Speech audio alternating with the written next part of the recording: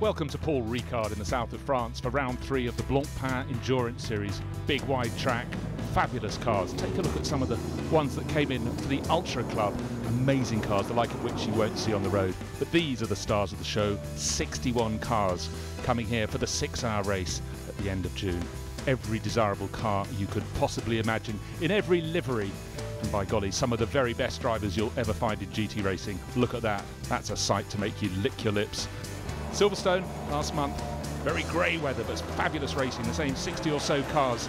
And up front it was very tight through the opening sequence, 4 abreast into Cops Corner. And there in the orange McLaren, Rob Bell making a move around the outside as they go up to Beckett's. But not everyone got through. Michel Broniszewski spat out of the corner, and unfortunately not one but both of the BMW Team Brazil cars injured in the melee.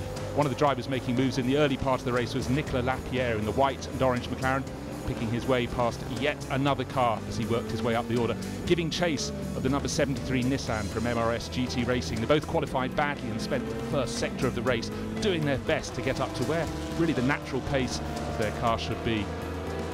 On a track full of cars there were plenty of surprises, and that was race leader Wolfgang Reip having a spinning Ferrari ahead of him, Gary Kondakov. No wonder Alex Bunker, his teammate, was concerned.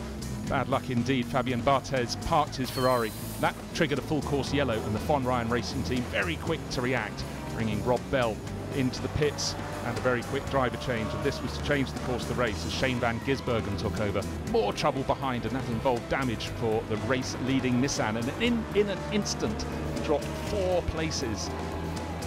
And there you can see more bodywork flying off that front right corner. Was going to need repairs when it came into the pits. So it had been going so well in this opening stint, but suddenly it started going horribly wrong for the 23 Nissan.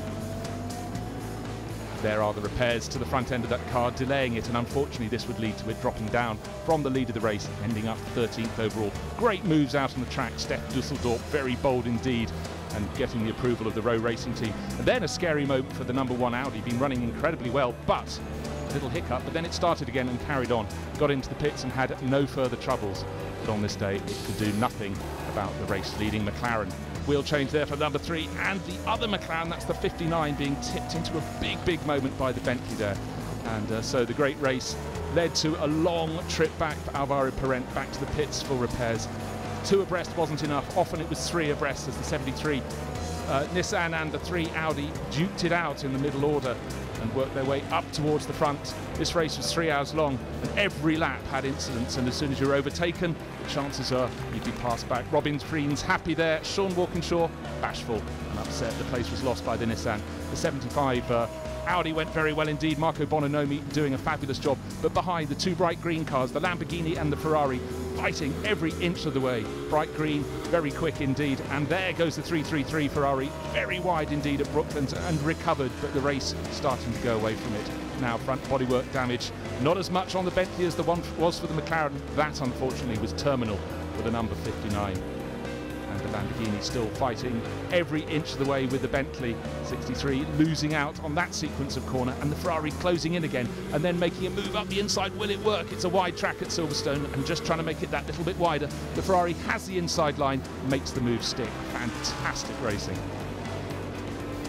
But through it all, nobody had an answer for the 58 McLaren. This is the first win for the 650S, the first of many, no doubt. So all the honours goes to Von Ryan Racing, and the winners Rob Bell, Shane van Gisbergen and Kevin Estra. Delight on the podium. The number 1 Audi took 2nd place, and the number 3 took 3rd.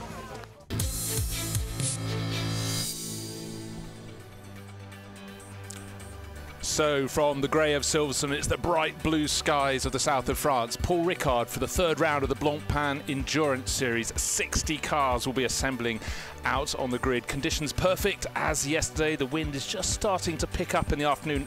Just under 40 degrees is the track temperature. Humidity has dropped. It was 33%. It's now down to 28, and it certainly feels a lot nicer with a drop in humidity. Track conditions excellent. We've got ultra cars here to make you lick your lips, but I must say the 6 hours of racing we've got for the 60 cars is what's really making me lick my lip. But look at those cars at the front. You can only aspire to the McLaren P1s, the best from Ferrari, Pagani, Lamborghini and many others, and the drivers making their way to their racing cars, but casting an eye or two. Oh, there's a Bugatti, might fancy one of those. So wonderful conditions ahead of the 6-hour race. It'll start at 5 o'clock local time in 25 minutes time, and it will go on. Night will have fallen by 10 o'clock, so the last hour will be in full dark, but I think the magical hour will be between 9 and 10. The #1 Belgian Audi Club team WRT R8 has been setting the pace in 2015 with double wins at Brands Hatch and Zolder. This time perhaps a super team is being assembled for the Spa 24 Hours, with Lawrence Van Tor being joined by René Rast and Mike Rockenfeller. Well, I think we are a good team, you know, for sure. I wouldn't call it super team. There are many good drivers out there in the race, and you know, for me it's the first time to drive with those two guys on one car. Normally I always raced against them before, so it's great fun, and for me it's the preparation for the 24 Hours of Spa. I've never been on a Pirelli tire before, but obviously in this race we try also to do our best. I mean, we're not here just for fun and to learn, we also want to score points. Bentley are still tilting at their first win of 2015, despite displaying flashes of speed already. And Bentley M Sport will be hoping that perhaps its number 8 crew of Maximilian Buch, Maxime Soulet and Andy Soucek can achieve it here at Paul Ricard as they gear up towards the big one, the Spa 24 Hours. It's going to be the 3rd race of the season, hot conditions, long race, 6 hours for the first time here, finishing in the night, so a lot of factors that will play a big role in this race. So it's going to be good preparation for Spa to see also the reliability of the car, which is usually very good, and we are pretty confident that we can do a pretty good job.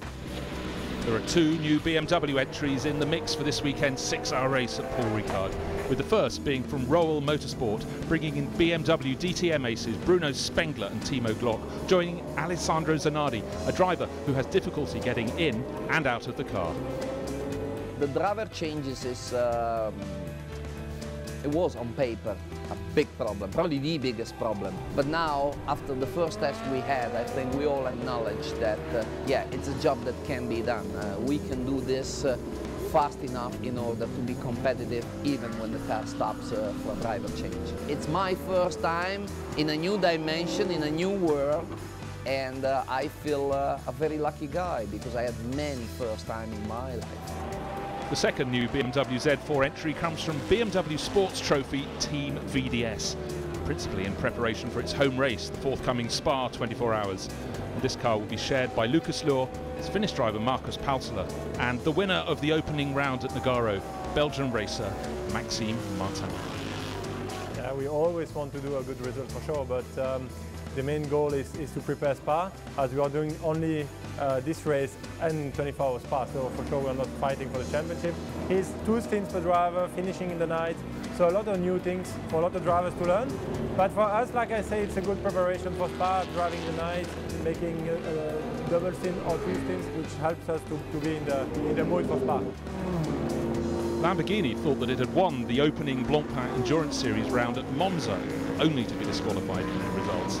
Here at Paul Ricard, however, its Huracan attack includes the 19 Huracan of Andrew Palmer, Jeroen Mol and Fabio Babini.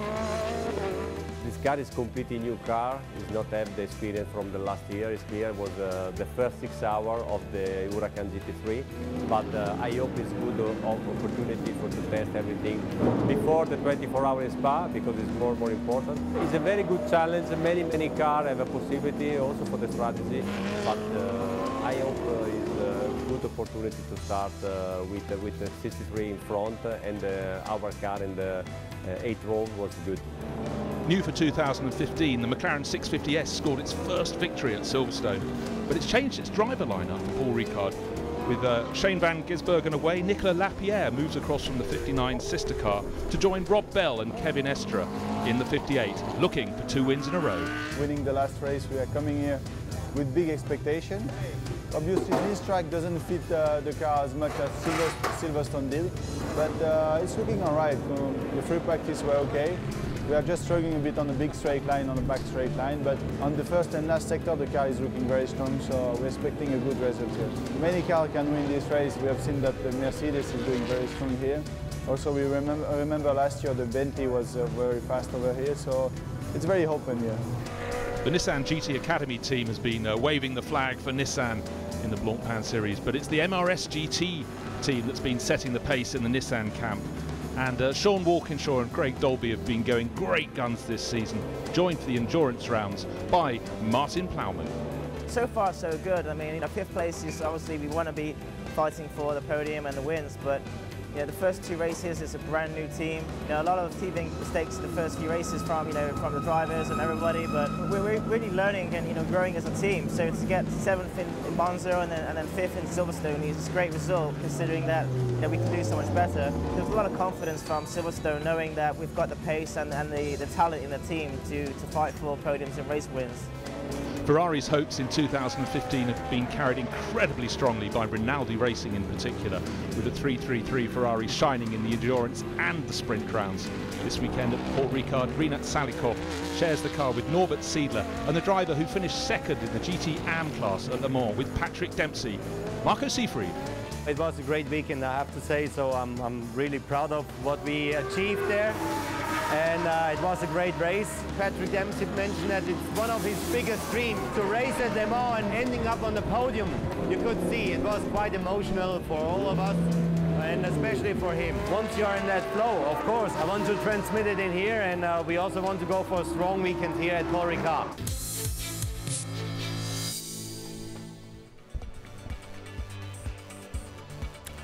So those were the top stories coming into round 3 of the Blancpain Endurance Series here at Paul Ricard. And conditions looking absolutely fabulous. Don't be confused, those cars you see on the front of the grid, including the McLaren P1 GTR, are here with the Ultra Club, something to really make sports car, supercar fans salivate with excitement. And 9 of those sitting at the front, they will have some more laps at the head of the field, but the meat is what lies behind. 60 cars, in fact 59. We have the number 46 Mark VDS BMW Z4. We heard Maxime Martin talking about its chances. Sadly, they had an engine change and will be starting from pit lane. So a mere 59 cars on the grid, and the green car you can see in pole position, obviously leading the way in the Pro Cup, is the Grasser Racing team. Lots of people down on the grid, and one of them, the pole position car, Giovanni Venturini, Bortolotti and Adrian Zaug. Adrian Zaug, Lamborghini 63 and pole position. Now we know the car's a rocket ship.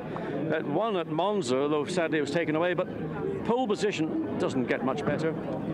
No, I think we can be very happy with the pace we showed so far. We were fastest in all practice sessions and now qualifying. So now we got another 6 long hours to go, so hopefully we can keep it up. Obvious question is, what's your strategy going to be? To go as fast as possible and win. How are you going to find your way through the traffic? That's the real key to keeping out of trouble. Yeah, of course. Lapping is always a big risk, and I mean, you saw in Silverstone what happened to the Nissan that was leading the race. The crash with the back marker, and I mean, obviously we have to keep our eyes open, especially in the dark. It won't be too easy later on in the race, but that's our job, so we just try and do our best. I'm sure you will. Have a good one. Thank you. Interesting point from Adrian Zaug, talking about the dark. A lot of these racers who've not been long in GTs may not have driven cars in the dark before. So an added factor on a circuit that even in bright sunshine, as we have now, just ahead of the start, as we come up towards 5 o'clock, getting through traffic is going to be difficult. Doing it in the dark for a driver of a slower car, finding the headlights coming up strongly in their rearview mirror, it's going to be a case of trying to learn just how much space you have to allow. But we've got plenty of racing in bright sunshine before we get to that. 6 hours, a way of ramping up the team's experience of longer races, the driver's experience of longer races ahead of the Blancpain Endurance Series jewel in its crown, the Spa 24 Hours in July. But a car you can see going around now in the evocative yellow and green livery that we saw in Le Mans 24 Hours. That was the Harrods livery when the McLaren F1 was racing. But they're busy down on the grid because we now have an interview coming up with Mike Parisi. Mike Parisi, front row of the grid for Bentley 84, but you had a problem after qualifying. Yeah, there was some problem, but anyway, the team did an amazing job during qualification. It was very close with every competitors, but our team, HTP Motorsport, did a really good job. Our team too, so we are quite motivated and quite determined to do a very good and very strong race here in Clos Castellet. Now, assuming everything goes well, you'll win your appeal. If it goes badly, what happens? We had some problem at the beginning, and I don't know exactly what happened, but the team found the solution, and at the end it was good for second stint and third stint for the qualification. Mike, I don't want to be mean to you, but at the start of Zolder 2 weeks ago, Vincent Abril in the car now, he got a touch of green in his eyes. That time it was a Ferrari. You've got a Lamborghini, a green Lamborghini to your left. Is he going to avoid this one? Our fingers are crossed, but anyway, I think they will be fair during the start. So we have to do a strong race and to be very fair to pass the first lap without problem and to do our job during all the race. It's 6-hour race, so we have time to do the job. Well, every driver will say that, but not every driver is going to get through turn one. But anyway, have a great one. Okay, thank you. So Mike Parisi will be joining the crew of Vincent Abril and Harold Primat. Abril will start the race from the outside of the front row in the 84 Bentley. But John brought up a good point there. The first corner is a tight left-hander. The Lamborghini Super Trofeo field managed to get through there, all 34 of them without trouble. But this is a 60-car grid. I know it's a 6-hour race. In fact, we could say it's a 59-car grid because we have the Mark VDS BMW due to start from the pit lane. In fact, that could be the safe place from which to start.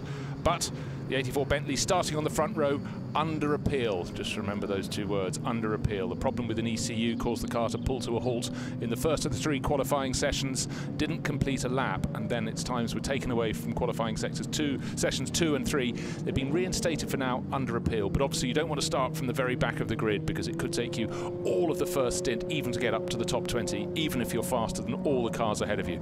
So for now, Vincent Abril will start from the front row as racing under appeal, alongside Mirko Bortolotti, who'll be starting the green Lamborghini number 63 from pole position.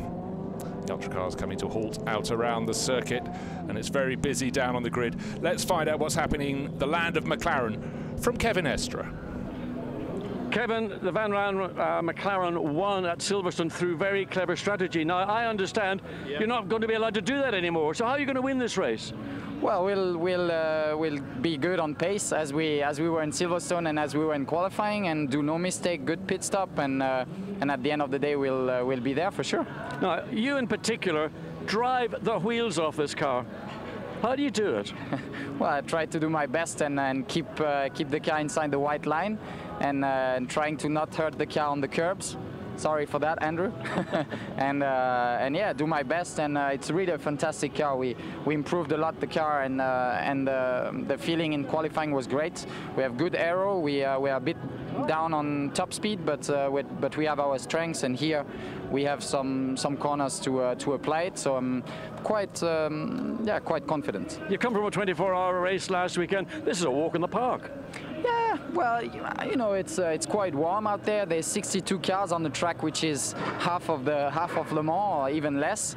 A lot of good drivers. When you look at the grid, I think you see a lot of DTM drivers, a lot of Le Mans drivers, GT drivers. It's quite impressive, and it's not easy, but it's for sure a bit not as long, but it's going to be tough.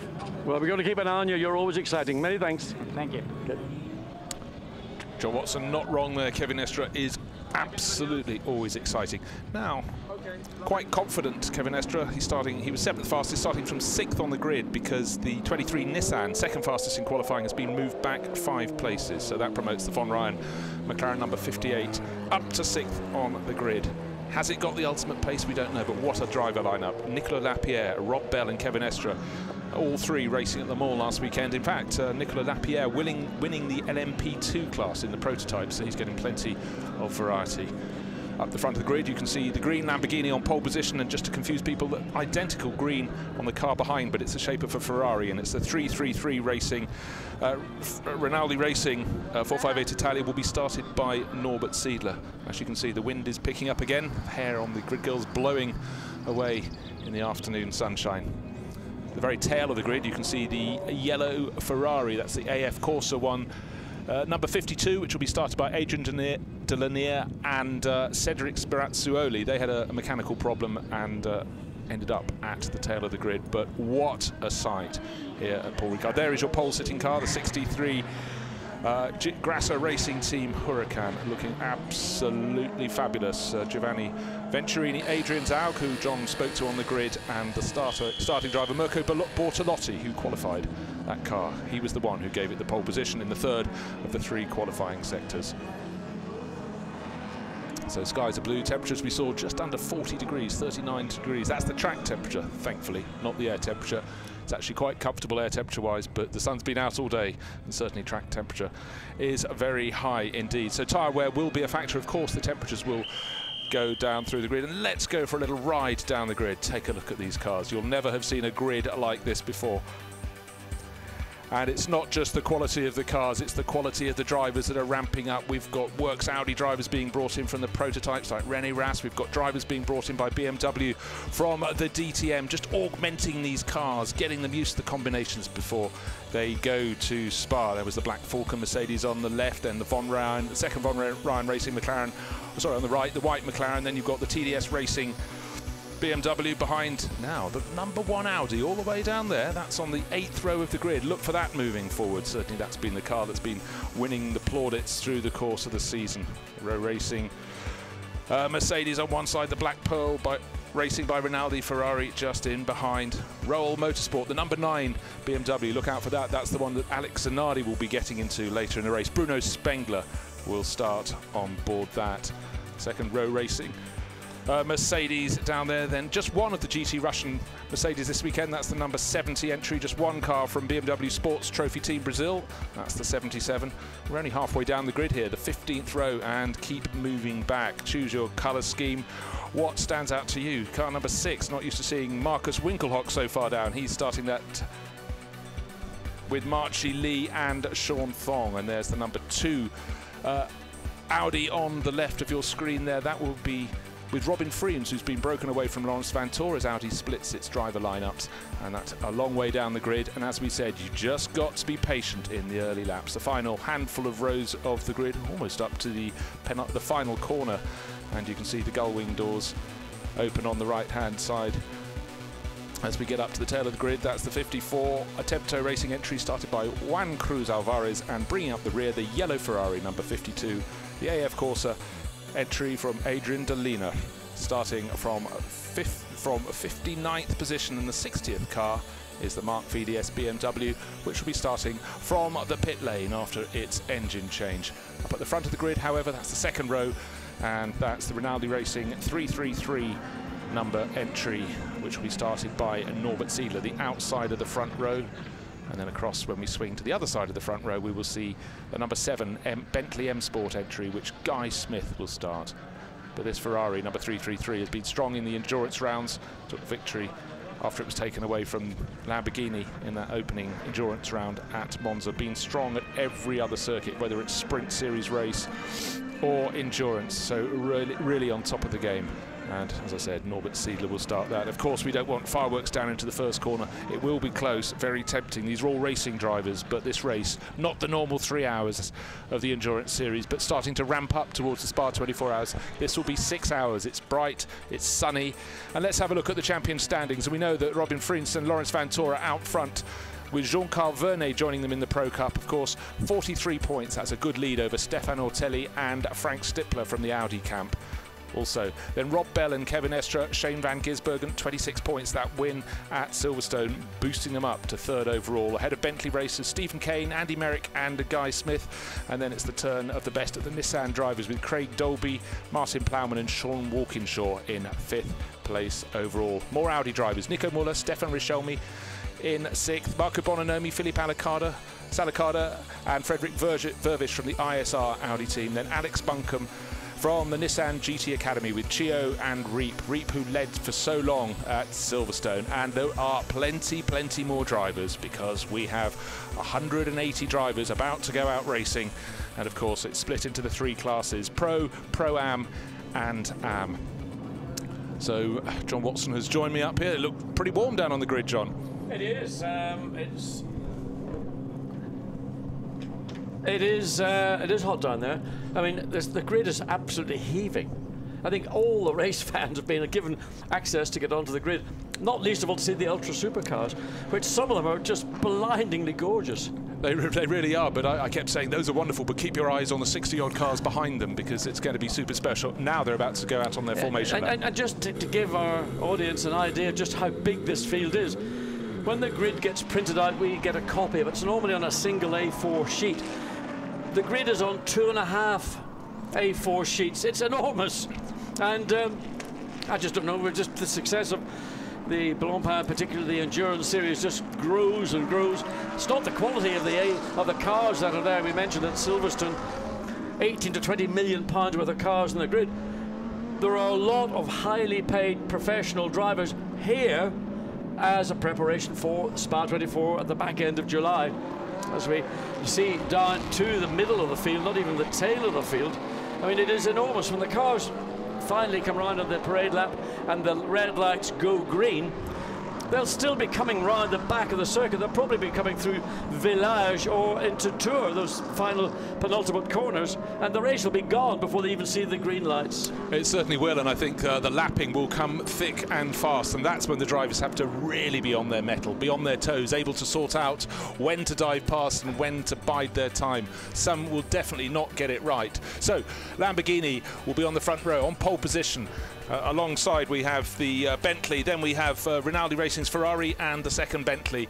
Then it goes the turn of Nissan and McLaren on row 3, then Nissan and Mercedes on row 4. All this chassis variety, and just look at the names you can see. The quality of drivers is phenomenal. Bentley's third car starting from the 5th row with the second of the Mercedes, and then we go back to the second of the McLarens, another Ferrari. This is just a wonderful, wonderful feel. Enjoy the names of those cars, the makes of those cars, and the names of those drivers as they go around on this formation lap. One chance to get some heat in the tyres. They'll need that heat for the first corner. Yeah, but the circuit ambient temperature and ambient temperature sufficiently high that, okay, they're not running at race pace, but there will be a residual heat in the tyre. It's not like, let's say, in a northern European climate where you'll be struggling to get maybe 10 or 12 Celsius in the track temperature, and ambient probably bouncing around 0. One car will start from the pit lane. That is the BMW Sports Trophy Team Mark VDS of Marcus Paltala, Lucas Luhr, who's in for this race, a mega star Lucas Luhr, and of course winner at Nagaro, Maxime Martin. They had to have an engine change between qualifying and the race, but starting in the pit lane, as bad as it is, at least you can only move forward, or that car can only move forward. You can indeed, and for any drivers who's just coming back in like Lucas Luhr, if they last raced in this series last year, even the year before, they won't believe the ascent it's had. The quality of everything just goes up and up and up. No wonder the eyes of the world are looking on the Blancpain series. We get identification sheets for all the cars for every event, and I've underscored and highlighting all the cars that I think we need to keep an eye on, and half my pages are underscored. There's hardly a car other than in the AM section that hasn't got a top-line professional driver in it, and some of them, like Audi and some of their cars, Bentley and others, all professional drivers. Yeah, looking across, you've used a lot of green on your page. I think 20 crews should be a little upset that you've left them out, but as you said, they're in the AM class. In fact, if I look, it's only about 15, but quality, quality, quality at the front. Yeah, one car we'll have to keep an eye on, not so much maybe on track, but when it gets time for the pit stops, that's the number 9 Roll Motorsport BMW Z4 GT3, which has been driven by Alex Zanardi, and Alex is taking part in an enduro event in Blancpain for the first time. Bruno Sprengler and Timo Glock are his teammates, but that car's been given a concession to have one more engineer working on it when Alex needs access or exit from the car, which is hopefully going to be as smooth as possible. Well, that's only fair. Just looking on at the Bentleys as they go around is Malcolm Wilson, so tied in, of course, with M Sport. It's his team. Now we come round through the final corner, past the blue stripes at the edge of the circuit. Look at the starting gantry, the 5 red lights. Adrian Zaug watching his car start from pole position, waiting for those lights to turn to green. Who will lead down to the first corner? Will it be Vincent Abril in the 84 Bentley, or will it be Mirko Bortolotti in the pole-sitting Lamborghini? 6 hours of racing. Let's go racing, gentlemen. And again, the Ferrari makes a cracking start. Looks like it's going to tuck into second place. Oh, no, fighting back the Bentley. Wonderful rear-view shots there. Is the Bentley going to take the position? He's got to be quite a way ahead to make it, but no, pole position. So Bentley's very well placed, but pole position man makes it through, and the Bentleys have pushed the Ferrari back from 3rd to 4th, and the third of the Bentleys, well, I think that might receive a little bit of attention. Over the lines, cut the corner, moved up into 5th place. Bentley's 3rd, 4th and 6th. Yeah, but he's given up the position to the Rinaldi Ferrari 333, as we see back from the lead Lamborghini now coming into the twist, and again drivers just finding there's nowhere left on the racetrack. They have to take in a force majeure situation. But look how crowded it is. Almost cars coming to a standstill. Those right tight against the apex. And another one of the Ferraris ducks across the inside of the corner. Any positions gained, in theory, and something green ran off the side of the racetrack. Yeah, we've got a car in the pits, one of the McLarens, but we'll talk about that in a moment. Waved yellow flags, waved yellow flags. Something has occurred. I saw something green coming from the front, and well, what has happened? Well, we've almost had cars rear-ending each other. I think that was Sergei Chukhanov bringing the 55 Attempto Racing McLaren into the pits. He must have had a problem on the formation lap. He was at the very end of the field, so way down. Restarting the race, we've been told extra formation lap. Cars need to be in 2 clear lines. Clearly they weren't. That's why they were 4 abreast rather than 2 abreast. Well, certainly some of the cars behind the front row of the grid got pretty good run down into turn 1, and goodness knows what was happening at the back of the field, because I say some of them were not even through the final turn onto pit straight when the race did go green. But then it all got checked up down at turns 4 onto the Mistral straight, which is where we are still. This 1 kilometre long straight leads into the wonderful Seam corner, one of those corners that every time you go through it you think, I should have been a little bit more committed. I just didn't have the confidence, but I should have been more committed.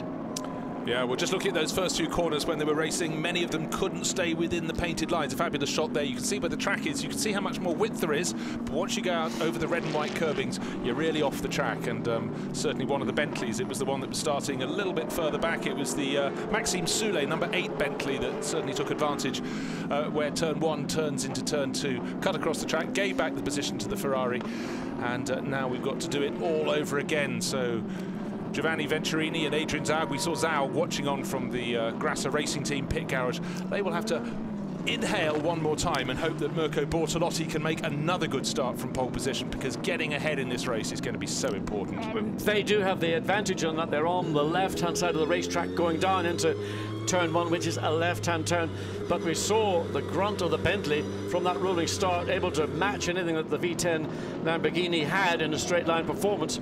And it was just a matter of who's going to blink first under the braking into turn 1. And of course you need, on the opening lap into turn 1, to be careful. Just had a glance there at the leading car in the AM class. That was the Glorex Racing Ferrari, Rino Mastronardi. But now we're coming back around. God, what a sight. There just isn't enough space for all the cars. There is our pole sitter in the green Lamborghini. Alongside is Vincent Abril. And then again, it's a Bentley and a green car on the second row. But it's the green Ferrari from Rinaldi Racing, the 333. Started by Norbert Siegler and Guy Smith alongside in the number 7 Bentley from M Sport. So the lights are red, waiting for them to go green. As you say, John, this enormous field, it can't all get onto the start-finish straight. There's no way you can fit 59 cars around that corner, but hopefully enough of them will be there. But now we've got to be underway. The lights go green and still about 20 cars have to get on the start-finish straight. And there's the Rinaldi Ferrari behind the Lamborghini that's trying to force its way through. Again, Bentley just shifting its nose, and side by side the Bentley's taking the lead, and 2 Bentleys are going to swoop through and come out 1-2 position. Unbelievable. Well, they were fabulous on the first attempt, and now we're having the Lamborghini push very wide on the exit as it fights its way back. But it's Bentley 1, Bentley 1.5, Ollie 2, and the Rinaldi Racing Ferrari tried to separate them, go down the middle on the run to the first corner, got squeezed by the 84 Bentley, dropped back into 4th place. But what a start. Very, very clean driving. And now diving down the inside, or is it? And then a Constantine big shunt, big hit in the turn 4 and turn 3. That was the third of the Bentleys, and it gave a big and whack. The second of the Lamborghinis also. So the Bentley has just literally missed its braking shot across the racetrack. And there's one of the McLarens. I think that might be the. It's the better place one. It's the Rob Bell car, yes. number 58. It's the orange one that won the last round at Silverstone. Will we see a safety car? The green flags are flying there as Vincent Abril leads as they power down the straight. Fire on the back of the McLaren. And that's just a bit of fuel in the turbos. So the Rinaldi Ferrari that started from 3rd position was spun around by the Bentley. The McLaren that was right behind also spun around Rob Bell, and obviously has had some contact at the rear. At the front of the field, however, it's Bentley leading the way. The 58 McLaren has got going again. No signs of the flame at the rear, but looks like something's leaking onto the rear tyres. Well, there's either fluid or he's got a tyre going down. So the Bentleys have snatched the position, that pole position away. There is the offending car, came down the inside. You can see damage to the right front. The flare on that car just actually ran into the back of the Ferrari. It had nothing to do but just be pushed. Now we've got a safety car deployment, so everybody will come around at the end of this lap. Yellow flags are being deployed. Nobody must be overtaking. As the McLaren, it's just difficult to see whether that's a deflating tower or whether there is further damage. Talk to Kevin Estre on the grid, and there you see the Ferrari making its way back. The bodywork on the right-hand side of the car, I suspect also serious suspension damage to that car. And what disappointment, the 333 Rinaldi Ferrari. Clearly a car that was capable of winning this race over 6 hours. Yeah, really sad. Norbert Siedler will be livid. He did well enough not to clip the tail of the car in front, and then just that concertina effect and some quite big hits. So Vincent Abril made that great start. The power of the Bentley's phenomenal as they powered away from the grid, and Mirko Bortolotti fell back to second place from pole. And there is Maxime Soulet making up ground. Safety car out of the track. All bodywork rubbing on the front corner. No surprise there. It was a big hit. We just caught it out of the corner of the screen. There is the McLaren making its way back, and it's also got body rub somewhere as the Ferrari, which is running. It's difficult to look at the back, but look at the rears. That car isn't going to make it. We had a camera on board that car as well. Not only is it a 300,000 pound GT3 Ferrari, there's about 20 grand's worth of camera kit there. That does it. Don't let Mike Scott know and we'll get away with it. He's just told me about it over the... Has he? Well, there you go. Anyway, so there's the McLaren limping back. But the whole point of the number 8 Bentley limping in as well. We've got 3 cars who wanted a lot of points from this race, and they haven't even got around the opening lap. You know, every time I go on the grid and say, everybody understands the opening lap, you've got to give... It's a 6-hour race. What do? They put the visor down, they spray it with red mist, and they don't see anything. Eventually, if they get round the first lap, it's sort of a bit like, what do you call that, spy program. In 5 seconds, this red mist will self-destroy, and you can see what's going on. Yeah, and I think you have to feel, I mean, Maxime Soulet there, they're going to have to look at that front bodywork, but he saw how quick the Bentleys were. They certainly had their tails up in the opening lap. He thought, now's the chance. Oh, look at how much damage there is to Rob Bell's McLaren. He didn't finish the race at Le Mans last weekend, and are they out of this race? No, I mean, of course they're not. It's a 6-hour race. Yeah, it's a 6-hour race. Big setback. I mean, they have to look and see what damage there is to that corner. But let's look at a replay. Watch for the Bentley coming leading the way. Just suddenly charges down. It's this Bentley behind the McLaren. So it's almost like a pinball effect. Suddenly you'll see, there's the McLaren, Bosch hits the McLaren, hits the Ferrari, McLaren gets put, oh, it gets the second smack. It's the second smack from the Ferrari because of the effect of the Bentley that really does the damage to the back of Rob Bell's McLaren. It gets spun around, and suddenly 3 cars stopped, and in turn 3, could it be more appropriate? And now take a look. This is the rear-facing view from the prepare to win. This is the camera that's about to be destroyed. We feel it's coming to its last moments. A big close-up of the McLaren. All is fine there. The McLaren gets incredibly close, but look at the Bentley behind the McLaren. Pushes the McLaren into it, and then the Ferrari spins around and its camera stops working. Well, that's the budget for the year gone. But anyway, let's hope that everybody calms down, dear. So Bentley back into the race. Tyres to be changed. We saw Maxime Soulet having that pit stop. He's going to join at the tail of the field, and you have to feel as he was the driver who caused that incident, but so much better for him getting back to the pits than the McLaren. And the McLaren's had to come in really slowly. Yeah, so the danger of coming back quickly is if the tyre really gets to delaminate. Well, you can see just there's hardly anything left of it. It's only just the outside shoulder and part of the carcass. You have to be aware that any flailing rubber can do damage to brake lines, can do damage to suspension components. You know, the drivetrain itself gets put under an enormous strain when you've got a different wheel speed for the wheel that's punctured to the wheel that's unpunctured. Time to go racing again. The lights are green and off we go. The safety car's pulled in and the field is being led around by Vincent Abril, who made that brilliant start, leading from Mirko Bortolotti. So he did a Bortolotti, and the number 7 Bentley holding down 3rd place again, looking for any changes behind. And we've got some people who've really benefited in the mix, and the best of the Audis. The Audis were really nowhere in qualifying. I think the best of them was up in about 15th place, but certainly moving up. We're just trying to see who that might be. The number 75. It's number 75. Wow, that's an amazing charge from them. So that's Frederick Vervish, who worked up. He started from down in on the 8th row of the grid, and the 58 McLaren into the garage. Clearly too much damage to sort out in the heat of the pit lane. Well, they can get more mechanics on it now. Yes, put it in the garage. More people can work on the car. You're restricted by regulations as to how many can work on the car in the pit lane.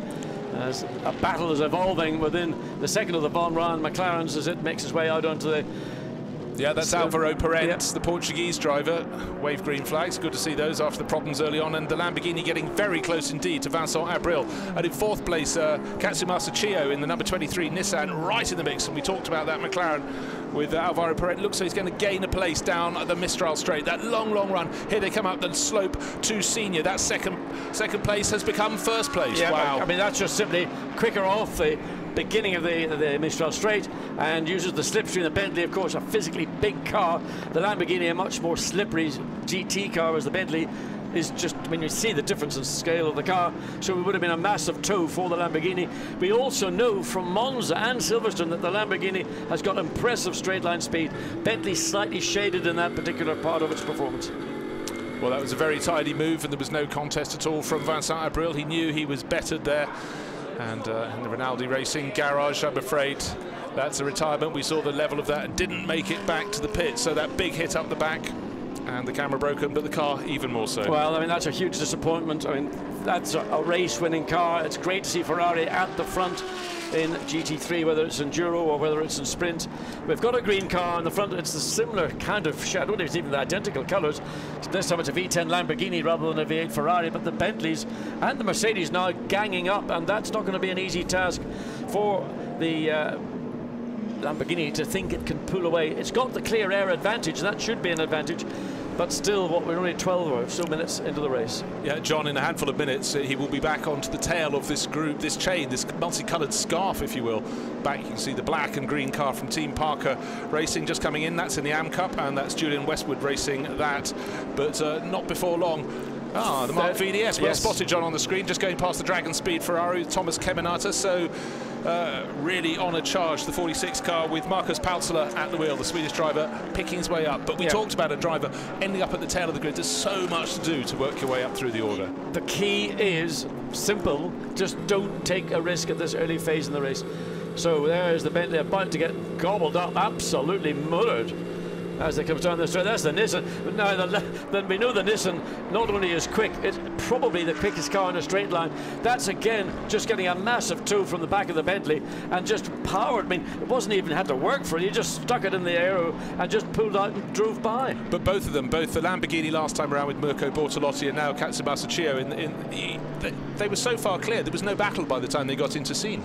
Job done. It was. And I mean, remember, it was this Nissan, particularly in the hands of Wolfgang Reip at Silverstone, the last with the 3R Enduro there, that controlled the first segment of the race. It was only at the last bit where he got trapped in traffic, and then it all went pear-shaped when they had a very poor pit stop with traffic in the pit lane blocking their car in. Yeah, but they had to have the bodywork repaired because there was that little clash with the tail ender, so things went badly wrong. But we've seen from the Nissans this year, particularly from the MRS GT racing team in the sprint rounds, that the Nissan is a very quick car. By your hand signals, John, you're just telling me that the gap between second, the Nissan, in fact, down the start-finish straight, the Bentleys appear to close in a little bit. I think that's an optical illusion from the telephoto shot. The Nissan certainly has, I thought, opened up more than a second of a gap. When it came across the line, it was just under a second. And it is Chiyo, in fact, who set fastest sector, first and second sector times in that last lap. And his best lap, and I think it's the fastest lap, is 1:58.270 to the Nissan. That's a strong run. Yeah, well, Mike Parisi looking calm in the pits there, but the person who's not calm is the driver of car number 7, Bentley number 7, flashing his lights. That's Guy Smith. He doesn't fancy being fourth. He wants to remove Vincent Abril from his path so he can get off, if he possibly can, after Katsumasa Chiyo in the 23. And that's, we're looking forward from through Guy Smith's windscreen. He's, of course, on the right-hand side of the car, down the straight. Look at those lights flashing. Get out of the way. I want to be the top dog in the Bentley camp. So, Guy... Well, you've got the Bentley camp and you've got the HTP Bentley camp. Exactly. But behind this, you've got Mauro Engel in the Mercedes. He's in 6th place.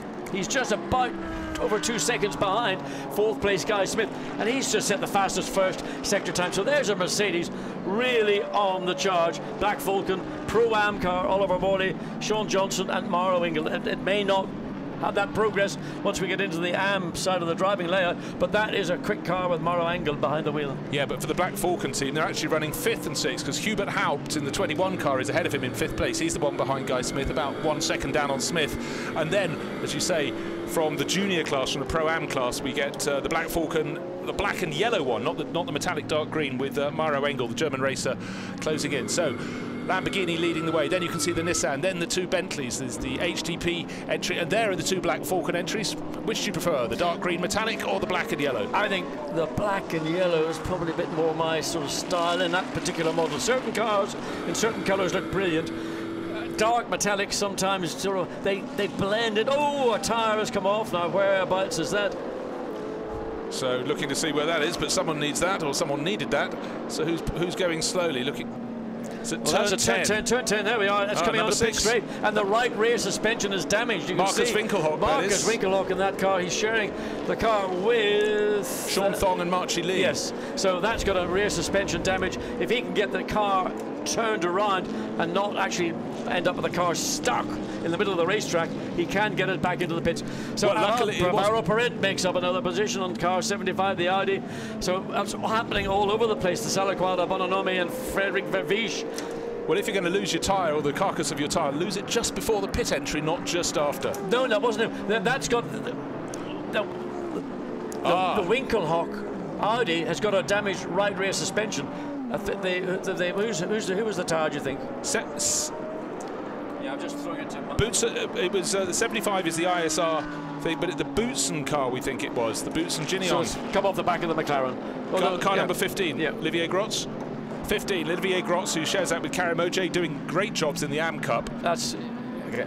And there's 6 in the pits. Let's take a look at the damage. The shadow is so strong, it's quite hard to make everything out. But going through those regular routines, let's just do the refueling in case. We'll check the car. They'll have to bring it into the garage, I would imagine. Yeah, because that right rear suspension was certainly pointing in the wrong direction. So the air jacks up, the dollies go onto the car, it'll be rotated around, and it will go in. And the Audi team, in this case it's Phoenix Racing, but in effect you're talking about WRT. Let's have a look and see if we can see what happened. Well, here's the Oj car. Yes, he's got a puncture. He's had a puncture, and he's just come back a bit too quick. And the carcass from the BMW has departed from the left rear wheel, and as it skids its way across what would be effectively the runoff area in Scene Corner. Meanwhile, at the front of the race, it's very tight indeed. On the start-finish line last time, it was a shade under a second. Mirko Bortolotti leading from Katsumasa Chio. 2 cars we saw definitely had the legs on the chasing Bentleys down the Mistral Straight.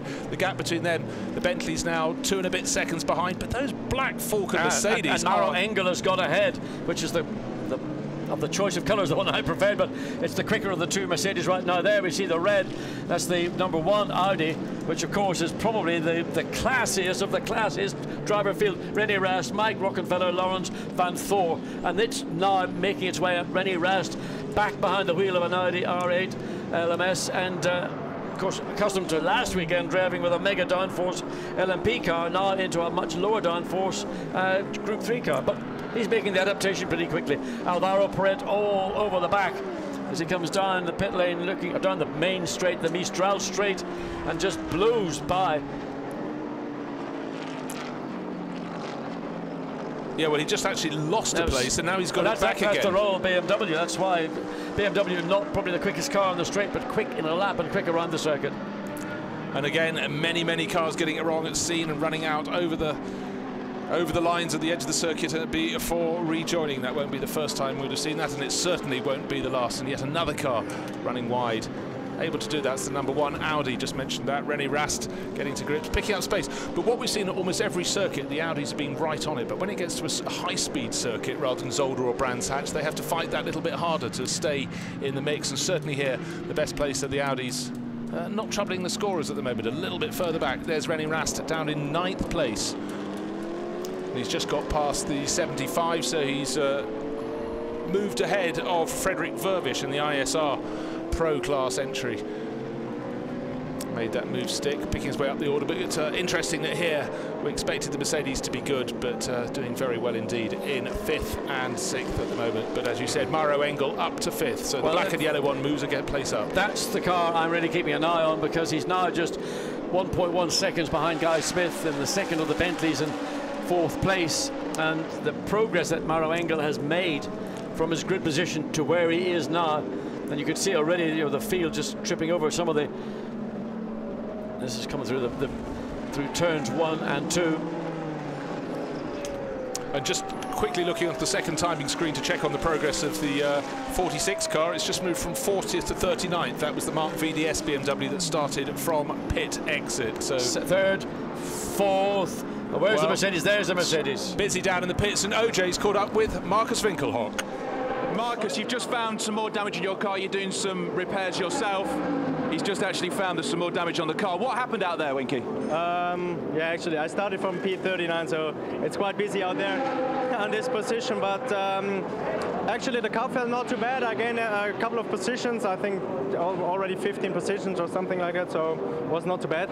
And then I think one of the BMWs just turned me around in the last corner, and then the rear suspension broke, so now we have to fix that and then we go back on track, I hope. So this isn't the end of the race? I don't hope though. In the end they try to fix it, and then we're gonna see what's happening. A lot of cars out there, isn't there? Yeah, it's really busy out there, but it's good fun. Thank you. Very, very level-headed, as always, Marcus Winkelhock. The repairs going on, but we just saw a sight of Matt Katsumasa still chasing down the race leader. He's on it. Absolutely, and he's not giving the Lamborghini any chance to relax whatsoever.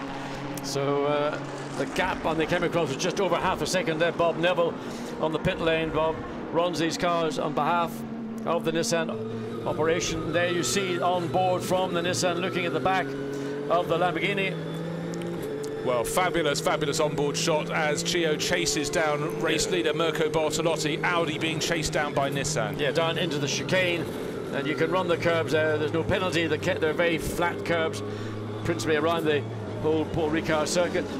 And then hard on brakes into turn 3, and in effect, this is the second part of turn 3. Great corner because you can really get the car positioned to straighten it up now, to nail it across, make that apex, but you must not get four wheels off the racetrack because that'll incur the interest of the stewards. But again, Lamborghini very quick through those sequence of corners.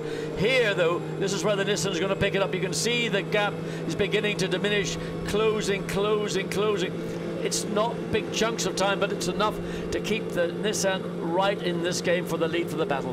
And that's one of the beauties of sports car racing at the moment. We have many cars approaching the same problem from different ways, different performance benefits at certain points of the circuit. Neither of them managed to stay within the lines of the circuit at scene, but through this part of the circuit where it's very tight through Dubuque, you can just see how much Chio is closing it in the Nissan, but then the power comes down and the Lamborghini pulls clear yet one more time, but understeers a little bit towards the edge of the circuit. A real mistake there from Bortolotti. His tyres can't be going off already, can they, John? No, I don't think that. I mean, there are many things that you can get wrong. You can maybe get slightly too much pressure in your tyres, but you know the track temperatures are high, and there are certain parts of the circuit where the Nissan may be marginally better than the Lamborghini is. Here we see this final turn 10, coming on to the start-finish straight.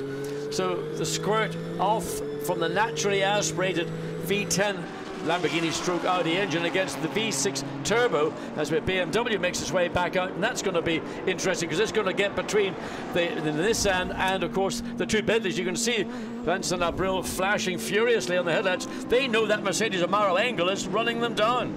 They certainly do. So not a dream position there for Ryan Ratcliffe, having to make a pit stop very, very early in the 888 Racing BMW Z4. So we can discount that from the point scorers. But we still have a terribly, terribly long way to go. The gap between first and second, 0.8 of a second. And just behind this battle, you see, this is for third, fourth and fifth place.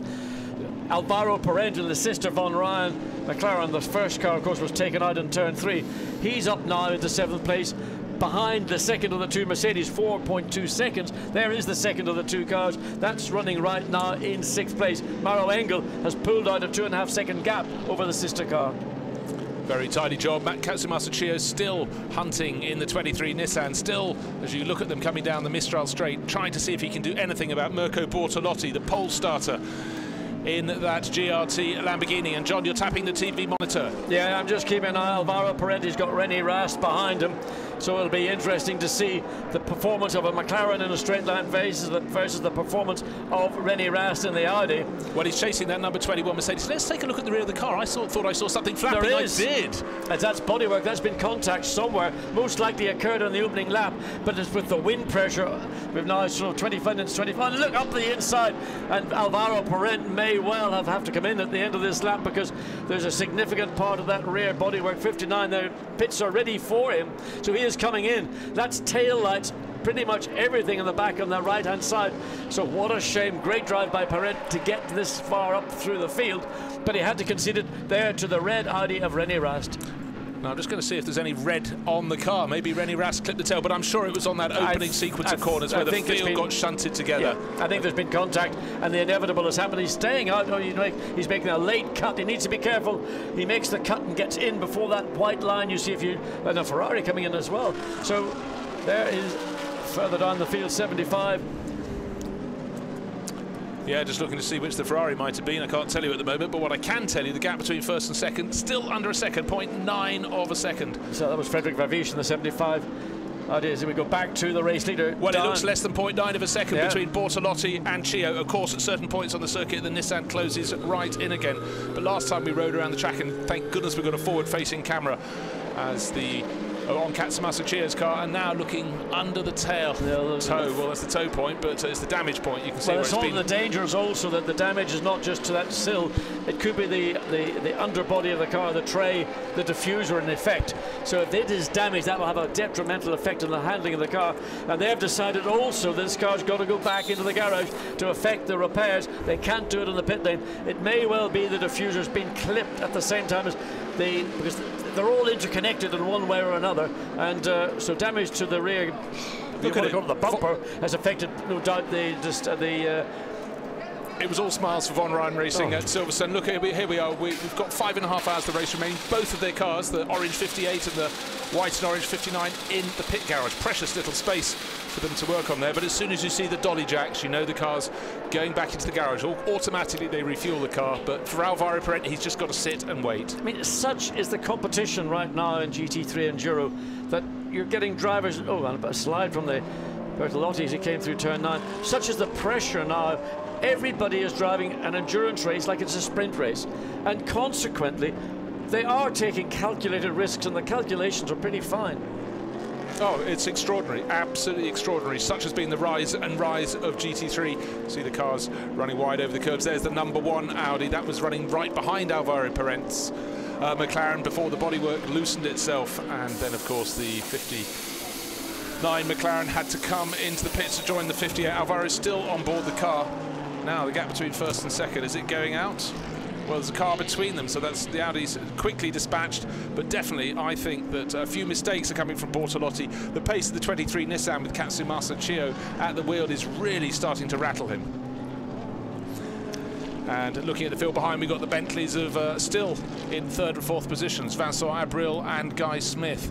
And then Mauro Engel topping the Pro-Am class in the better place, the black and yellow Mercedes from Black Falcon Racing. Looking there at René Rast in the red Audi number 1. This car's had more liveries this year than I've had hot dinners, pretty much, but being driven very well indeed by René. The almost ever smiling René Rast, and he'll certainly be enjoying it now. Here at Paul Ricard, plenty of racing to play for. 5.5 hours still remaining, but that first half hour's had quite a sort out of the order, John. It was frenetic.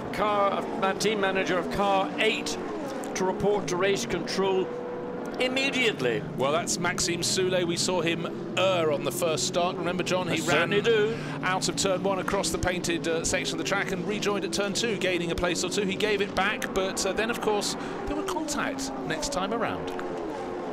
The contact, I suspect, is the reason. Absolutely, John. Incident between car 44, 15 at turn 14. Well, we've only got turn 10, but anyway, there are different designations.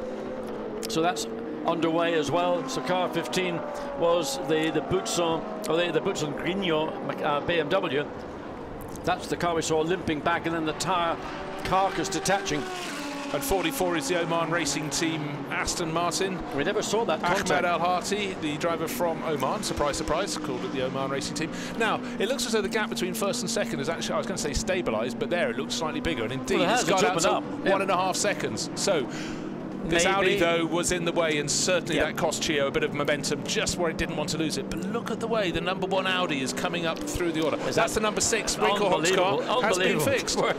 I mean, what makes these teams, Phoenix, WRT, such good teams, is that they can, if they've got all the equipment duplicated, available, they know the problem, they've seen it, somebody said to the truck, get these suspension parts, get these body parts, And by the time the car's in the garage, they've already got the bits, essentially. They'll take the whole corner off. They'll not just change a wishbone or a damper or whatever. It'll be the whole lot off, new lot on. It's all preset, precisely to the same dimensions, cambers, toes, whatever you want to do.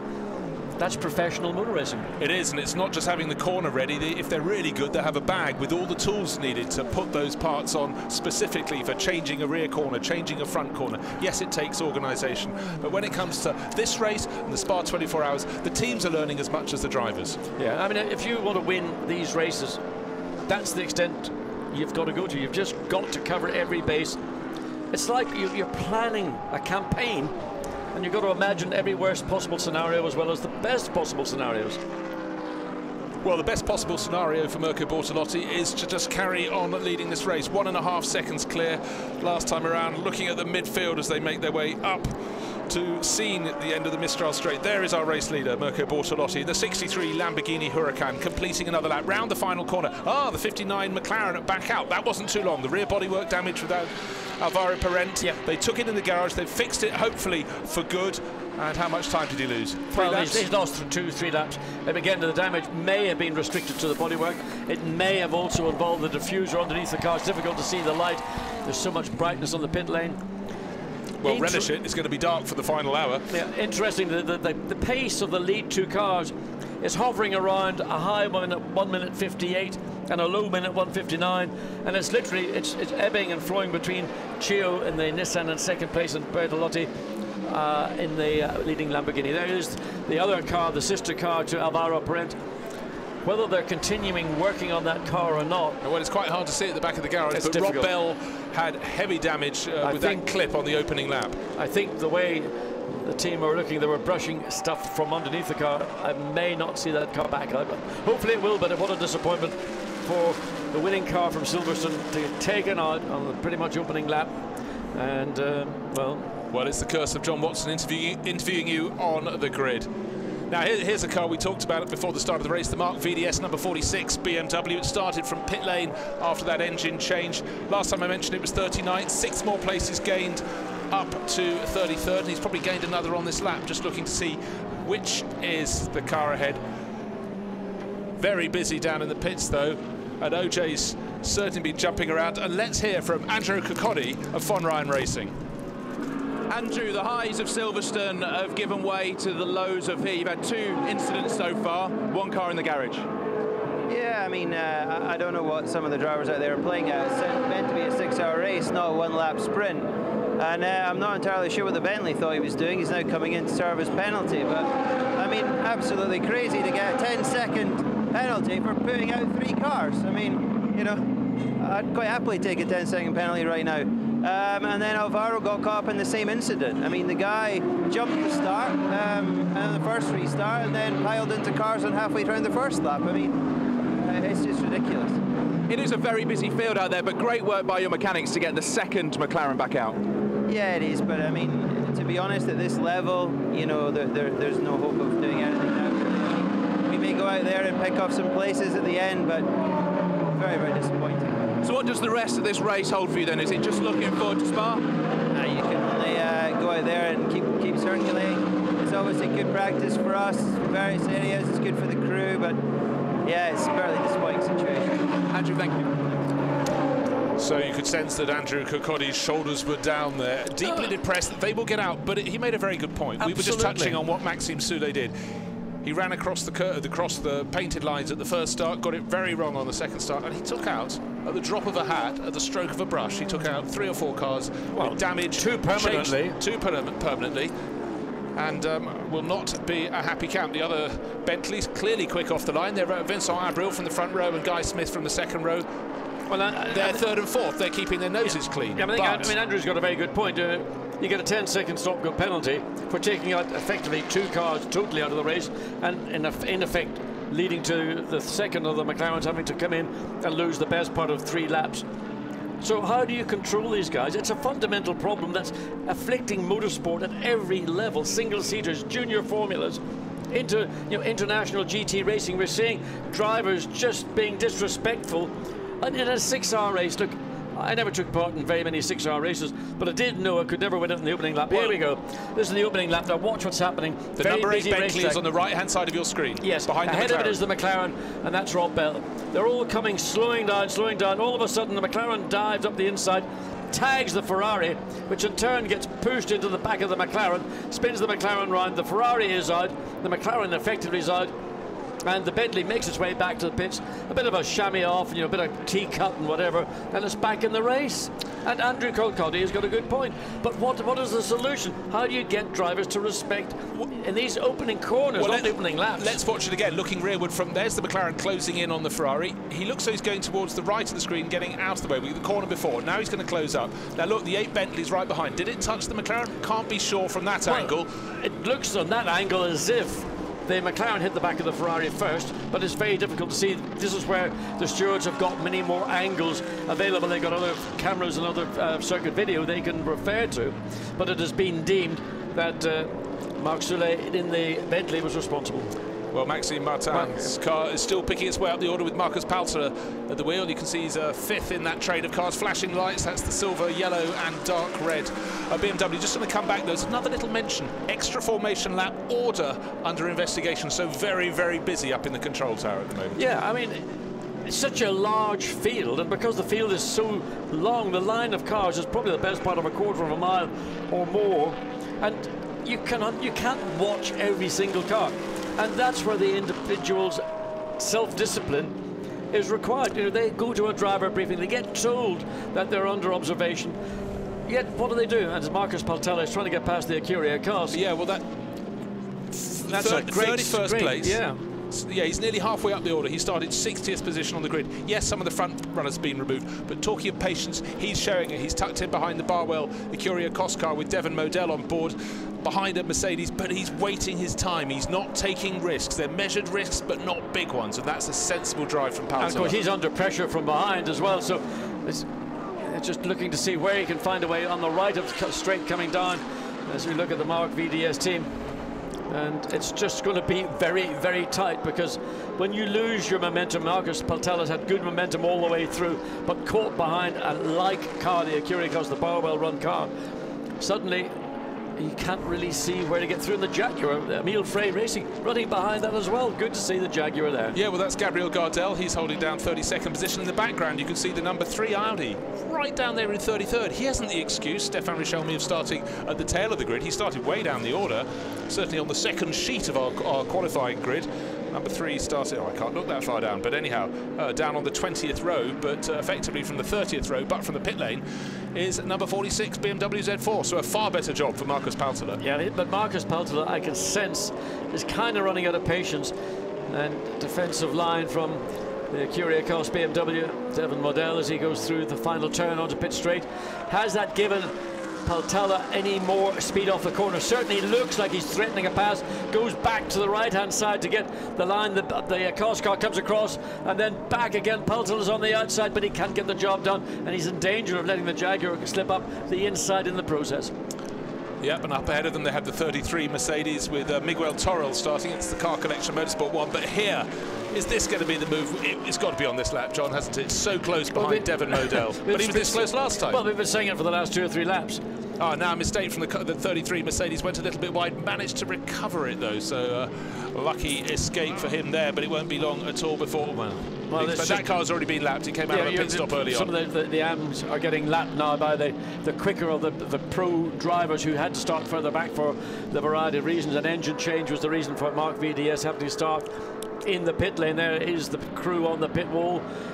And if they could will that car to get past. Now, there's a chance the 2 BMs are in a slipstream, but the third of them is the car that ought to be able to take advantage. So Marcus Paltella, you see the lights flashing, trying to distract the Acuria Cost BMW. But again, there's no benefit to either car. Even the slipstream isn't actually helping Marcus Paltella make progress. Well, what we've seen way off the circuit again for Stéphane Richelmy in the background of the number 3 Audi. But the BMW's very handy around the corners, but they really suffer on the straights here. especially on the Mistral straight. You can see they're down in the middle order. Other circuits, we've seen them, of course, winning. Like Ricard. Baz Linder's up on the pit wall for Martin VDS. He wants to be out there, but actually he just wants his car to get ahead. Very frustrating, but still, patience thus far has been displayed. Yeah, I mean, Marcus Paltella's using every line that's possible on the Paul Ricard circuit, and some of them, so far, none of them have been able to give him any benefit. These final two corners are slow.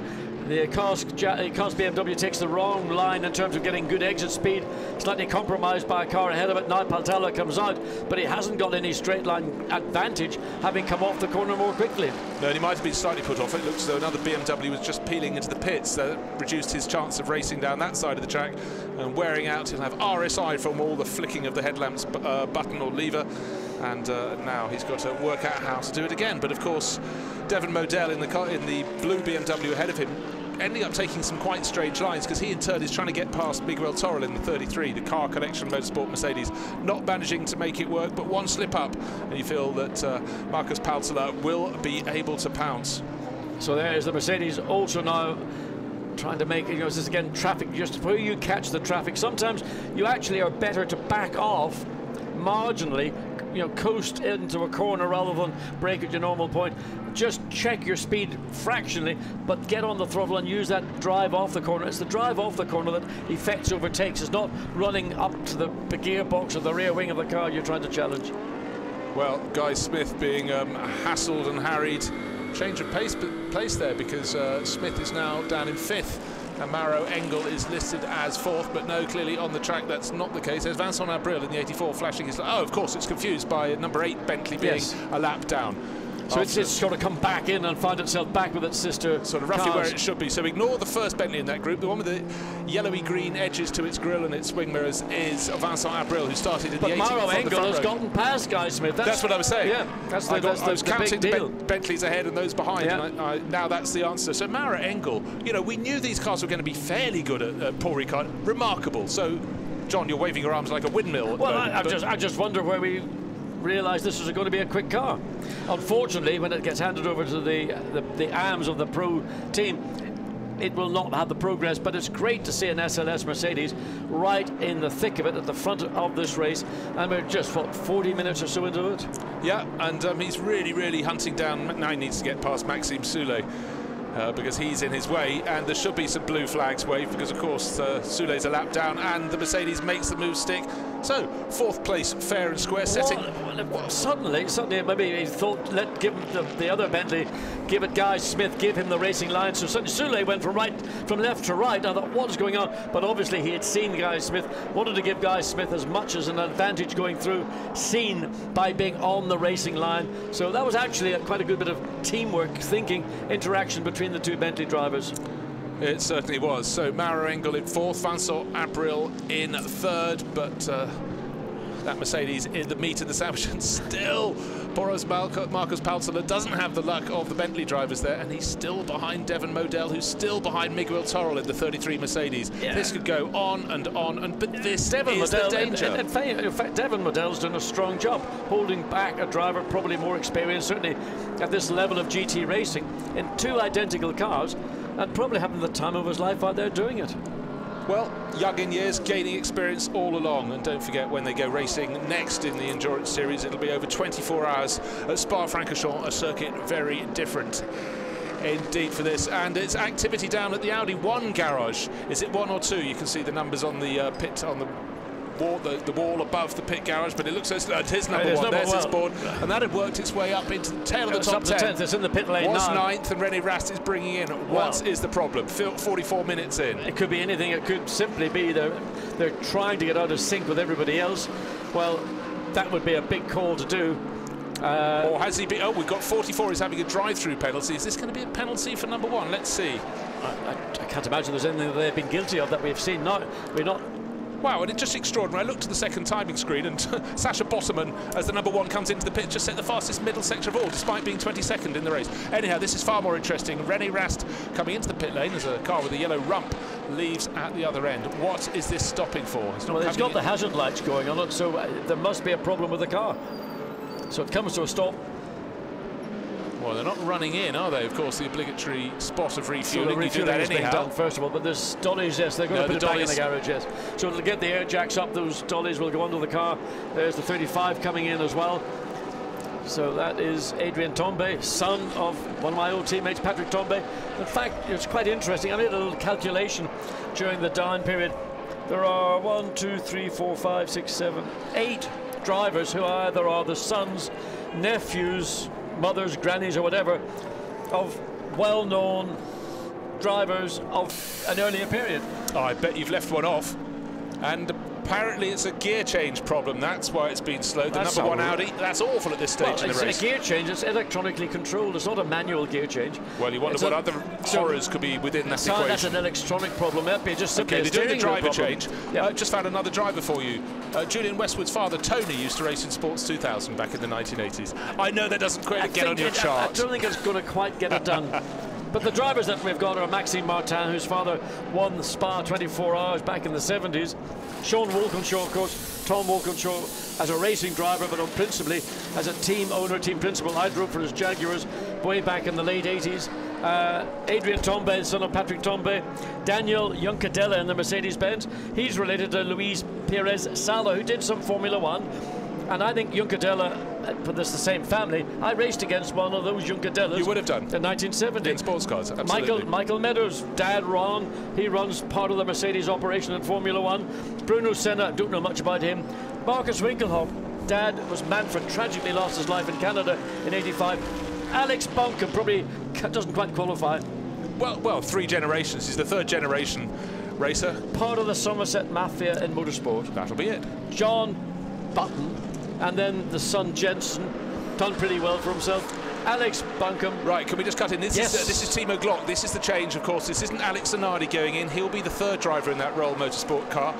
It was started, the number 9 was started by Bruno Spengler. Now Timo Glock is getting on board. The interesting pit stop will be the one where they're allowed the extra mechanic, the 4th mechanic, to help get Alex into the car and then later out again. And I suspect, I don't know, I think what they will try and do is keep Alex Zanardi in for a double stint. Yeah, well, I thought they'd actually have him start the race, and at least that removes the starting. No. Well, they could have let him start, but I think what they will do is let Alex do a double stint. It'll be tough.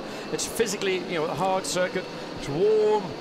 Ambience are still really high. It's not going to start cooling off till about 8 o'clock at night, and there's fluid coming underneath. Which car is that? That's the number 9. Is that oil or is that residue of fuel spillage? But certainly can't be sure. But one thing about Alex, don't forget, in the Paralympics, it's in the garage. It's in the garage. Oh, still leaking away. You can see that's water coming out of the back of that. That's just simply the engine standing still. The water's expanding and out of the header tank, blowing it out. But just to touch back on Alex, of course, he won the gold in the Paralympics at the London Olympics, fittingly at Brands Hatch. Yes. Huge upper body strength, of course, no lower limbs at all after that dreadful accident at the Euro Speedway. But there is the heat, there is everything, and also if you don't have legs, you can move around. And in fact, just heard a little tweet about it, you cannot do a double stint, maximum 65 minutes. Well, that's more than I could manage. Well, the reason I said a double stint is because I know from one driver I spoke to on the grid, and he told me off camera, I said, don't tell anybody, but I'm telling you that I might do a double stint. Obviously, he doesn't know that you can't do more than 65 minutes. You can do 70 minutes where there is a safety car intervention.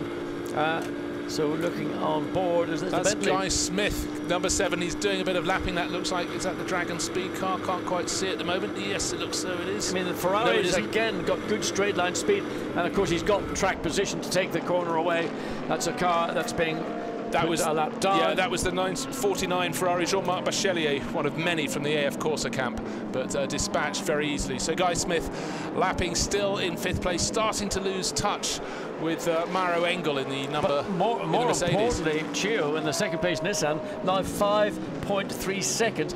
I suspect that is simply the effect of not being as effective. And what's happened to the cars? Have we got an over? Yes, or can't? No, it's not in the background. That's the 46 BMW. So where has the Curiacos BMW? He's back 2 places, and looks like the Leonard Motorsport Aston Martin has got by as well. So maybe a slip as he tried to pass the Car Collection Motorsport Mercedes, and Marcus Paltela was able to capitalise on the moment and move up a position. But it is hard work. Paltela only up as high as 26th. Many places gained. So Timo Glock, disappointed, frustrated, all set to go. helmet on, hands and neck device in place, and whatever the problem, there was certainly fluid at the rear of the BMW. As we now see Marcus Palter, having started in the pit lane, makes his way up to 26th position. Miguel Toro in the Mercedes directly ahead of him. That's not going to be an easy overtake either, as you've got the Toro and then another car directly ahead of that. So Toro, he opens the door in a way, and then just sort of at the last minute takes his line, which he's fully entitled to do. Well, he had to, because the track was turning left. He had to do it, but on these small margins, our advantage is gained and lost. Now we haven't seen much of the 73 Nissan. That was running just outside the top 20. It's up to 17th with Craig Dolby, but you start way down the order and it does take a long time. So far he seems to have kept his nose clean. Absolutely. And that's the key. And that is the key. I mean, I spoke to the team before the race, and they were disappointed with the qualifying position. They thought they had more pace in the car. That was proven by the Bob Neville run Nissan. So that is a quick car. It's got good straight line speed as well, but again, working your way through. So Craig Dolby has done that. He's making his way up bit by bit, and within time, well, he started 33rd, so he's picked off 16 places. Yeah. And his next target, Christopher Haas. So he's 1.2 seconds behind. In fact, he's just gone past. It's not Christopher Haas, actually, it's Henri Acid. That's the BMW number 12. I think he might have just gone past the BMW. As we see, that's the head-on shot. So the Nissan just blew by the BMW. Simply the grunt of that V6 twin-turbo engine in the Nissan it's just an animal of an engine. Well, we saw that when Katsumasa Chio in the early laps was staying close to Mirko Bortolotti. You could see down the Mistral straight, the gap was X at the start, and it was half X as they got up towards the end of the straight. So that's an improvement for car 73. That's up to 16th position. Talking about the lead, it's going backwards. The lead is staying with Mirko Bortolotti, but the gap came down by a second last lap. That's traffic. It's traffic. Basically, Bortolotti seems to have had the benefit of traffic to the slight detriment of Chio in the Nissan in second place. But it's an ebb and flow. It'll work the other way around. You'll find that the Nissan will be suddenly much closer than the current 4.5 second deficit. The number 5 Audi. God, what a driver lineup. It's got Marcel Fessler on board, and that's working its way up the order. Another battle to watch. We haven't quite been able to pick it up, but Vincent Abril in third place, 2 seconds behind second place Nissan. More importantly, only a 1.1 second advantage of Mauro Engel in the Mercedes. So that car has bit by bit crept. Performance there is the Mercedes. You can see it now on to the Mistral straight. So it is running down. And that's Vincent Abril. As we see the number 1 Audi back out, so they've repaired whatever the gear change problem has been. Suspect it was more electrical than it was mechanical. You'd have to presume so. You wouldn't change a gearbox in that amount of time. Or would you, John? Well, would you? Bruce, don't say never. But probably not on an R8 LMS. No, even the Ultra. But of course, that number 1 is the new shape R8 LMS Ultra. That's the G2 version of the Audi, and that's the future for the team. That's the future, but obviously a lot of time lost. And again, looking at the 32 Leonard Motorsport Aston Martin, just ahead of the Gardel in the Frey Racing Jaguar. But this drive from Mauro Engel has been one of the starring roles in the opening part of the race, and there he is running in 4th place. We certainly would not have predicted that. He started that car down on the 5th point. So let's have a look at the standings. So it's the 18. The Mercedes in the Priam Cup, number 18 leading the way. We've just been talking about that, Mauro Engel. Number 70, that's the GT Russian team, entering the bright yellow one. And then 22, that's the black car from the Nissan GT Academy, started by Mark Szulzicki, the driver who could hardly have grown up any further away from racing circuits. Vladivostok on the far eastern fringes of Russia, so a great job for him. Further down the Priam standings, the number 11 Ferrari of Kessel Racing with Michel Broncheski 7th in the class. Don't forget, at Silverstone he was pushed off the track on the opening lap when they got to Beckett's. But right now, this job from Mauro Engel. And the Jaguar XK, yes, that's worth pointing out too. The one and only one in the race. It's blue and it's very quick today. This is certainly its best showing. Gabriel Gardel has Lawrence Frey, the team owner, and Freddie Barth, the team manager, to hand over to, but is doing them proud, getting right in the mix. Craig Dolby currently running in that 16th place, all over the back of car 66. And that's the Black Pearl Racing by Rinaldi. Dominic Schweiger behind the wheels, so Craig Dolby, bit by bit by bit, slowly catch up. If he can get this car let's say, another couple of positions before it comes in and hands over. Martin Plyman, or it'll be Sean Walkinshaw, will take the wheel. One of the Audis going to the pit lane in the background. Was it number 3 or number 4? We'll be able to tell in a second, but what I can tell you is they haven't been challenging at the front end of the field. It's number 3, that's Stefan Richelmy, who's been seen several times running very wide indeed at Scene, and he's come in from around the 30th position. Not a dream run. And don't forget that car with Stefan Ortelli alongside has been on the podium at the opening rounds of the Blancpain series. One of the things when you've come from a single-seater background, as Richelmy has done, and you drive a GT car, which is an endurance car, it takes quite a lot of learning to get the maximum from the car, and in particular, when you're on tyres that are not super sticky, soft, rubbery single-seater tyres, when the tyre performance starts to flatten out, it is really quite difficult to drive these cars quickly without making errors. And maybe that's the phase that Richelmy is going through in this process of learning. And I think, in fairness, when he's been in the Sprint Cup races, you're normally dealing with a field of 20 cars. Here we're dealing with a field 3 times that size. In a sprint car race, it's almost finished, only 4.5 minutes to go. He would have done 30-odd minutes. Well, the team working very well indeed around the car, but of course at this point in the sprint race you'd be heading downstairs to get your microphone and go and interview them in the Parc Fermé. But we have you for 5 hours longer, John. We're going to keep you up here. Where's the first hour gone? So a replay, let's see how they pluck Richelmy out of the car. Seat, take it with it. No, just throw it at one of your mechanics. Beautifully caught in the background. What a wonderful bit of camera work there. So driver help, driver aid, as we go back and see what's going on with this battle with the 73 Nissan coming, just gone out of picture, and looking through the rest of the field as it filters through. Starting to see some of the AM Cup runners there getting in the mix. The number 6 Audi, don't forget, Marcus Finkelhock. That was in the pits very early indeed, and of course we had the spin, and we've heard Marcus explain to us what was going on. He felt he was thumped up the back by a BMW. But there is our race leader. No, that's not. That's the sister car. Number 19. That's Sorry, the car. That's the car actually that won in Monza. Down in until it was disqualified for a fuel flow. I think it was infringement. Correct, I believe so. Car 19. That's down in 11th place. Fabio Babini on board. He needs to find 1 and a bit seconds to catch up with the 98 entry, which is the Rowe Racing Mercedes. So Mercedes going really well in the first into this race. Yeah, an incident between 98 and 111 at turn 3 under investigation. Incident between 15 and number 6 at turn 15 at 5:15 under investigation. So a lot of work going on, a lot of stuff we don't actually get to see because there are all these other statutory cameras around the circuit. So if there is contact, and look, there's something being turned around. Well, is that the 33? Is that the Mercedes that was going so well from Car Collection Motorsport with Miguel Toril? Yes, it is. It is indeed. So of course he was the one who was heading up that trade of cars ahead of the Mark VDS entry. So place gained by Mark VDS, in fact, up to 23rd Damaged Porsche going slowly position. on the outside of turn 4. Well, there aren't that many Porsches in the race, so that's very bad news indeed for the Porsche fans. Now, was that again a part of that melee that we saw into turn 3? Because if you get a group of cars together, and certainly Toril was under pressure from the Marco Paltala BMW, so it's coming back sort of on limp home mode. Well, I think that wasn't in the mix. It was the 28 entry from Delahaye Racing Team in the AM class. Pierre-Etienne Bourdais started the car, and there is your favourite Mercedes. Marco Engel in an early-ish, just 2 minutes before the hour. So the car makes its way down the pit lane. That's their sister Mercedes. That's not the one we were driven by Marco Engel. Well, that's the 98 that's just been in trouble. We mentioned it, and then suddenly up on screen came that message you were talking about. Car 28 slow on track. We can see that. So Thomas Jaeger in from 10th place, but there could be trouble and that was Thomas Jaeger driving the car.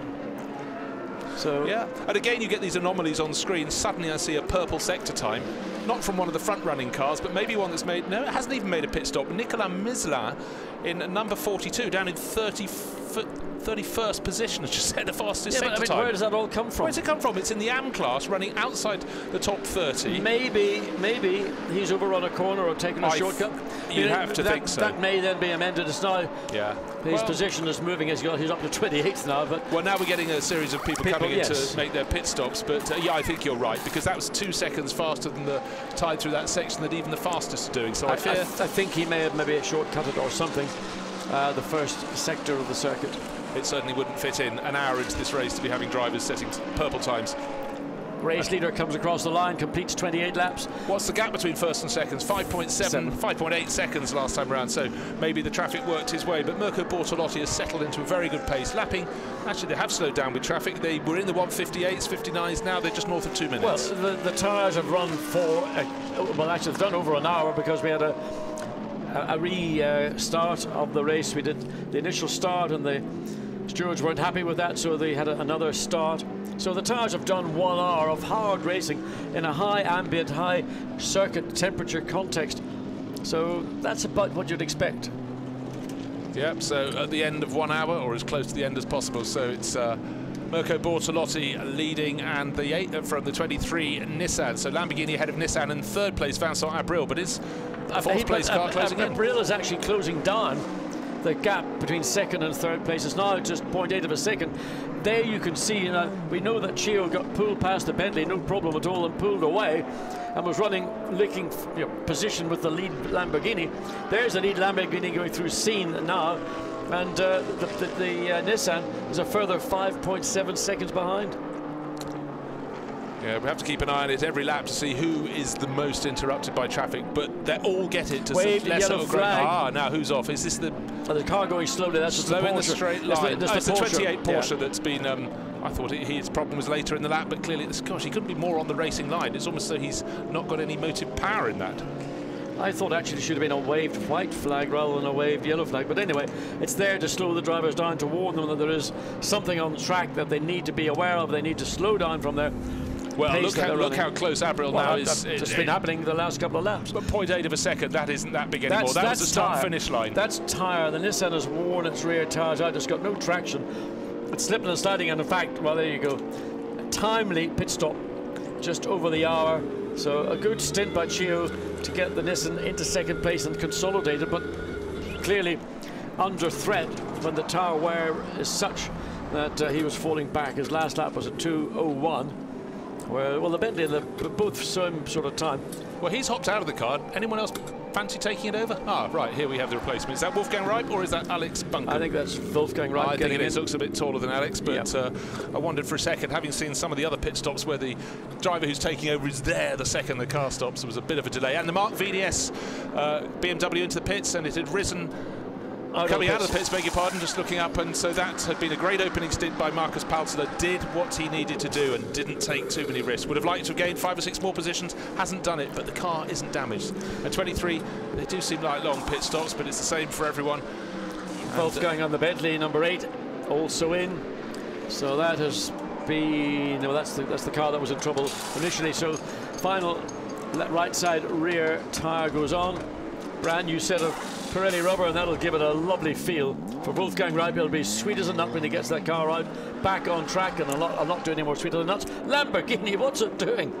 Well, it's funny. Is that the 63 or not? No, that is our race leader, Mirko Bortolotti, so maybe he's towards the end of his tyre life, but it's funny, the cars behind, almost as though drawn by magnets, just followed him. He distracted them somewhat with that very flamboyant moment, but you have to feel our race leader will be coming in soon. Sitting on a lead of 5.2 seconds, there's the 52 Ferrari that started at the very tail of the grid, but now you can see cars on the pit straight. There's the Barwell Motorsport, Team Russia, BMW flashing its lights, trying to make sure it got into the first corner ahead of the 23 Nissan. So will the lap be in this time, or is he going to do one more lap? I think it's coming in. He's coming in. He must be coming in. He is. So and so he is. He's done an hour and 3 minutes plus a few seconds. Well, you don't want to overrun your time in the 73 Nissan in the pits as well in a 6-hour race to make a blunder where you missed your pit window. Craig Dolby got up to 14th place, so he'll be happy with the stint.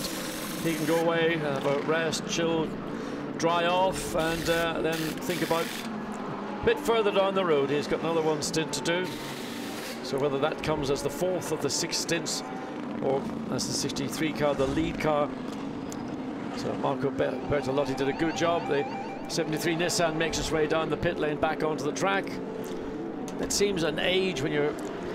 Almost looks so that car's abandoned, but they just have to complete the refueling. And who will take it over? So that was sitting on a lead of 5.5 seconds when it made its pit stop. So in the lead of the race will be Vincent Abril now, because Chio's already made his pit stop in the 23 Nissan. Well, in the Lamborghini, it's either going to be Giovanni Venturi or Adrian Zarg, and I think it'll be Venturi will go in. I think Zarg is in for the third stint, and therefore most likely be in for the final stint.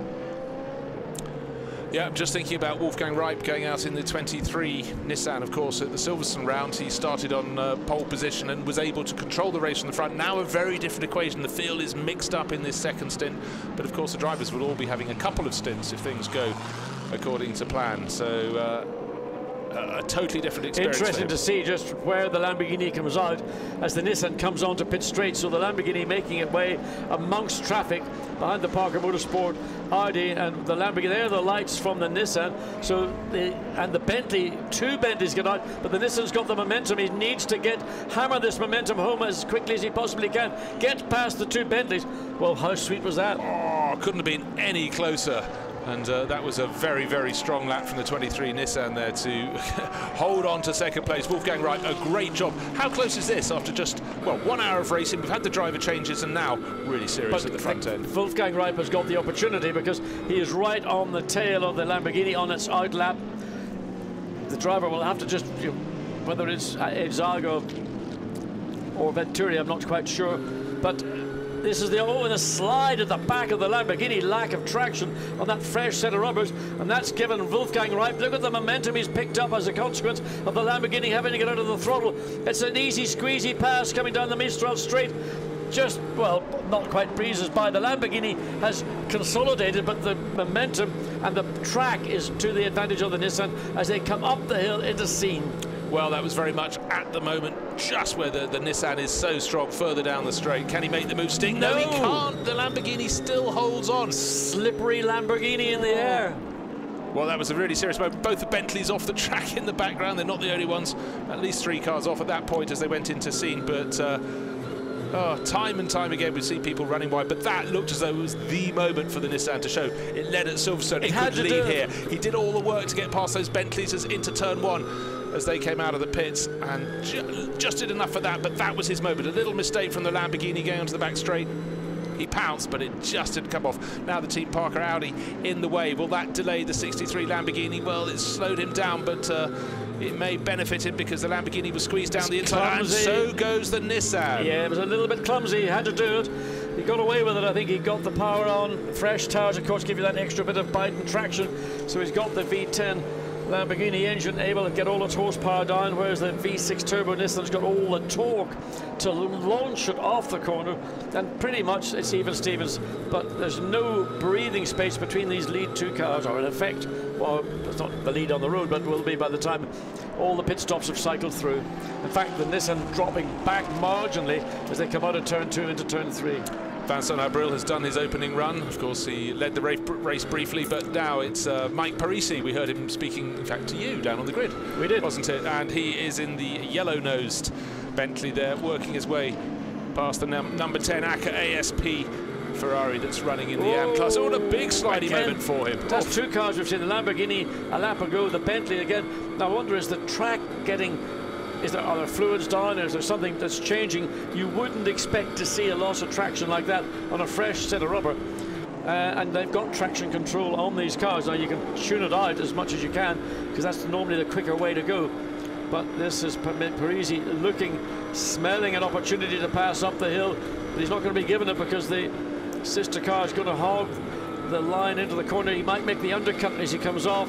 As the other runs very wide. But look how wide Parisi has gone, really under pressure from the 7 sister Bentley, and another corner in which he's running wide. Oh, John, I don't think this is a very good sequence of corners for the 84 Bentley, and he's wide again on the right. He's on the correct line for the next corner, but he's working those tyres really hard and suffering.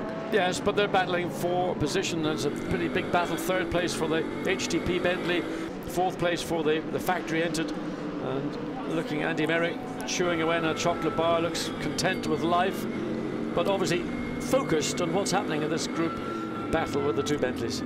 Yeah, and I think they'll all be particularly interested in the slipperiness as they come onto the corner before the Mistral straight, and just look how close the 84 car is with 7 right under its rear wing. The gap had opened out between them in the opening stint of the race, but in this second one, it's super close. You know, wonderful footage of the Bentleys, but they'll both be concerned.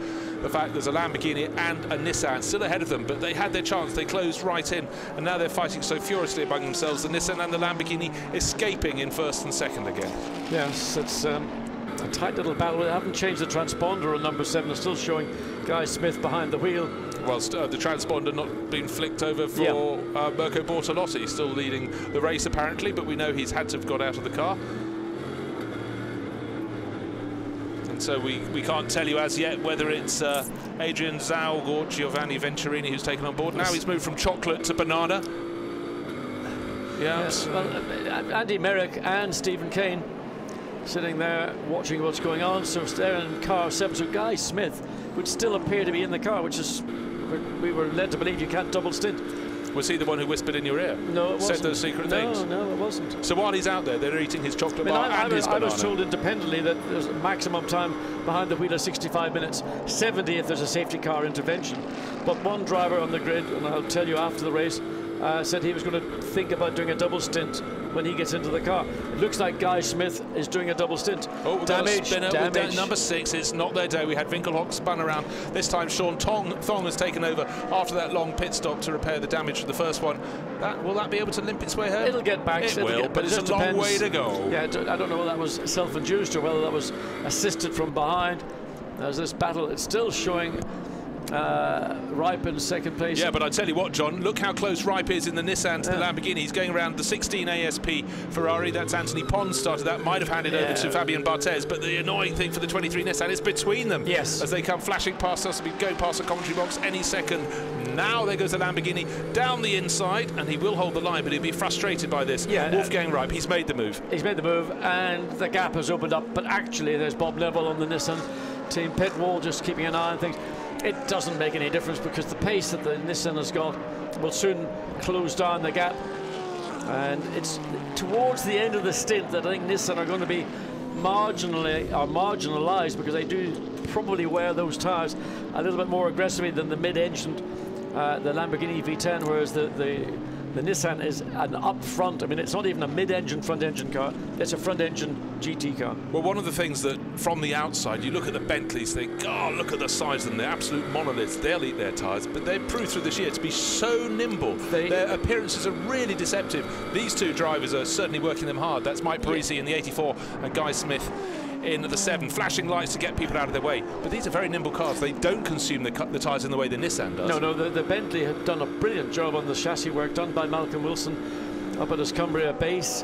And they've got a car that is, for a big car, I would describe it very light on its feet, well balanced, a lot of confidence to the driver, and you can hustle that car. The Nissan, again, probably similar levels of grip when the tyres are fresh, but probably not as quite a good car at the end of the stint. Well, fabulous footage. I'm delighted we've got a forward-facing camera looking through the windscreen of the 7 Bentley. It's filmed. 84, a little hesitation. Is this the moment? He panicked, even though the Ferrari was hard over against the right-hand side, staying out of the way as much as he could through that tight left-hander. But actually, Guy Smith wasn't able to benefit. He had to come off the power. The Audi number 6 nearly getting back to the pits, but it's a slow in-lap. And now the 84 starts to make his move past the Ferrari. Yes, Howard Premat was a little bit conservative. They would come on to start, finish straight. The Ferrari, another Ferrari again. Look at the pace, acceleration off the corner. Slower in terms of corner speed, much tighter line, but able to just maintain and stretch slightly. Straight line performance now. Guy Smith can just dive down the inside because the Ferrari is in a different category. It's like going a lap down on these two cars. But nevertheless, every time you see a slower car, sort of the alarm bells go off. Does he know I'm there? When one car goes past, you sometimes assume that the driver only thinks it's one car. They're not necessarily aware there's a doppelganger attached to the back of Howard Premat. And it's early evening, but of course the sun lowering itself could easily be a factor later on in drivers having trouble identifying who's coming up. Time for a drop of Bandol Rosé, I would say, but not when we're broadcasting. John, but we've got a lovely position here under the umbrella, the parasol.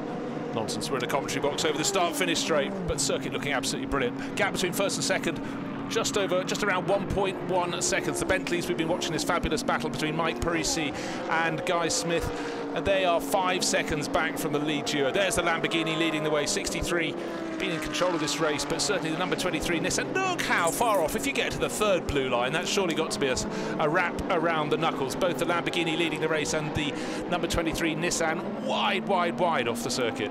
Another car that we've sort of not been seeing an awful lot of, but it's number 20, the Ferrari, the ACA ASP Morgan Moulin Trafort. Yeah, the prize for the longest name in the race. I haven't seen much of the car. No. So just watching the 23 Nissan. Now just looking at 23, and again being caught out the Lamborghini benefits. And John, we've just had an update on the driver stint times. Yeah, I mean, basically, just a clarification, you are allowed to double stint. That's what we're seeing with Guy Smith, and we will see from Mr. Anonymous, who told me on the grid what he was planning and doing. There is a maximum limit to the time you can do on a double stint. That's 2 hours and 20 minutes. But I would think anything around 2 hours and 5 to 10 minutes is probably more realistic. So that gives us faith in. We see Guy Smith. We said the transponder had not been transcended. And Bertolotti, our race leader. So I mean. Meanwhile, let's move on. If there was a carpet on the stairs up to the race control, it would be worn out because the team managers are bobbing up and down there all the time, and they still want to see the managers of car 15. That's the Buisson Gignon, that is the black BMW in the AM class. They want to see 75, which is one of the ISR cars, Philippe Salicada, Marco Bononomi, and the start driver Frederick Visch. They want to see 79, the team manager of the Ecurie Cost BMW. We saw Devon Modell start there. And 98, the row racing Mercedes that Thomas Jaeger did the opening stint in the top 10. They're the ones, and I have a feeling more will follow up the stairs. Ka-ching. That's ka-ching. I mean, motorsport today is managed in a manner which I never understood or would have even had a clue about. It is micromanaged now, and there is nowhere to hide, partly because of all the cameras around pretty much all of the racetrack. And in the cars, we've just seen again. And on board, spy in the cab.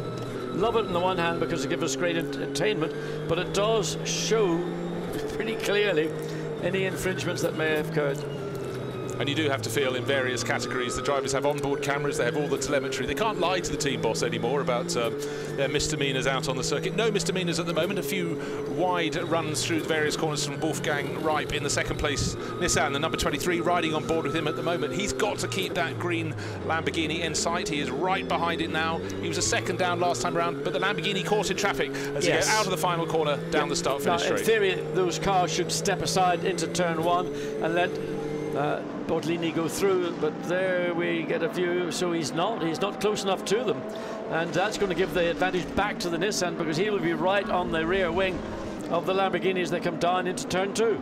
Well, the green and black BMW at the front is the Team Russia by Barwell car, BMW from the AM class. That has now, well, it's only moved out of the way so the yellow Ferrari from AF Corsa could get through, but the important ones to go past are the 63 Lamborghini and the 23 Nissan, and it looks as though they were able to do that, but the battle between the Bentleys continues over third place. So Mike Parisi just holding off there. Guy Smith right behind him. So the 7 Bentley behind the 84 must be starting to run out of ideas. Where can I get to more? Do I just wait until he's cooked his tyres and then I will pounce? But they've got to just work the traffic. There will be slower cars up ahead of them. And again, that long shot shows the options, the cars over which they might find an advantage. You know, there's so little difference in the performance of those two Bentleys. We see them coming down, I was going to say the Mulsanne Straight, the Mistral Straight. And in fact, it's probably longer than any of the straights at Le Mans these days. But this battle between the sister manufacturer, because they are independently run teams, HTP run out of Germany, and Bentley, of course, run out of Cumbria. Now, here are we seeing Wolfgang Reip being denied. No, he managed to get up the inside through Scene, so he hasn't lost too much ground. In fact, he might have even gained a little bit on our race leader, Mirko Bortolotti, in his second stint. He hasn't got out of the car. He started the race from pole position, stayed on board. It's interesting that teams have adapted or adopted a two-stint driver. Mostly we've seen in Blancpain Endurance. Of course, we're talking about 3-hour races where you've got 3 drivers so that only can do an hour. But you would expect it probably in somewhere like Spa 24, but not as familiar with it in a 6-hour race. At Nürburgring, may have been one or two drivers, but there's seemingly more are realizing there's some benefit to double stint your driver. The driver's in a groove and he's familiar with the track conditions. And familiar with the car. Yeah, and familiar with the car. Because if there are any niggling problems, handing over to a teammate, you tell them there's a niggling problem, but how big is the problem? Well, how quickly do they understand it's getting worse or not getting worse? Well, better to keep the driver on board. You do have to hand over, but maybe it's perceived when they do the modelling of every race that they enter that maybe this is going to be something we'll see more of in the longer, the 6-hour plus events. So the AF Corsa 52 Ferrari, the meat in the sandwich between the race leading number 63 Lamborghini. You can see it, it's the green one going around the sequence of corners ahead at 23. But we have interviews coming from the pit lane, and let's hear of life double stinting. Let's find out from Bentley's Malcolm Wilson. I found the comfortable seats in the Bentley garage. Malcolm, there is a real battle going on out there. It's fantastic at the moment. I mean, yeah, we're really happy with our pace, to be honest, this early on in the race. Yeah, it's all looking good in the minute.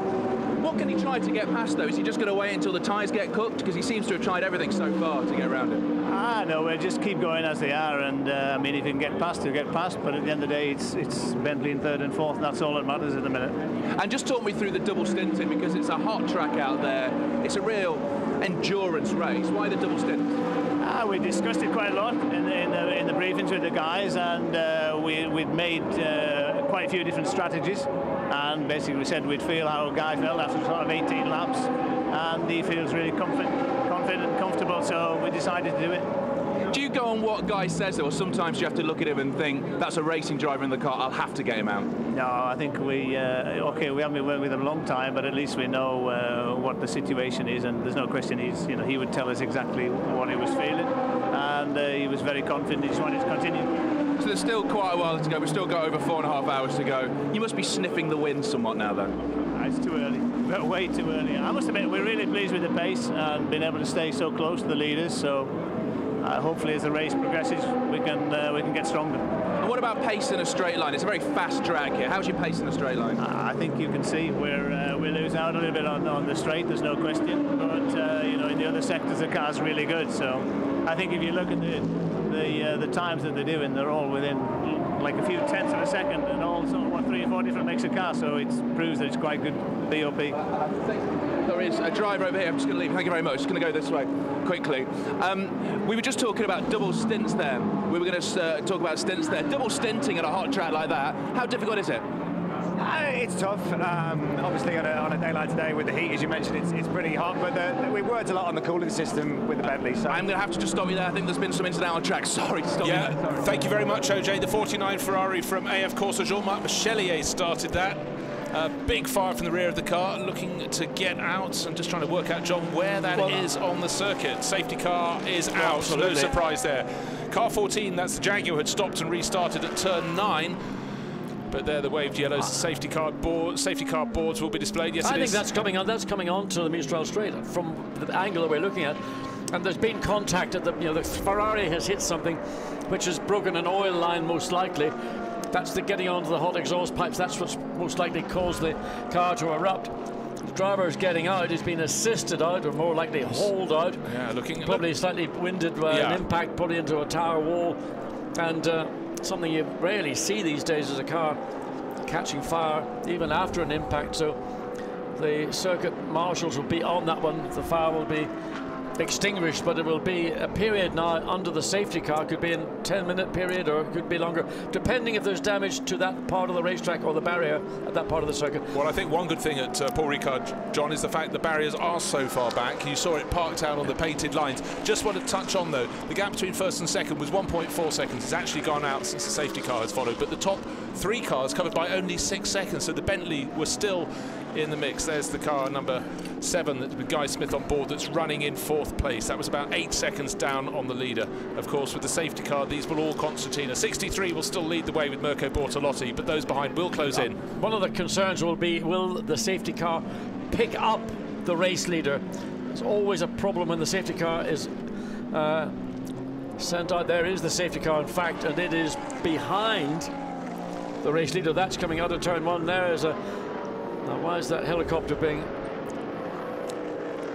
Okay, Yeah, well, apparently it's been one of the hobby bobbies on a helicopter as the safety car is deployed, and you can see coming down into the chicane. So the group of cars, it is not the lead car that is behind the safety car. We'll have to work out who that is, and this will only add slightly further complexity to the situation in terms of who's doing where and what. This is turn 3, where of course we had the problem on the opening lap, and there is our race leader. That's the green Lamborghini number 63. You can see this 23. Where's the 23 Nissan? At the back of your shot. He dropped 2 seconds on the lap the safety car came out. You're on the safety car, and you are meant to, safety car, you're meant to slow down. It's arguable that the Lamborghini, Marco Bottolini, has not slowed down enough, whereas the Nissan maybe has slowed down too much. In the meantime, Von Ryan Racing brings the 59 car in. Of course, this was the car that had the bodywork damage, joined this orange sister car in the pit garage. They did get it going again after Alvaro Parent's opening stint, but, well, this is a good time in which to change your tyres. Safety car obviously on track, and a nice smooth run. So let's see, I'm sure the gap between first and second will close up again. It went out to 3.4 seconds. It will eventually when everybody gets into the train. The train of cars, but that's going to take another lap and a half, or maybe 2 laps before they... So, well, you know, I think that Bortolini should slow down more than he's doing. He thinks he's probably doing what he should do, whereas the Nissan clearly... Now, the other thing, of course, if there's traffic between the Lamborghini and the Nissan then is not permitted to overtake, and the Lamborghini might just have the advantage of slightly more clear air. Okay, if you're looking behind the Lamborghini, the 63, the race leader, we said it was 3.4 seconds, and there is the Nissan in the background. It's way more. Went out by 4 seconds on that lap. So Wolfgang Reip in the 23. Nissan slowed down. Bob Neville will be sending messages, not Christmas messages, perhaps either just speed up or whatever. Well, I think he'll be observing what the Lamborghini is doing vis-a-vis what his driver is doing and what other cars around them are doing. And, you know, when you're in a safety car context as you are, it isn't a race until you catch up to the tail. When you can have a thing on a virtual safety car where everybody must run at a given predetermined speed, which normally is about 80 kilometers per hour, we don't have that virtual safety car situation here. So it's sort of an arbitrary adjustment to the yellow flag, and of course you can't overtake, so you will be governed by the speed of the car that is ahead of you, and inevitably everybody will catch up to the tail of the chain, and at that point then the safety car deployment will really get into its full context. So the race order, of course, hasn't changed under the safety car. There is the 63 Lamborghini leading the race. It was 7.4 seconds clear. Now he's in that situation. He's much slower now. He has slowed right down. He was doing, well, again, he's gained 4 seconds on the previous lap, but he can't really go any further. And now the Nissan's closed right in. 4 seconds difference on lap time between the lead car and the second car. 3 seconds difference between the second and third car. And then the actual 4th place Bentley Guy Smith was a second slower than Wolfgang Reip in the Nissan. A lot of inconsistencies in the top 4 cars at the pace they're running, most likely due to the fact that you've either got a slow car ahead of you, it might be an AM car, it might not be, or that you haven't got anybody ahead of you, you're at clear air, so you think you're going to take advantage. Yeah, well, the safety car isn't leading the race leader around at the moment. Of course, with 50-something cars out on the track, not the easiest of things to do. There is our race leader just going through turn 1, but only 1 car between himself and the Nissan. And so when it comes to restart, the advantage won't be too enormous. The 7 Bentley just going around the first corner, that is down in 4th place with Guy Smith on board. So it seems the gap has come back down again. Waving people through now, waiting to pick up the Lamborghini. The safety car is doing exactly the right thing. He's got a handful more cars to go past. There was the number 2 WRT Audi going past, and there is our race leader right behind him. Then behind it looks like the number 51 AF Corsa Ferrari, started by Duncan Cameron, and then behind him is Wolfgang Reip in the red and white 23 Nissan. So first and second in that shot. The safety car now has picked up the race leader, so we will, I am assuming, have to wait until the rest of the field completes a lap and joins on to the back of the group of cars that are now the race lead cars behind the safety car. So that's going to be probably another 2 laps or so before that is fully completed. And then once there's work on the circuit to clear the Ferrari and whatever damage or residual damage there may be, there may not be any, concern for me would be any sort of spillage of liquids on the racetrack if that was the case, but doesn't seem to be. We've not seen any oil, red and yellow oil flags being waved down at the exit of turn 4. Well, while it's going on, we thought we'd catch up with some people in the pits. Let's hear from Nissan's Bob Neville. Bob Neville, first off, just about the safety car out there. It seemed like the Lamborghini was pulling away from you. Well, it did. While he was waiting, he pulled away. There was a Pro-Am Ferrari between the two of us, and there's nothing we could do. It's one of those situations where we're trying to work out what's happening, whether maybe your car was going slower or the Lamborghini was possibly going a bit too fast. It was a slight combination of both, but there was a bit confusion because originally it said safety car, then it showed a yellow and a green either side, and then again the safety car. So, to be frank, we were slightly confused. Well, just about the race then. So far, so good. So far, so good. Chio did a fantastic stint, and it was a good stop. So, yeah, so far, so good. Well, let's talk to Chio. You mentioned him. It was a fantastic first stint. Thank you very much.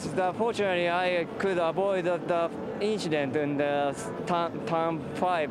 It was a big, incident I could avoid. It's fortunately I get to second position, but the Huracan was so fast that it was hard to manage the tire because the temperature was so high. Maybe we will have a chance to get the Huracan because the temperature will, going to down. Maybe it's good for us. It's good. So do you think when it gets dark later on, you'll be able to manage the tires better? The difficult for me is the hard stint because I have to continue to do the 30 laps in the beginning. So it's at the last 10 laps was so difficult, but it's still good so far. And as a racing driver, when you've had a good first stint, how hard is it to hand the car over to someone else when maybe you just want to carry on driving? Sorry? How hard is it to hand the car over when maybe you want to stay in it? Sorry, I can't. We'll leave that question. It's got very loud out here. Thank you very much and a good rest of the race. Sorry, thank you. So that was Katsumasa Chio down there with OJ and drowned out by the cars. The safety car just came past as OJ asked that final question. But I thought it was quite interesting there talking about the tyres, but certainly for Bob Neville to be confused, he's a man who's been around the pits. Yes, he has. That's not something you hear very often. We all get the same information on the timing and scoring screens out there in the commentary booth or on the pit wall, and clearly they were uncertain as to what the signal on the screen indicated. Now, I still maintain that Bortolini in the Lamborghini, in spite of whatever Bob was saying, was lapping quicker than the Nissan was, albeit the Nissan did get tucked up behind a slower Ferrari. The point of a safety car intervention is that nobody should gain any benefit or advantage. But it's such an arbitrary thing unless you get a virtual safety car where everybody is confined to a maximum speed, and that can be checked by the stewards via electronic information. It's always going to be, did somebody take advantage, or were they running a little bit more pace than they ought to have done, or did somebody get disadvantaged on the other hand? So we're just waiting for this train of cars, probably still nearly 60 cars in the race, probably 2 are out. The Ferrari clearly was out at the start, and so was the 65 McLaren of Kevin Estre, Rob Bell, and just everybody really trying to, on the straight, weaving around to not let the temperature drop away. Now, what Gio was saying there is that as we get into the evening hours and ultimately into darkness, we picked up on the Nissan losing rear end grip towards the end of that first stint. What they're, I believe, hoping is that track temperatures drop, ambient temperatures drop. They will not maybe be as affected as they are at the moment when the track temperatures and ambient temperatures are at the highest. Yeah, it certainly was very warm indeed at the start of the race, and the driving has been fast, furious and frenetic, but I just love the fact that we've got three very different looking cars in the top 3 positions, with the Lamborghini, the helicopter just still filming the action up there. The Nissan in second place. John, why are you pointing at the helicopter? Because I've been in a situation where I've driven under the downwash from a helicopter. And while that's a little hobby-bobby helicopter, it's not. This was a military. Oh, there's damage. That's the damage to the Ferrari. No, that's a different Ferrari. Is that a separate John. Ferrari? That is a separate Ferrari. Just trying to work out which one it might be. Red, it could be number 10. Is that an Acura SP car? That certainly. Now, you don't want to be doing that under a safety car. That's why I thought it was the original accident, but not. Why has that car damaged its left rear under a safety car intervention? Or is that actually, it could be the 48. Actually, that could be the car started from AF Corsa. Well, obviously from AF Corsa, it's a Ferrari, pretty much. Patrick Van Glabica started that car. Anyhow, wait to identify that properly. It isn't one of the front runners, but you do feel a bit of a fool. So, still going around behind the safety cars and safety start car. Still going around, and while we're doing that, we're probably going to go and have some highlights very shortly. There's certainly been plenty to pack in the first half hour of the race. Here is the start, and the green Lamborghini going away from the front of the grid. Watch the looking forward from the 23 Nissan. This had a role to play, but it was others who had the main role because, of course, there was trouble around the opening lap. You can see the Bentley's trying to make a move on the Lamborghini down to the first corner. The Bentley's right in the mix, but the Lamborghini still trying to hold on at the front of the field, but the problems came just a couple of corners later, and we had to start all over again. Bentley on the left, Lamborghini on the right, Bentley on the left, Ferrari on the right. So plenty of chassis variety, and at the second time of asking, watch out for the Bentleys this time around. Very, very fast on the rolling start. Vincent Abril on the left. Trying to go down the middle was Norbert Ziegler in the Ferrari, ran out of space, and then the other Bentley, number 7, doing well on the outside. Looking backwards from the Ferrari, though, we see the orange McLaren gets into the back of it, and then mayhem ensues as Maxime Soulet wins. No friends, and a second hit for the McLaren and the Ferrari. That took out one of our rear-facing cameras. Unfortunate indeed. And so racing very much compromised. And look at the performance down the Mistral straight of the 23 Nissan. And that was started by Katsuyama Chiyo. And then the tread off a tyre, that was off the Buisson Gignon BMW. And then we had the spinner punted up the rear. Well, now we know which BMW did it. It was the Barwell one. And so Winkelhock, oh, a spinner. I'm not sure we saw that one earlier. Going off it was going off all sides of the circuit, but up front it was Lamborghini, Nissan and the Bentleys that were setting the pace. Beautiful conditions here in the opening hours of this 6-hour race. Pit stops, look at the work. Where's the driver's seat go? At the mechanic at the entrance to the garage. Of course, he can't be over the white lines in the pit lane, but he can catch. And then all sorts of shunting. That was the 33 Mercedes knocked around, and the Bentley's just having this wonderful scrap. 84 staying ahead of 7. So plenty of highlights and so far. Lights flashing. Let's get moving. And back to the race itself, still the safety car leading us around, bunching the field up, but we think fairly It's coming soon. in this lap. No, the lights are still flashing. We lost the yellow flag symbol on the screen. That's why I thought the safety car might be coming in, but it's back up again on screen. So what you can see behind is Mirko Bortolotti, the race-leading Lamborghini, and then one of the AF Corsa Ferraris. We think it's number 51, and then behind that is the car in second place. So the Nissan has to get past that. Ferrari very soon. Somebody's got to go down from the Nissan team to the Ferrari pits and say, get your driver to get on with the program. He's drifting off. He's not out for a Sunday afternoon drive down on the beautiful hills of Provence. This is a motor race. We want our man to be in contact with the lead Lamborghini, and that's what's happening. Bortolini, you can see, is right on the back of the ID safety car, doing the right thing. Of course, Wolfgang Reip is being hindered by sort of rather, hindered big time, lethargic. Yeah, someone who's probably not in the heat of the battle, but they've, of course, the Lamborghini driver, Bortolotti, will have the chance. He'll be the one who can dictate when he puts the hammers down, when the safety car is pulling off. And the gap before the safety car period was 1.4 seconds. It could be much more than that anytime soon when the safety car releases the field again, unless that AF Corsa Ferrari can close right up on the back of the race-leading Lamborghini. But at the moment, the disadvantage for the 23 Nissan with Wolfgang Reip on board is getting worse. It's a frustration, because you know that you can't do anything about it until the safety car deployment is ended. In the meantime, the Lamborghini is going to be up and gone. It's got a clear racetrack now for probably another 4 or 5 laps before he again will catch up to the tail of this field.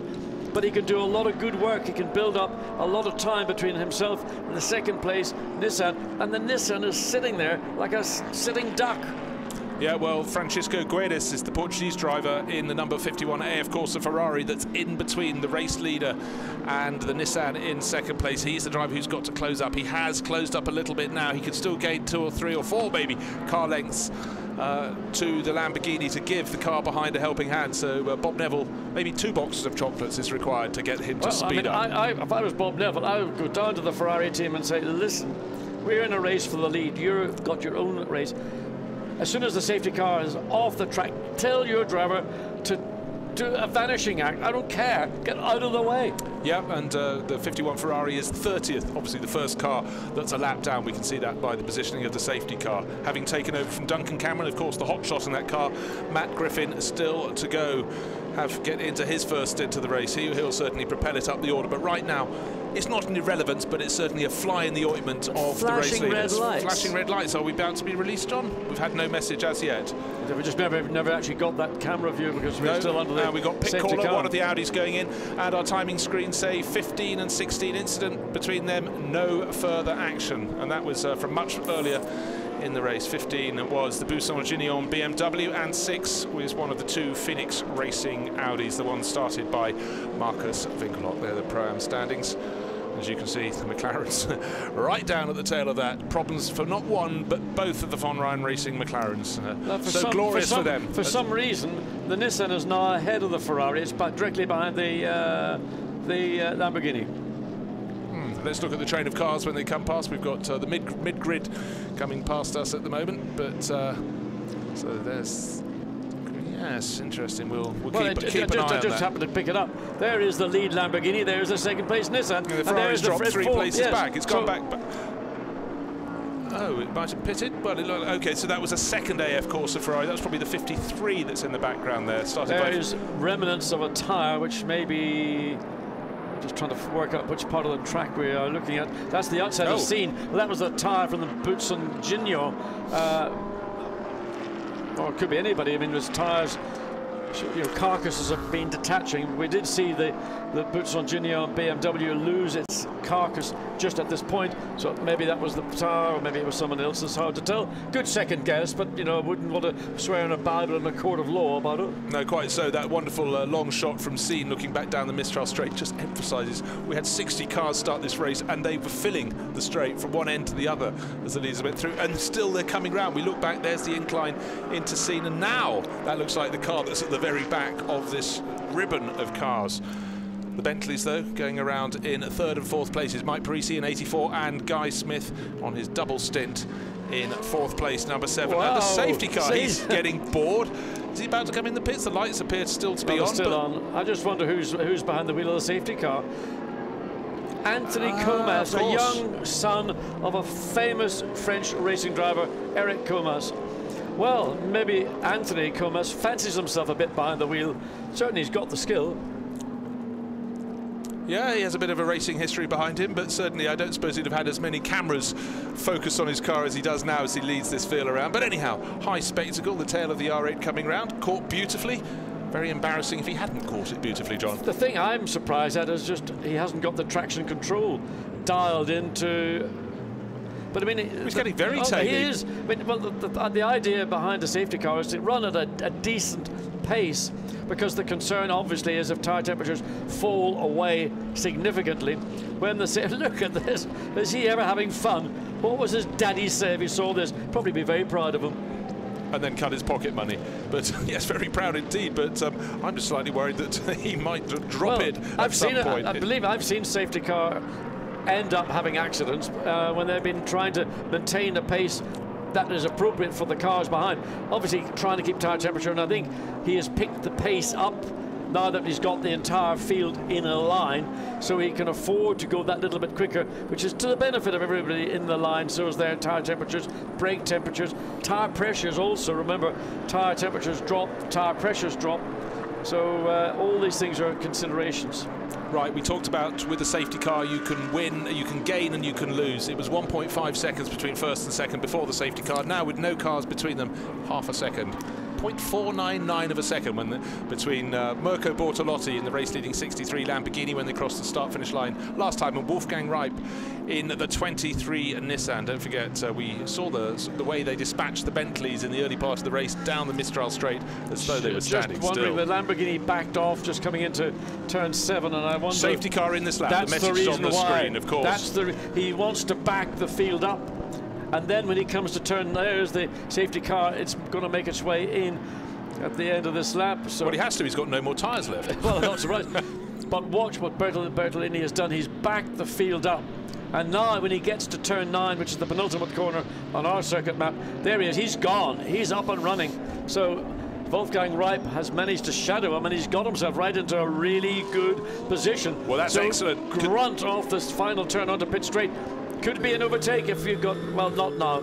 The Lamborghini just got that initial step forward. Yeah, the straight's not long enough, but he got himself right under the tail of the Lamborghini through Virage Dupont. Now the Bentleys have to dispatch the two Ferraris to get onto their tail, if at all possible, in third and fourth positions. It looked very promising indeed. Mike Parisi does manage to put one of the Ferraris behind him.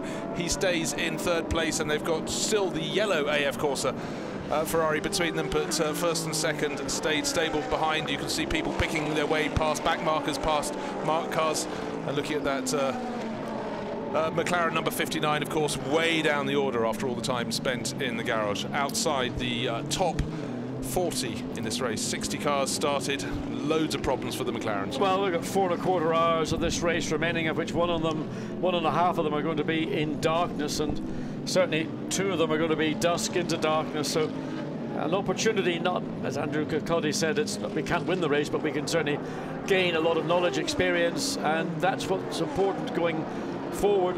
There's a Spa 24-hour test very soon next week, I believe, and then into the 24-hour race itself on the 4th weekend of July.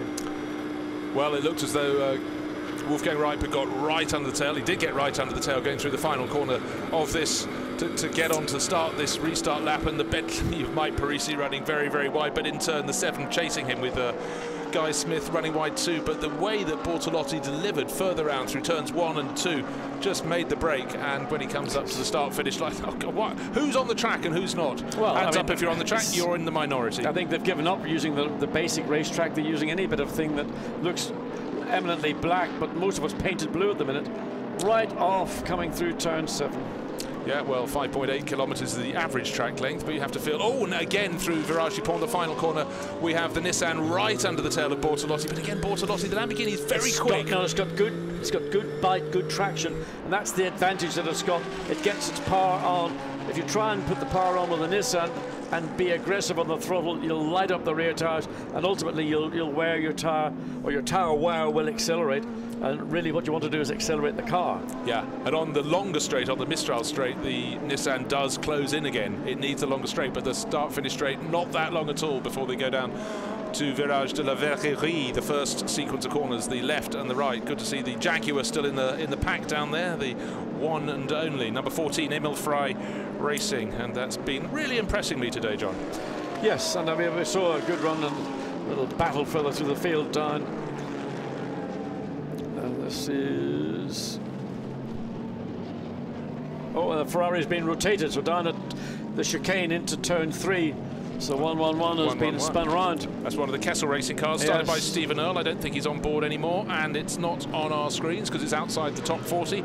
So I'll give you a choice. That's either who would have taken over, Liam Talbot or Marco Zanutini. But on its way again, the 1-1-1, back going one more time.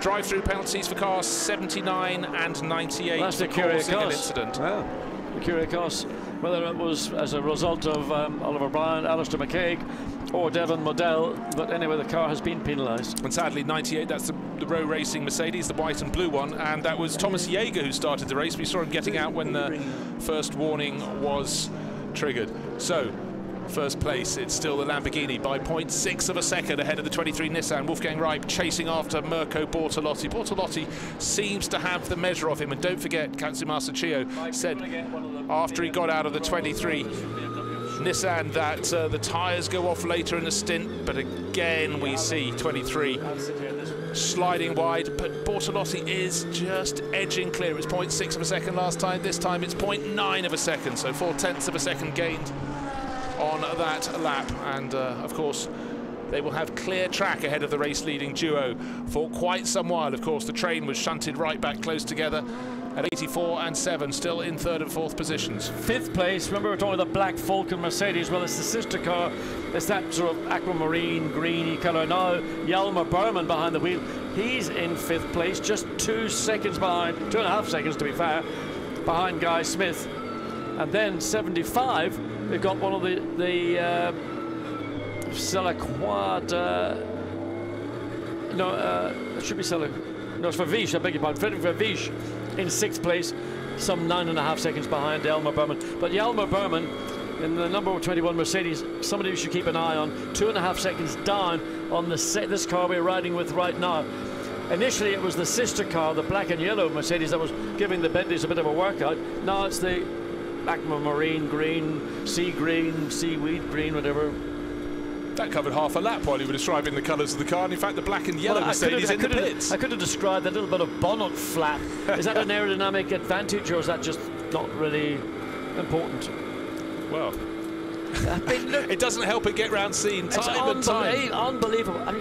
And again, we've seen 84. Mike Parisi did this at the start of his stint. He ran wide both into scene and out of scene, and then through Le Beausset. They're allowed to do that. But you know, as many would say, it's not right. But if you're allowed to do it, you do it. But yeah, you do feel it's going to be dusty offline. 84. It's just, for me, the whole attitude about circuit limits these days has been just hijacked. The back end of the Nissan beginning again to show that the rear tires are not really going to give him an easy ride till the end of the stint. Now we're only 10 minutes short of what you'd assume would be the beginning of the second round of pit stops, because we had that safety car intervention. Teams might be able to stretch it to 65 minutes, so let's have a look and see. So there will be pit stops coming up from the lead cars, whether it's the Nissan. I suspect it may well be the Nissan that will have to blink first, because Wolfgang Reib is beginning to struggle with that traction. You know, one thing I'm finding really surprising, he may be a lap down, but the yellow AF Corsa Ferrari number 52 with its second driver, Cedric Sperazzioli, at the wheel, and that's easy for me to say, has stayed ahead of the Bentleys ever since the restart when the safety car went in. You thought it would have been dispatched super quickly. Now, 46, we haven't really talked about that for a while. Lucas Law's taken over up to 15th position, right with the 73 Nissan. Being absolutely mullered by BMWs to the left of him, BMWs to the right of him. Yeah, but he's got past. But Lucas Lewis jumped up and inside. He's passed also the BMW 77, which had Sergio Jimenez, who was 13th, and now the order's been changed. Up from 15th to 13th goes Lucas Law, so a fabulous lap for the German racer in the Mark VDS entry. So that position has now been taken by Walkinshaw up to 13th, because he's just got past Jimenez. And Lucas Lohr, whereabouts is he in terms of overall position? Still struggling from that start. Yeah, there's he up there. But the yellow Mercedes is going really well. That's now leading the Pro-Am class. Number 70 with Karachev on board. Alexei Karachev has taken over from Marco Asma, who started the race. And again, we've seen the Mercedes being really strong in this race. Well, people often unheralded. Well, people had mentioned prior to this event, I said, who do you think looks favourite? And a number of the teams were saying, well, the Mercedes have got good. So, oh, look, Ferrari. I mean, absolutely, how far? It couldn't have gone any further. There is a bank out there, and it's not a high street bank, it's a tyre wall bank. And how he got away out there, I do not know. No, absolute mystery. I mean, there's no way the cameras could find him for a while. Exit stage left, followed by Bear, and then return. So a little bit of Shakespeare, but a little bit of shake, rattle and roll for the Ferrari driver. Oh dear me. For these boys, they get a few minutes, a few laps under the safety car, and it's like they get an injection of fresh adrenaline, and they all go at it again.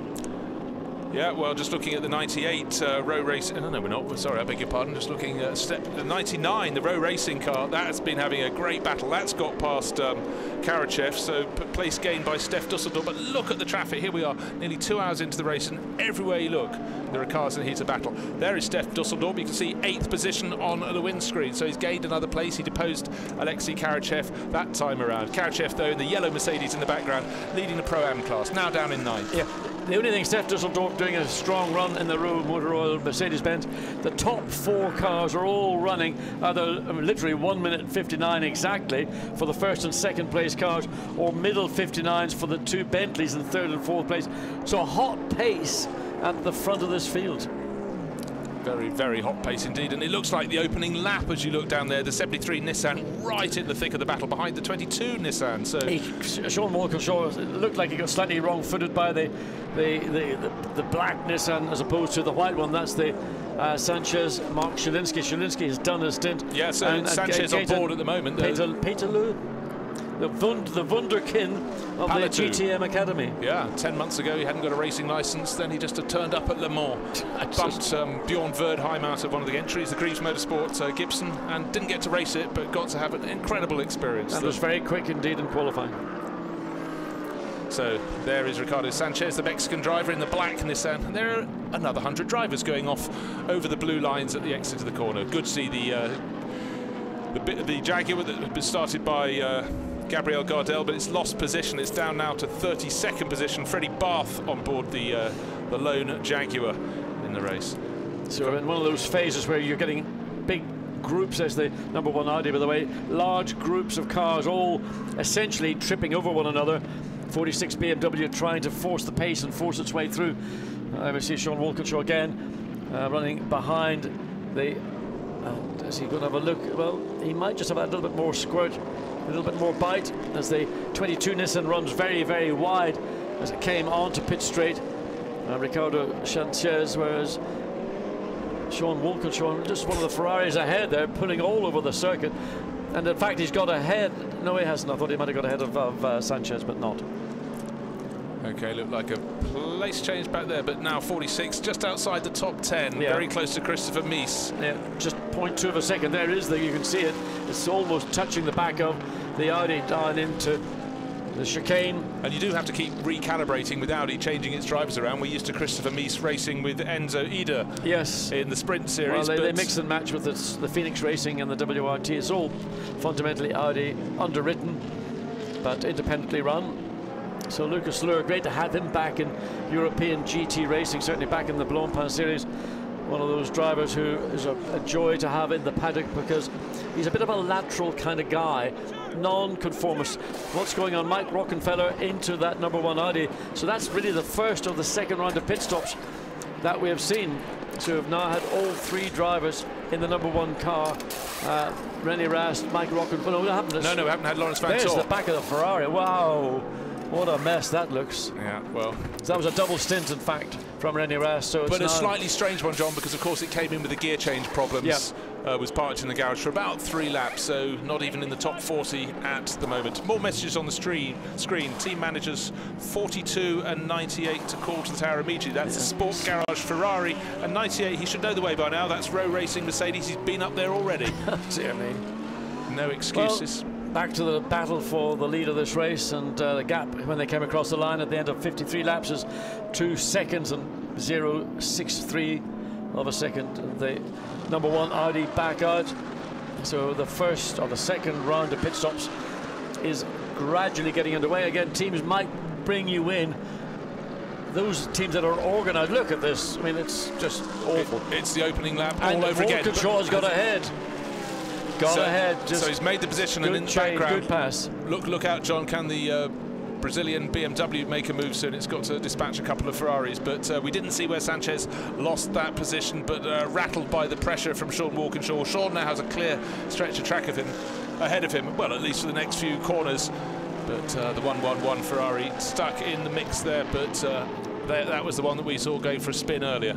Yeah, it's nice to get that little bit of... He's got Christopher Mies, that's the next car up as the Ferrari. Sorry, it's the 11 Ferrari, that's the Kessel Racing one. Yeah. Well, they're both Kessel Racing, but this is the one in the Pro-Am class. Sanchez loses another position, and all of a sudden now he's struggling. You can again look at the Nissan, the rear of the car, sliding around under acceleration. So that's most likely the reason that Sean Walkinshaw was able to make the manoeuvre on the 22 Nissan, just simply lack of rear end grip. Right, just want to point out the 11 Ferrari, which we misidentified as 111, is second driver Michel Broniszewski started, and Alessandro Bonaccini is now on board, up to 3rd place in the Pro-Am class, still led in 9th place overall by Alexei Karachev, and ahead of him we've got, of course, Ricardo Sanchez in the black, the mean-looking Nissan, so very close indeed. And now the places have changed, so up into 2nd place in Pro-Am goes the number 11 entry. So Bonaccini doing a very good lap indeed. Sanchez has had a poor couple of laps, John. Yeah, but he's struggling for rear end grip. You can see, particularly coming out of turn 3 that leads on to the Mistral straight, the back end of the Nissan, he just can't get the throttle down, and consequently he's having to wait while everybody else around him probably got that little bit more traction, and therefore again you just see the way the back of the car, and it's when you come through turn 9 and then into this, and again he's out of position as he exits the corner, and then he's compromised as he goes into the final turn. This time slightly easier in the throttle, the back end didn't step out, but compromised coming through the penultimate corner, and then consequently not so quick onto the pit straight. Okay, just saw the team Brazil, BMW peel into the pit lane, but Vicente Potoliccio, the Venezuelan driver, now in the 53, right on the tail. There he is, on the tail of Ricardo Sanchez's black Nissan. We're nearly at the 2-hour mark in this race, 1.5 minutes to go to that point. Still, it's the 63 Lamborghini leading, but as far as Potoliccio is concerned, his eyes are only for that black Nissan ahead of him, just outside the top 10, running down in 14th and 15th position. Sanchez just has enough grip not to run too wide, so for another corner at least he keeps the 53 AF Corsa Ferrari behind him. And there is the car that Sergio Jimenez brought into the pit lane, the Brazilian driver bringing the lone BMW from Team Brazil this weekend in for its pit stop. It's been just outside the top 10. So we've got Stefano Otelli coming in, or is he staying in? And it should be Frank Stippler jumping into that car. So that's getting us a quick service again. The key to doing this is choosing when you bring your car in. The #1 car came in early, and there is what is that the Marshall is running with? It doesn't look like a part of a car to me. Not a rear wing. No, that's not. A bit of floor, perhaps. Rectangular. Doesn't look like any diffuser or any part of, but certainly seemed to be quite keen. Does seem quite keen to make sure that he got somewhere quickly with the whatever it was he was holding. So super racing. It might not be for the overall position, but 41 riding behind the Sport Garage. I'm sure that was one of the ones that was given oh no, it was a sister car, the 42 Sport Garage Ferrari, that will require a visit to the pit tower. Yes. But 41 with Guibert on board. That's Enzo Guibert, taken over from Arno Santamoto, who started earlier on. Hello. Hi. Nice to meet you. And we have a visitor in the commentary box. We like to bring them along. John, don't fall over the rope. And we have Bruno Spengler, who's come up to join us. So, busy opening stint. It was pretty crazy out on the track there early on. Yeah, it felt pretty much like a sprint race, actually. Everybody was a bit all over the place, but it was good fun. And I managed to make myself a gap and not touch anyone and not get touched by anyone. That's the most important. Well, here's your car on screen. Yeah, there you go. Going well. Timo Glock on board. Of course, Alessandro Zanardi still to follow. How do you think the car's behaving? We've just got to the 2-hour mark in the race. I mean, unfortunately, halfway through my stint, we had a damper failure on the rear left, and that's why I had to stop earlier to repair, and we lost 8 laps. But before that, we had a good, well-performing car. I would say we struggle. Obviously, on the big straight, on the Mistral straight, I was losing a lot of positions there, although in all the corners I was quite good. The car was quite good in the corners, but on the main straight we were losing about 20 Ks. So, I mean, I lost a lot of positions on the straight, and here, if you don't have the straight line speed, you struggle a lot. So that was our main problem. Yeah, unfortunately, without the damper, it's just bad luck.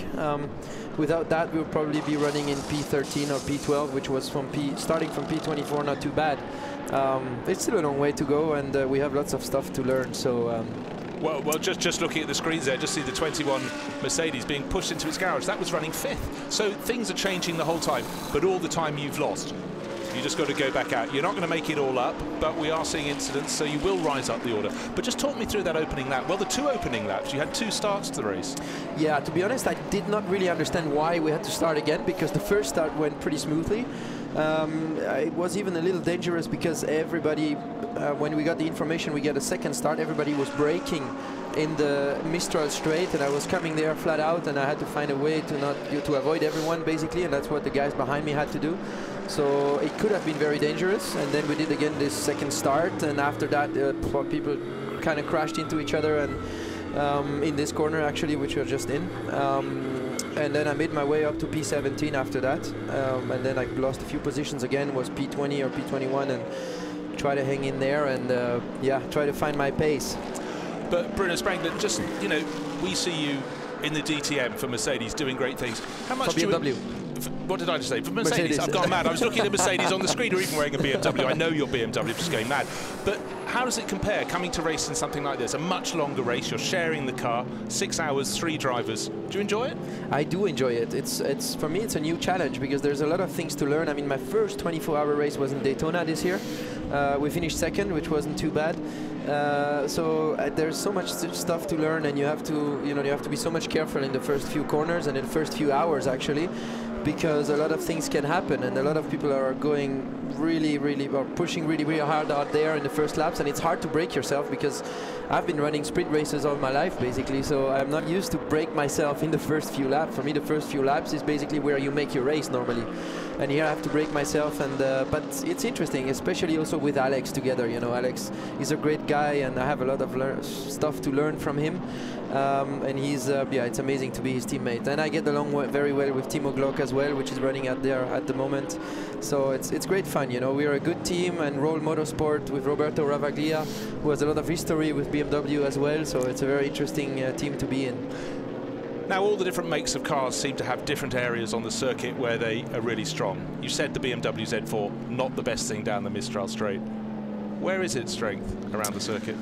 I would say we are quite strong in all the medium speed corners on the track. Not the quickest of all, but we are definitely in the mix in all these corners, and can follow the cars quite closely. But just everything we are losing in the straight is a bit too much here. We're just struggling. Now, one of the sister cars, well, not from your team, but another BMW coming in for the pit stop. That's my teammate in DTM, that's Maxim, going in the car now. Yeah, well, he's done a great job. Obviously, he won the opening round of the sprint series. But just finally, Bruno, looking ahead to the pit stop when Alex Zanardi gets on board, it's not a typical pit stop. Can you explain how that's going to work? Yes, I mean, Alex is a very fit person, as you know, I guess. So he gets in the car pretty quickly. He changes the steering wheel, or we change the steering wheel on the car, gets his proper steering wheel, puts it on the car, and that's basically the only change he does, because on the steering wheel, obviously, he's got the gas pedal, and a lot of stuff he can do there with his hands, and that's the biggest change we do. Otherwise, the rest is the same. You know, we don't change the pedal box or anything. He's got his proper brake pedal for himself, separated from ours, and like I said, we can manage a change with Alex in the 40 seconds, which is still really good. Well, that's fantastic. Bruno, the race is still bubbling on out there. Best of luck for the rest of the race. I hope you carry on and do more GT racing. It's great to have you here. Thank you very much. BMW brings it. So enjoy the rest of the race and back to the racing. Thank you very much indeed, Bruno. Bye-bye. So it's great to see Bruno Sprengler come and join us. Thank you very much, BMW, in the commentary box. And it's still Lamborghini leading the way with Mirko Bortolotti. But now, of course, we have a change because the Nissan has come in. The number 23 has made its way into the pit. So it's Bentley's second and third now. So Mike Parisi in the 84 Bentley into second, Guy Smith into third place. There is the Nissan changeover, and 23, the third driver in the routine, in the rotation, is Alex Buncombe taking over. Yes, and it'll be interesting to see how Alex deals. Well, it's actually indicating Wolfgang Wright, but it's assuming that is Alex Buncombe, just trying to identify the helmet. Yeah, well, Wright getting out, and it looks taller than Katsumasa Chiyo. So the you know, Alex is probably most familiar with this car more than Wolfgang Wright or Chiyo. So. And we know Alex Buncombe can do a really good job in this car. Had led Monza last year, has had great performances as the sister car, not the sister car, the sister brand. Sean Walkinshaw comes in, and is he going to hand over to Martin Plowman, or will he stay in and do a double stint? We're seeing more and more of teams looking at that opportunity.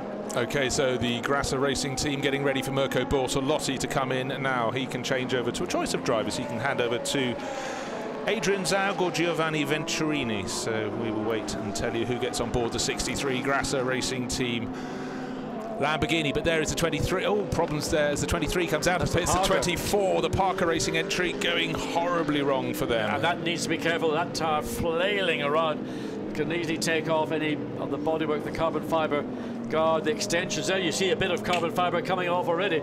I mean, it's just, well, he's actually, the tire's now completely detached itself. Okay, race leader into the pits. So the key is, what is the gap between first and second? Tire wrapped around the rear wing supports and the rear wing end plates.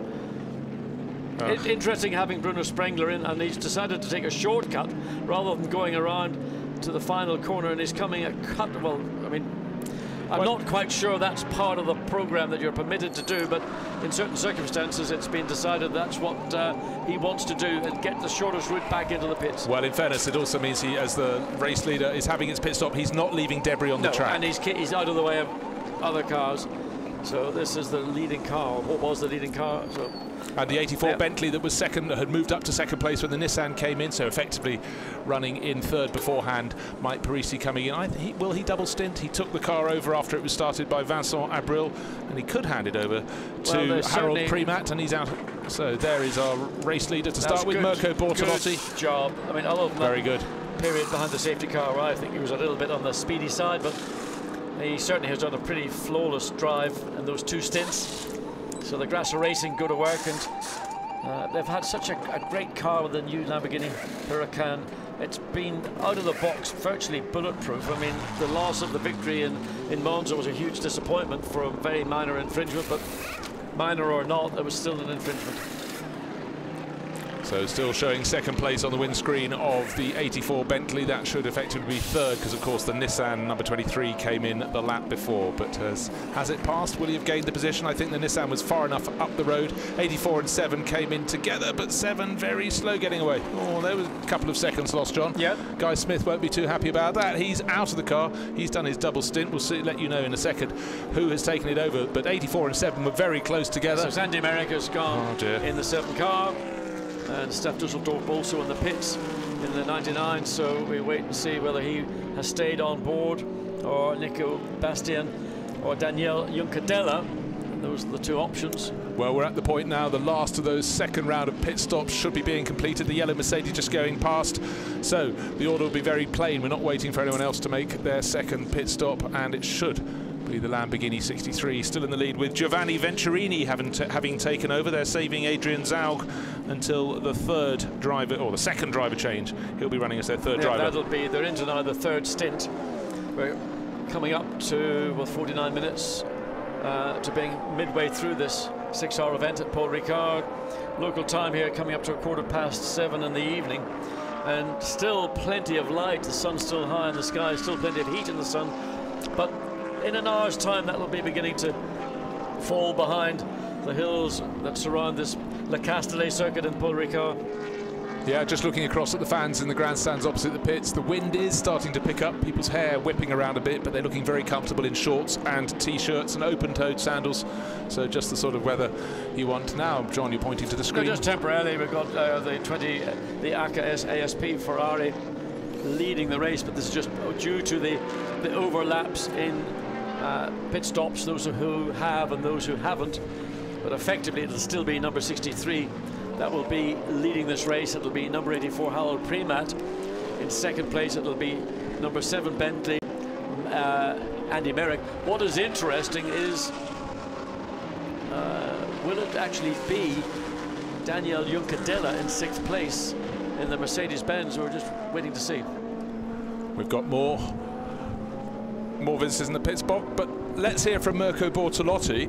He's had a couple of hours in the Lamborghini, and he's joined OJ down in the pits. Mirko, that was a mammoth stint, 2 hours in the car.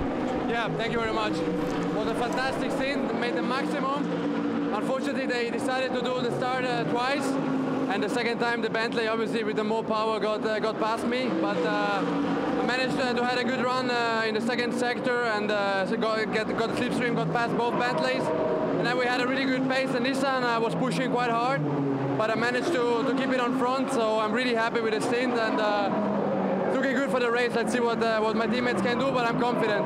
It looked like your drive was so much more controlled than the Nissan, because their tyres went off, didn't they? Well, I don't know exactly. I was obviously thinking about my own race. The traffic is crazy, but that's normal. And so it's, you know, I'm really happy with the job we've done. Really proud with the job I've done too. So I'm looking forward to the end of the race. And we've got 4 hours to go still. So we are in a good position. And yeah, definitely we keep our tires alive. That's a good thing. And just talking about the car then, so it looks like the Lambo has good traction. Yeah, the Lambo has good traction. The Lambo is an all-rounder. We know that. We have quite a good car. Obviously, we are at the beginning of the development of this car. So we have, but for this moment, I'm really happy with the work we have done together with the team. So the car is behaving well, and we are really happy with that. So let's see what happens. And just talk me through what it's like, 2 hours in a hot race car at a track like this. That must be hard work. yeah, it's really hot, but you know, you get used to that. You try to train a little bit, try to go to sauna or something, where it's really hot, and it's the same for everyone. So obviously, it's not a big deal actually. And how difficult is it being a racing driver, knowing you've got to watch for the rest of the race now? Sorry, can you repeat? And how difficult is it being a racing driver, having to watch for the rest of this race? It's hard. It's pretty hard, but I've got faith in my teammates. I'm sure they can do a good job too. And you know, fingers crossed for the 63 Lambo to be on top tonight. Thank you very much, Mirko. Thank you. Bye. Well, good to hear there from Mirko Bortolotti. Did a double stint in the 63 Lamborghini, leading the race. I've got another visitor up in the commentary box. Welcome, Frank Stippler. Hot out of the number 3 Audi, but you're looking Mirko Bortolotti up at the front of the race. You're working your way forward in the number 3 Audi, but down in 19th place at the moment, so it's not been going all exactly to plan. No, we are struggling here a little bit. We knew that before, that this might be a difficult situation for us. The top speed is not the best of the Audi. It's a long straight here, and it's always quite warm in these wonderful surroundings. And yeah, we struggle more than other cars in these conditions, and somehow we have to work it out now. But as the temperature, you know, we're now going into evening, as it comes down, do you think you might start to find your feet? Can I just point out, we've seen so many cars going off the circuit at Scene, and particularly, actually I've seen your car off a lot, but that was when Monsieur Richelmy was at the wheel. Is it very difficult to get the car around the Scene corner on the black stuff? No, but I think everybody thinks that it might be faster to go behind the curbs, and the race director said it's in this kind of corner it's such difficult to control it, and so he opened for especially this corner the track limits, and I think this is a good situation for everybody, because if you get some penalties for someone and all the others are not penalized, it's getting difficult. So I think that's the best situation to keep control over the race. Now, normally in a Blancpain endurance race, this is a 3-hour race. We'd be in the final hour. How different does it feel, knowing it's twice that, it's a 6-hour race?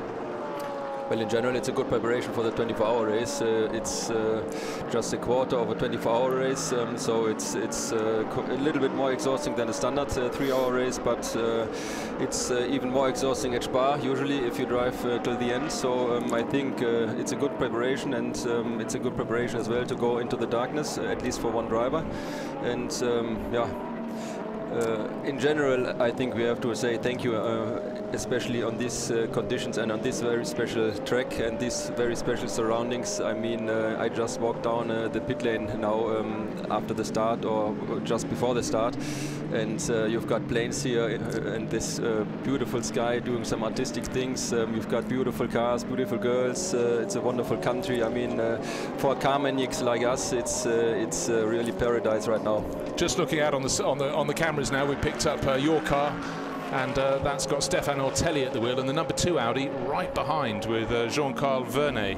Good little battle. It might not be for the lead, but important for you. The number 3 stays ahead there. Yeah, that's important, but quite obviously it's not for the lead. Right now we're fighting for 19th position, but yeah, it's like that. That's the sense of the balance of performance. You've got tracks where the cars are working better, and you've got tracks and circumstances where it doesn't work so well. And yeah, Paul Ricard was never our very favorite track. No, so the number 3 Audi, started by Stéphane Richelmy, then you, then Stéphane Ortelli. Will you have the same rotation when you go into the second half of the race? Will you be in the 5th stint? You don't know. I don't know yet. I have to talk to my race engineer now, because I just came out of the car and was visiting you. Okay, well look, we better get back to the action. Thanks, Frank Stippler, very much for coming up and joining us. Enjoy your second stint. Thank you very much. Enjoy your race. Bye. Thank you very much. That was Frank Stippler, hot out of the number 3 Audi, and the 84 Bentley into the pit garage. Don't forget, this was running in 3rd place. This isn't according to the plan. Maybe OJ will get down there fairly shortly to find out what's happening, but at the moment it had all been going so well. This is the car. Is that fluid on the floor, or is that just yes, there is some, but that started from the outside of the front row. Vincent Abril did a very strong opening stint, and now it's not going according to plan. It's probably fuel on the floor there. Fuel on the floor is not where fuel is meant to be. Now, how would it be there, other than if there's a fuel leak and the car is running? That would be a much more serious problem, but certainly there has been something spilt, and a lot of the blue paper tiling is now being prepared, and whatever is on the floor, the mechanics want to make sure that that is cleared as quickly as possible. It's never a comfortable situation having anything that's volatile, and especially in this heat. And you can see the scale of the disaster. The last time we could see the number on the window was 10th. Now it's down to 12th, and that number is going to go up 14th, dropping down the race order as it sits there. There's not a lot of activity on the car. Okay, here's a replay. The car's back in the garage. Well, there's no fluid on the circuit, on the thing. Look, oh, that's what's happened. Over. The churn was pulled over as the guy with one of the fuel hoses. So that's what's happened. I mean, that... Well, that's good news. That is good news, but that's fundamental. You just must never have that kind of mistake happen, because you've got to pump into that can of fuel. You've got an open neck on the can, and if it gets... I mean, oh, dear me. That was a scary moment, just simply not for what happened, but for what could have happened. Well, Alessandro Pierguidi going very well in the number 20, still listed as leading this race. I can't quite work that out. How? There must be a transponder problem, because I haven't noticed him getting ahead of the Lamborghini or the Nissan. They've done the same number of pit stops.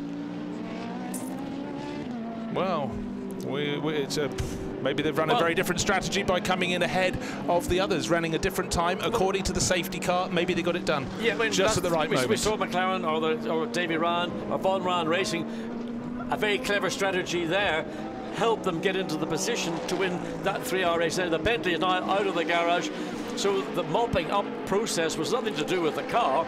It was the fact that the fuel can, an open neck can with a pump in it, was pulled over by one of the guys moving something, and of course now they can't get the thing to clear and fire and get underway.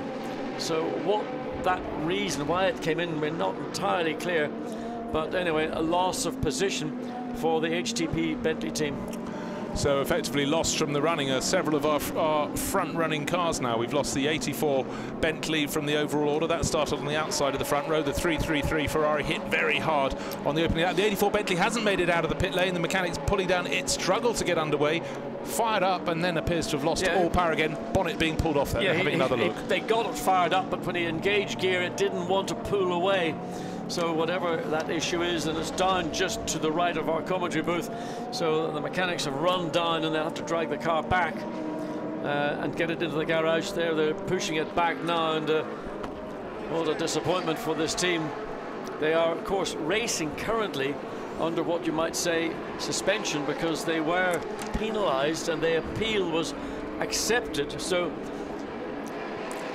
we're being told something to do with the throttle now.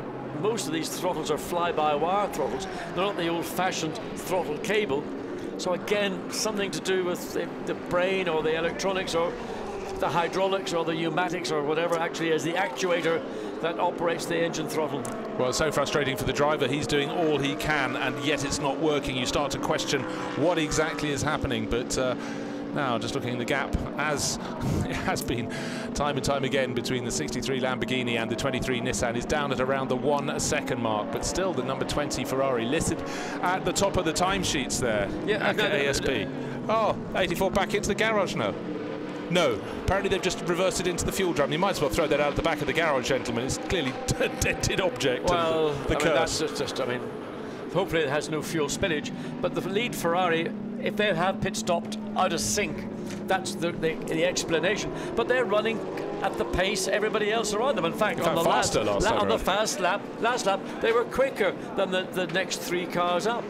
In fact, it was the 4th car, it was Andy Merrick in the leading Bentley, who actually was the quicker on that particular lap. Jonathan Buncombe in 3rd place in the Nissan, behind the Lamborghini, 1.1 seconds. But it's that 35-second advantage of the lead Ferrari. So clearly its earlier pit stop has given it track position. Now, that's a gamble. You roll the dice.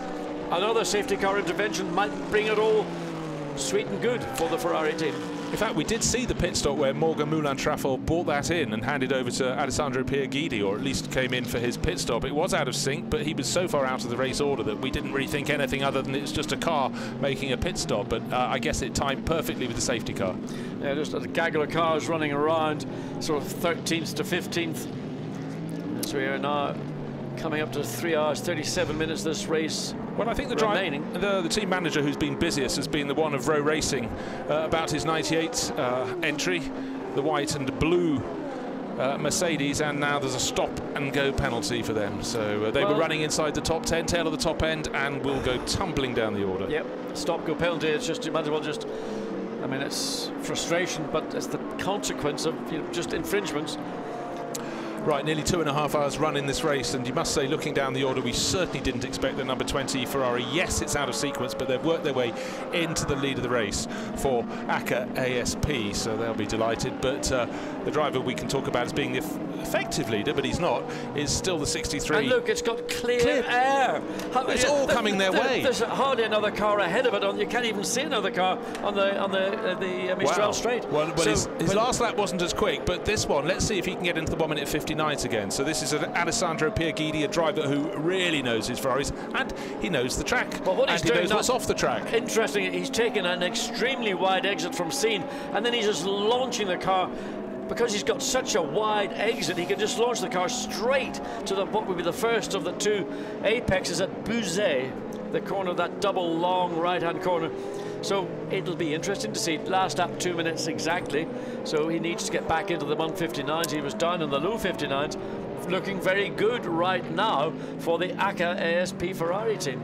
Yeah, well, as you say, clear track. We can see he didn't go wide because anyone else was in the way. He did that absolutely on purpose. How much grip has he got? Well, he's very wide out of the final corner, Virage du Pont.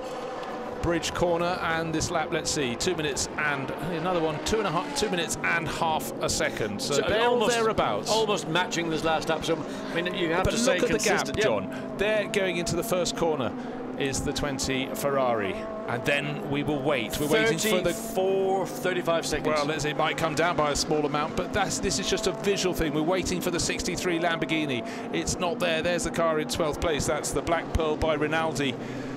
Ferrari still waiting in the background. There's a Nissan, but it's not the Nissan 23. That is the 73 Nissan that's running in 13th place. Still we wait for the Lamborghini to come over the crest on the start finish. There it is, and right behind it, 0.2 of a second down, is Alex Buncombe. He's the third driver in that car, fancies his chances now. Can he get around Giovanni Venturini? Not on the outside on the way in. What can he do in the second part of the corner? He's going around the outside, but the inside is the place to be. So there, Venturini holds on, but he's really being pushed. Wait for the back straight. Great on board, squeezing to make the long way around to get down into the chicane, and he's got ahead. I mean, Alex Buncombe has done a brilliant job. He's done something that nobody in that car has been able to do, albeit it's all been driven by Marco Bertoletti. But what a good pass, and what a courageous way to do it, by forcing the issue and holding your ground and not conceding, even though the Lamborghini was almost rubbing paint.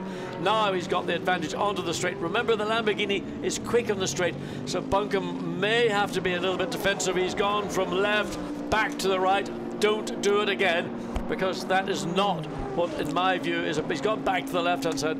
You know, when will they ever learn? You mustn't, once you make a move, you stick with it. You don't keep going one side to the other, then back to the original side.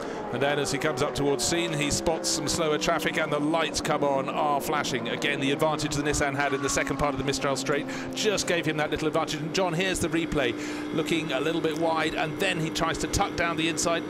Can he make it just enough space to do so? Then he was in the right position going on to the Mistral Straight. Job well done. In fairness, both drivers did a good job in giving each other working room, but Buncombe had the momentum. He also had the determination that he was going to find a way past. That was his best opportunity, and he took it.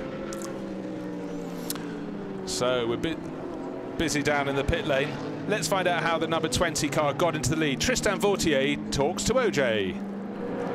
Tristan, you seem to have taken all of us by surprise by taking the lead. How have you done this? Oh, well, I haven't done it. Morgan was in the car when it happened. We're on a different strategy at the moment. We had a puncture, so we had to pit during the first stint, and obviously the safety car helped us catch the field back. And now, you know, at the moment, we will need another safety car to make it to the end without an extra stop. So when I take the seat in a couple laps, we'll go back in the order, but the car is very good.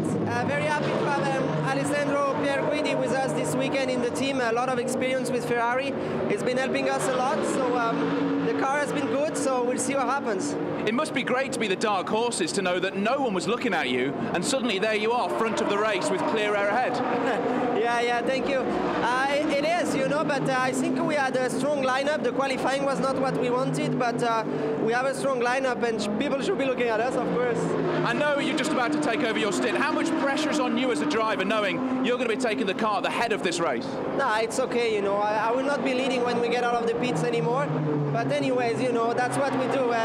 We're here because we're supposed to handle the pressure and do the job, so no extra pressure. Just do what I know, and we'll see. Tristan, thank you very much. Thank you. Well, Tristan Vautier very calm indeed down there. The number 20 Ferrari, there it is on your screens, Minerva Oil sponsorship.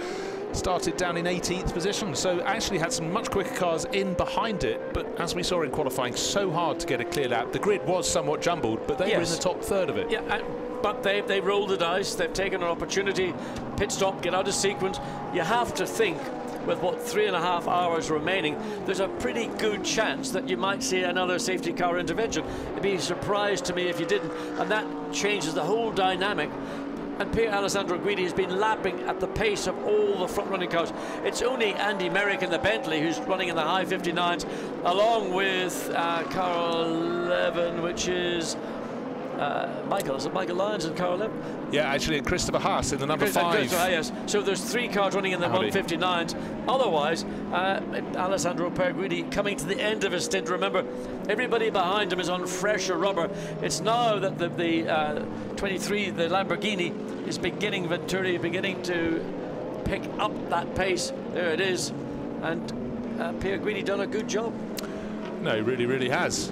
But as Tristan Vautier pointed out, driver, he races all around the globe at the moment, Tristan. He's got certainly gathering his air miles. Very calm. He knows he won't be in the lead of the race when he comes out, but still lots of cars wherever you look. Now the 84 Bentley back onto pit road. We had the problem with the throttle. Hopefully that's been sorted, but they've had a half hour from hell, I think we can say. The fuel churn being knocked over, the problem with the throttle, they thought they got it sorted, went out only as far as pit exit, pushed back, and a little bit of loud pedal action there. We certainly got a little bit of throttle response, and well, what a frustration. You know, you can't anticipate. The problem, just saw the number 1 Audi go through. It was a gear selection problem.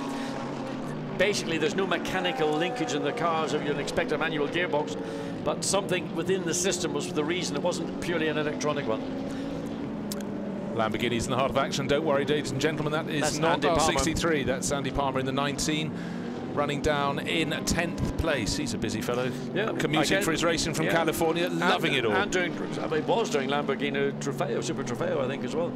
But anyway, doing again a very good job. And going back to the performance we saw from the trio of drivers that were in that car in Monza, really strong performance. We know the story of the outcome of the race.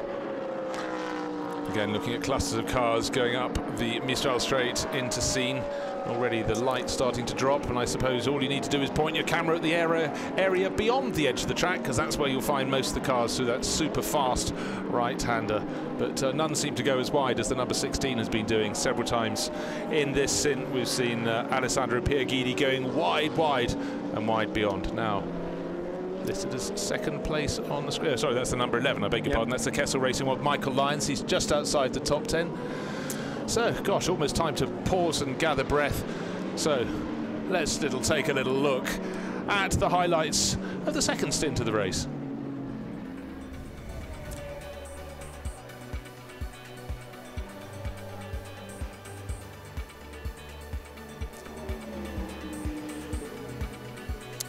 So here's another chance to look again at the start of the race. It seems so long ago now, John. 2.5 hours ago it was. We've had so much action in between. Lamborghini leading the way with the Bentleys in behind, and the Ferrari trying to go up the middle. Look nice and clean at this point, but we know within the next couple of corners there are going to be fireworks. Well, in fact, they had to restart the race. The race director wasn't happy with the way this race got underway, so we did see it being everybody having to get back into track position.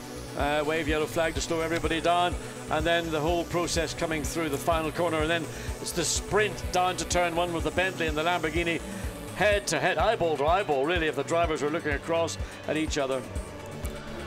So A long wait for the cars. They came round the final corner, waiting for as many as possible to get onto the start-finish straight, but they'd run out of track, and simply you had to flick the lights from red to green. Look at the starting gantry any second now. Who's going to get the hammer down best? Would it be the Lamborghini on pole position? Would it be the Bentley alongside, or one of those chasing, and the McLaren right in the heart of the battle behind? But here is where it all got a little bit bloody, and the green Ferrari from Rinaldi Racing punted round it, then hit the car that hit it, and another car had already hit it. It was the number 8 Bentley, Maxime Soulet, incurring the wrath of many of the drivers around. And so some escaped and some didn't. Lamborghini leading the way. The Bentley's fighting all along. 84 there, just ahead of number 7, or going past number 7. There's the number 23 Nissan going past as well up the Mistral Straight. So Nissan into second place, Lamborghini leading the way, and the 15 Buisson-Ginier BMW shedding a little bit of weight. And then round goes Marcus Winkelhock, given a hit up the rear by one of the Barwell Motorsport BMWs. Maxime Soulet, well, time to come into the pits for a little cooling down and a stop-go penalty. Yeah, Ferrari spearing off to the right, just coming out of the turn 8. Helicopters staying just to the side of the circuit, not wanting to put a downward cars. Audi pit stop, and again, look at the work here. Seat out, throw it to the mechanic behind the white line. He's allowed to stand there, but the BMW's in the heart of the battle, and the 33 Mercedes, one of many cars to go for a spin. This battle between the 84 Bentley and the 7, not the sister car, they come from different camps. HTP ahead of M Sport, but even though his car was behind, Malcolm Wilson from M Sport really enjoyed. But M Sport's responsible for the build of the cars, and here again, very tight. This is the chicane. Now we see the Parker Motorsport flailing that tire, just ripping carbon fibre bodywork apart. And then the Bentley's in the pits. We did see a problem a little bit later with the Bentley when it had a fuel churn. Mirko Bertolotti, he led the race, did a double stint. Okay, there was a safety car involved, but it was 2 hours of hard work. And over the curbs and far away, that's the Car Collection Motorsport number 33 Mercedes. A lot of drivers got it wrong. And here's the fuel churn tipping over in front of the, already a problem for the 84 Bentley. That only added to the problems. Fuel spilt on the floor. Then a throttle problem delayed their return to the race. And suddenly, by pitting out of sequence, the number 20 ACA ASP Ferrari leading the race. It's due to come in any moment now. And Alessandro Pierguidi will hand over to Tristan Vautier. But leading a race, and they've done it well. And again, you know, in fact, it's just left the pits, so it's done as pit stop. So that 20 car will be, I suspect, dropping down. The race leader is now Alex Buncombe in the Nissan. Yeah, we saw him made that wonderful move to get past Venturini in the Lamborghini. 3 seconds now ahead of the Lamborghini. Lap time almost, well, within 2-3 tenths on the last lap. Alex Buncombe.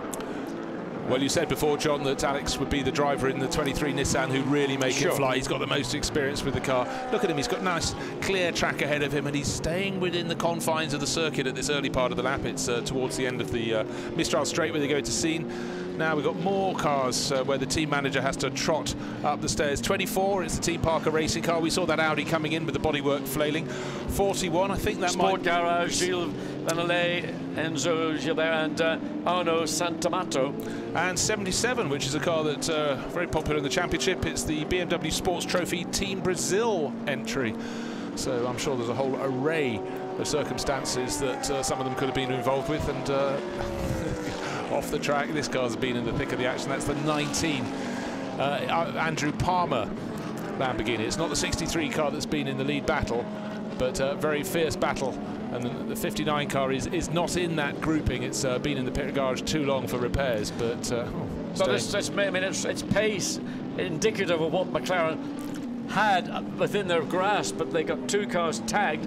Certainly the 65 car of Rob Bell on the opening lap taken out of the race, tacked severely on the right rear corner, and then Alvaro Parent had to make a pit stop. That car had to go back into the garage and spent time losing ultimately a number of laps which are never going to be made up again. Never going to be. So we've had a lot of incidents, and really looking at some of the cars that have broken into the top 10, we've got some that qualified way down the order. But look up, look at the identity of the car in 4th place, and indeed you just pointed to the screen. Martin started from the pit lane. Maxime Martin, that was effectively 60th position, 54 places gained in 2.5 hours. Well, that's not a bad job, John. We knew that was going to be a quick car, not because the car, but because the driver lineup: Marcus Paltala, Lucas Luhr, Maxime Martin, I mean, if you want a quick car for a 6-hour race or a 24-hour race, that's certainly considered to be one of them. Now, one of the cars you talked about earlier is Daniel Juncadella at the wheel of the 99 Row Racing Ferrari in 8th place overall. And now look here on screen is Maxime Martin. He and Dirk Muller won at Nogaro. They won the feature race, if you will, on the opening sprint round and looked in immaculate form. And he's only 1.7 seconds away from Andy Merrick in the third. There is the Bentley now. So Maxime Martin is working that magic. He's just, I mean, what a talented, I mean, he's a kid. But he's so much race experience, so good in GT racing.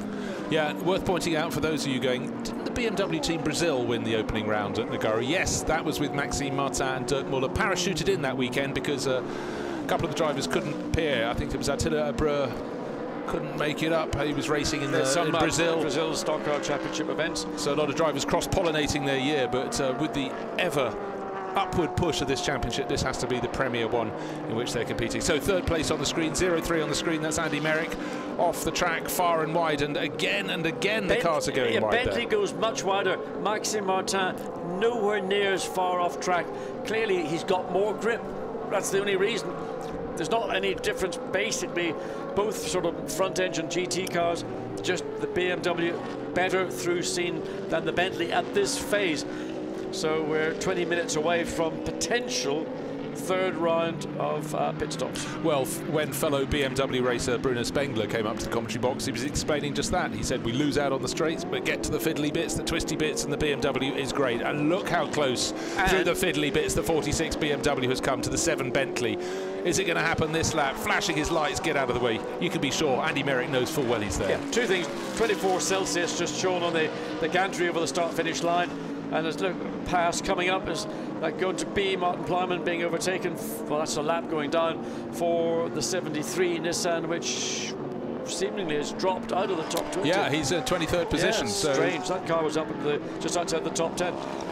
But as the track gets more and more rubber down, while on the one hand you get more grip, it also fundamentally becomes a little bit slipperier. So the BMW is able to hound the Bentley and principally look after its rear tires that little bit better. Just keep an eye on the Bentley as it comes through the exit of part 2 of turn 3. Then the flat out kink onto the Mistral straight. Gets close to the back of the Bentley. He only waved yellow flags. The car pulled over to the left on the Mistral straight. Right, that's car number 48. That's an AF Corsa Ferrari. But it's only a localised. We've gone back to green. So Maxime Martin can continue to try and work his magic and look for a way to harry Andy Merrick in the Bentley into giving him an opportunity to throw the BMW down the inside. But Maxime, it's all about getting seen right, because he knew he didn't have the speed of the Bentley, and again he's turned in better. The Bentley's gone very wide, Andy Merrick super wide, so that is where he gains. But the loss of speed relative to the Bentley down the Mistral straight means he's at too much of a disadvantage. But for how long can Andy Merrick hold on to that Bentley? Well, I mean, it comes down to what I've been saying. The BMW has got more grip, and particularly through this part of the circuit, these are slow to medium speed corners. On the straight, all he can do is get under the rear wing of the Bentley and hope he gets an anchor chain attached to the back of it and pulls him down the straight. And then when they get to scene, but on the exit of scene, just have a look down the inside and be courageous. Maxime Martin doesn't lack courage. No, he certainly doesn't, and because he's racing almost every weekend, plenty of experience too. And again, on the straight, he loses out that little bit to the Bentley, 1 car lengths, 1.5 car lengths, but even then he's being cheeky and just showing his nose towards the inside just to keep Andy Merrick busy through the corners. No intention of making the move, but just a warning that perhaps I might if I've had a bit more speed. But Merrick wide again. Again, Andy Merrick's just hanging on by the skin of his racing gloves, because he knows he's under pressure. He knows he can't afford to offer up any opportunity whatsoever in a car that has got less overall grip right now than the BMW. Looks up the inside, almost gets the nose to the point where he's going to have to ask Andy Merrick to give him more working room, get back onto it, keep close through this left-hander onto the Mistral straight, stay in contact. You've got an opportunity. Again, waved localized yellow. They've gone in just the next marshalling post down. So the Bentley furiously flashing its lights to the cars ahead, saying, don't get involved in my race. I'm defending my position, top 3 position. Get out of the way. Yeah, and with 84, Bentley dropping down the order with its throttle problems, all the more important, but the 7 delivers, and again up the Mistral straight he used that advantage. But what we saw going through Virage de la Sainte-Borne, that was where we saw Alex Buncombe make his move up the inside, and perhaps next time around, if he can get close enough, Maxime Martin can try and make a move there. He had a look the last time around, the Dragon Speed Ferrari in the way, but 3rd and 4th place cars, Bentley and then BMW, Andy Merrick and then Maxime Martin right in behind. The Ferrari might be a little more difficult to get past because it's straight line performance. You can see Andy Merrick on the headlights, and these are very, very powerful headlights, and when you see them in your mirror, it just go, wow, what's that all about? Waved blue flag, but the Ferrari doesn't concede track. He does now. He drives right off the track to let 2nd and 3rd, or 3rd and 4th place cars get through. But he's still ahead of them. That's the thing. He should have come off the power and let them by. Well, I agree. Now look at Martin up the inside. He's going to split the Ferrari, and now Andy Merrick is under real threat. His 3rd place, is he going to concede it? Well, Maxime Martin had to brake fractionally earlier to get the speed checked, and Merrick knew that, and he used it. You know, a mercurial race driver has to do sometimes things which are tough. Yeah, well, we saw him powered up by eating a banana and a chocolate bar in the interval, but he's got on board and... Baz didn't like it. Baz, that's not a happy face, is it? Baz, what should he have done? Played hardball and stayed there and risked damage? No. I think he did the right thing, but, you know, it's going to get more difficult by the lap for Andy Merrick to keep defending. It certainly is. We've seen him running wide time and time again, and again you can see how much faster through the corners, so much more grip, the Mark VDS BMW. He's got to bide his time. He was sensible down into turn 1, John, just to give that little bit of space, and certainly Andy Merrick was never say die. This time he looks a bit closer up the back straight. Come on, smile, Baz, smile. I just think his best chance is going to be on the exit of scene, because the Bentley runs so wide. If Maxime Martin can keep that tighter line and have a slightly higher launch speed off scene, he might, but not this time. Again, he's in fact had to run more to the offside of the track than anticipated. Because you can't keep this pressure up. You've got to draw breath yourself. You've got to give your car a chance to sort of recover and then have another launch, as we got 15 minutes of this battle remaining before one or other decides it's time to go into the pits. Yeah, and for Andy Merrick, he'd quite like to race on his own line, because certainly some of his lines have been compromised as he spotted the 46 BMW taking a look up the inside, round the outside.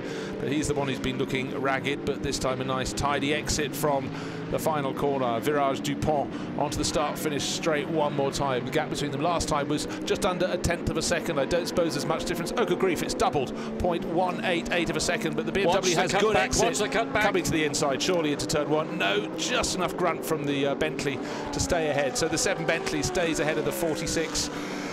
BMW, don't forget, the 46 started 60th and last started from pit lane. This has been a remarkable drive from Mark VDS, and the other teams regular in the championship must go, thanks guys for turning up and raining on our parade. But what we're seeing is that we know the BMW's got pace, but we haven't seen the consistency. Again, down into turn 3, space, trying to force the issue on the exit of the first part of 3, but the Bentley is enough off the corner. Now watch the tail of the Bentley as we go back onto the VDS BMW pit wall to keep an eye on the team there. The 2 cars come on to the Mistral straight.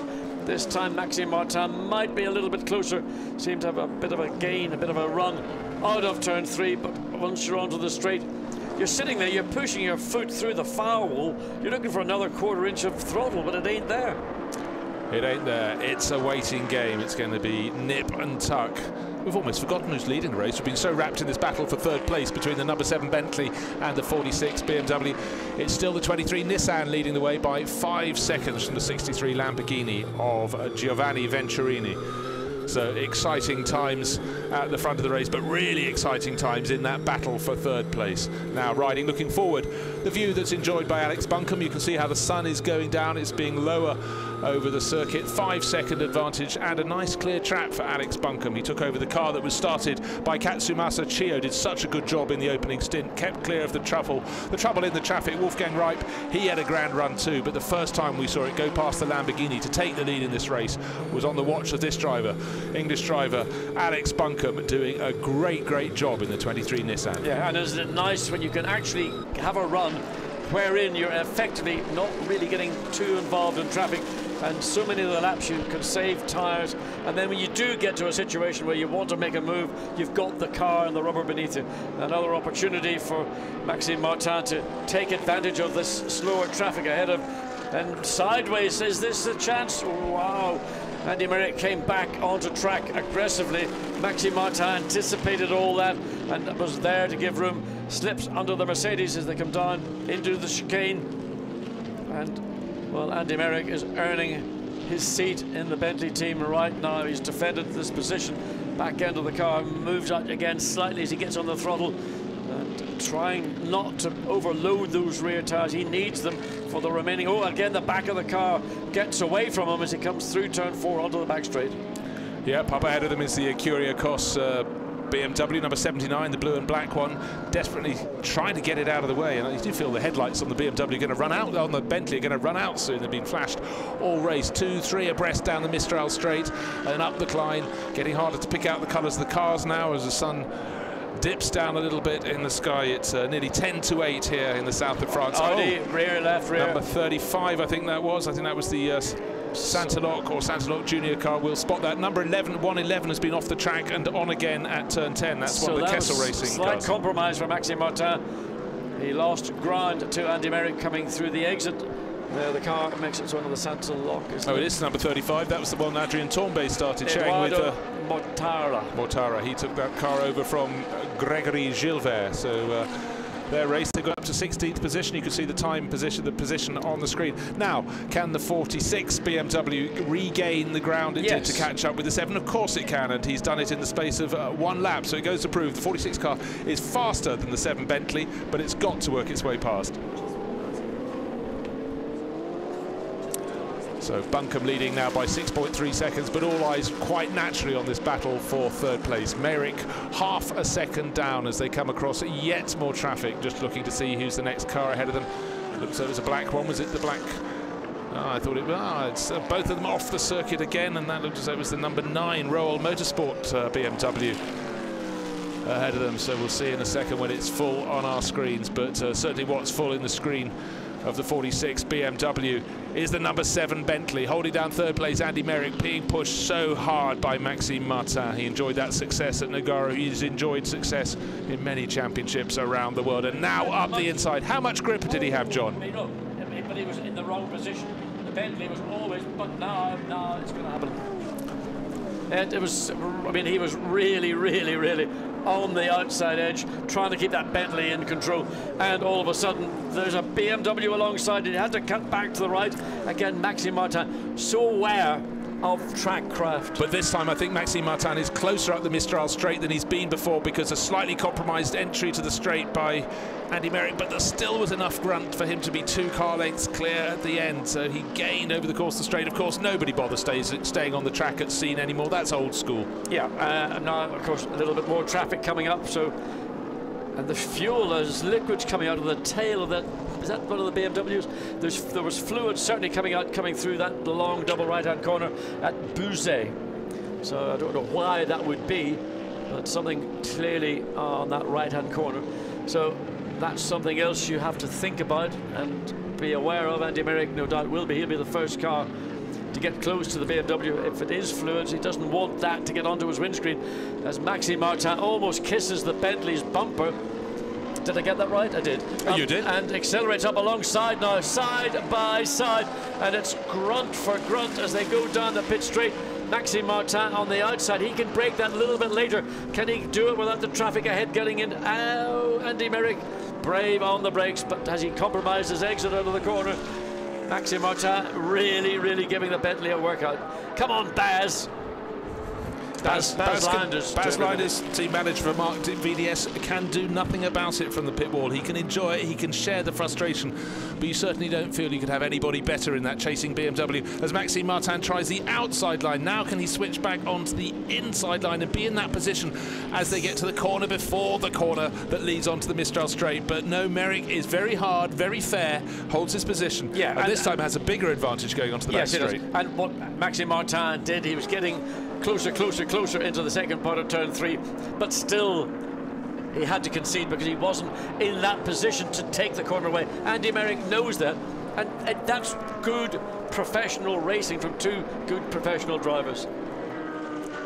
It's a real case of a driver linking the corners together, not taking them in isolation. He's worked his passage through a 5-corner stint and has stayed ahead of the 46 BMW. But this is an epic stint from both of them. Sometimes they're on the track, sometimes they're not. But what you can see is Merrick's Bentley right on the tail of 2 back markers. He's got to get through them without any trip-ups.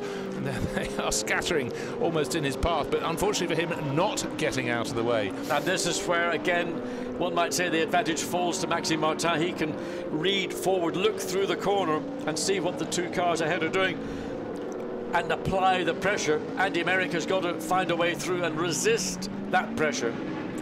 Well, it's been a wonderful battle for 3rd place. No wonder it's been filling our screens for so long, and now trying to get around the 51 Ferrari, given a little push towards the outside of the circuit there by the Bentley, and the BMW goes past as well on the start-finish straight. He was on this position last time. Is his nose going to be in front, but then he'll be in the wrong position? It's a left-hand corner at the end of the straight. The power in the straight line of the Bentley comes back, with the Ferrari disappearing behind them, and it's still that Bentley in 3rd position. That extra grunt as it got down to turn 1, just enough to keep 7 ahead of the 46 but BMW. This, coming out of turn 2, and again, I mean, the pressure that Andy Merrick is under to keep the BMW behind and not make a driving error. It only takes one little error and Maxime Martin will be through, and once he's through he'll pull away very quickly, with the exception of the Mistral straight.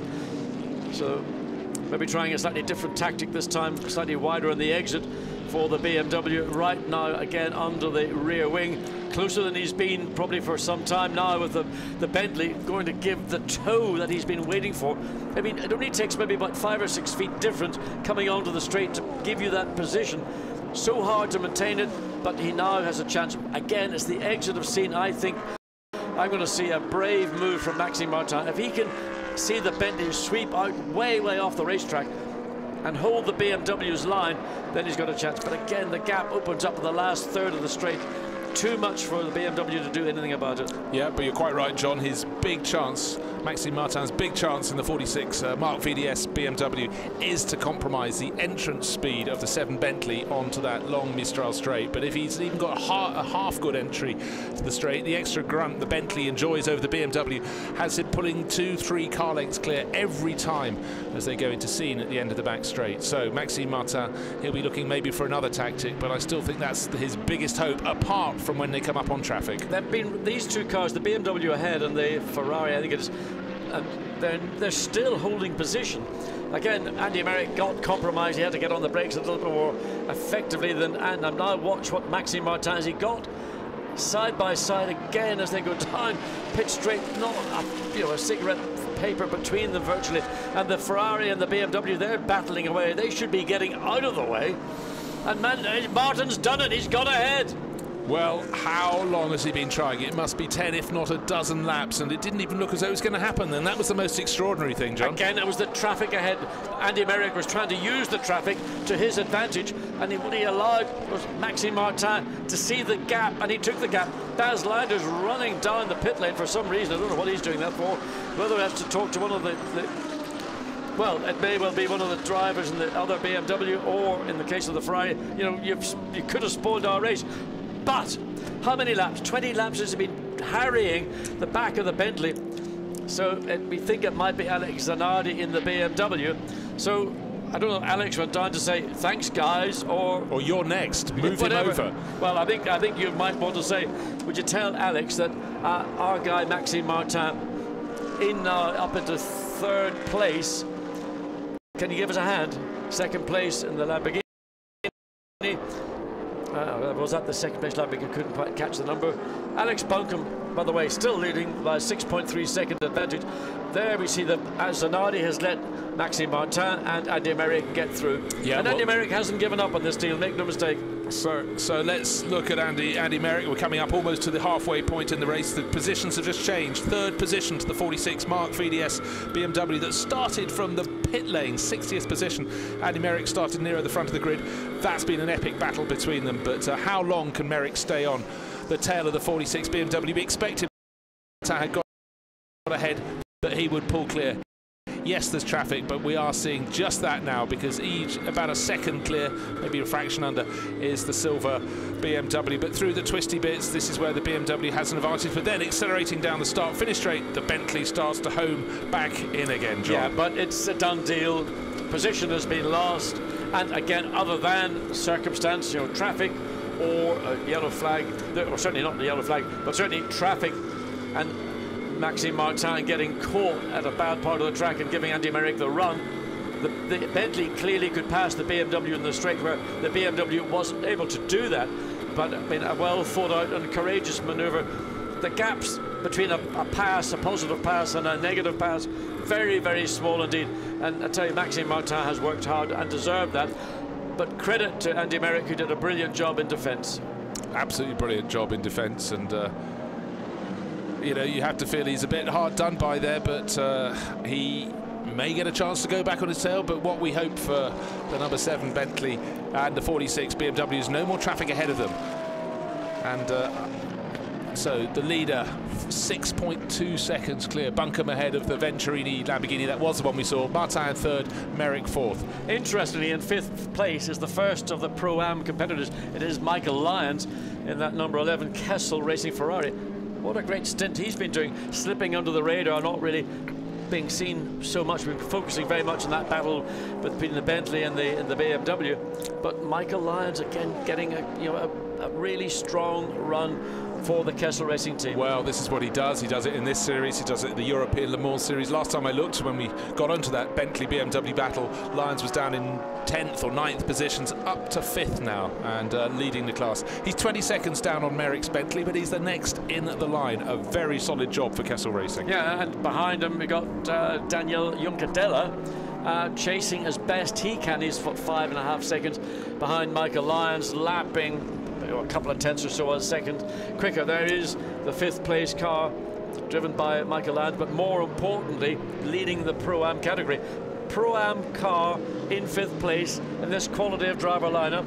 Pretty impressive. Absolutely fantastic. And of course, Michael Lyons spends his year jumping in and out of all sorts of historic Formula 1 cars, Formula 5000 cars, but his real target is, of course, GT cars. He raced in the European Le Mans Series up to 5th place, and we're having commentary box visitors coming in thick and fast. So welcome now to Timo Glock. It's been a busy old race out there. How do you do? Yeah, not too bad, thank you. I hope you guys enjoying the race up here. We're running out of voice. There's been so much happening, Timo. And you've got still 3 hours to go, so. Yeah, we've got to pace ourselves. We've got the Spa 24 hours coming up soon. So what are your views on the race? At the moment, we've got the 23 Nissan leading from the 63 Lamborghini. We've just had the Maxime Martin has had this fantastic battle with the 7 Bentley. He's moved up now into 3rd place. It's been great. Yeah, that's the reason maybe why I'm a bit late, because I was watching it on TV and it was a really nice battle. He did a really good job to get by. I think it's quite tough for us to get by these cars, because they are quite strong on the straight. But he did a really good job, and the Z4 looks quite promising for these guys. Now, of course, you're in the number 9 Royal Motorsport BMW. What was the problem with the car?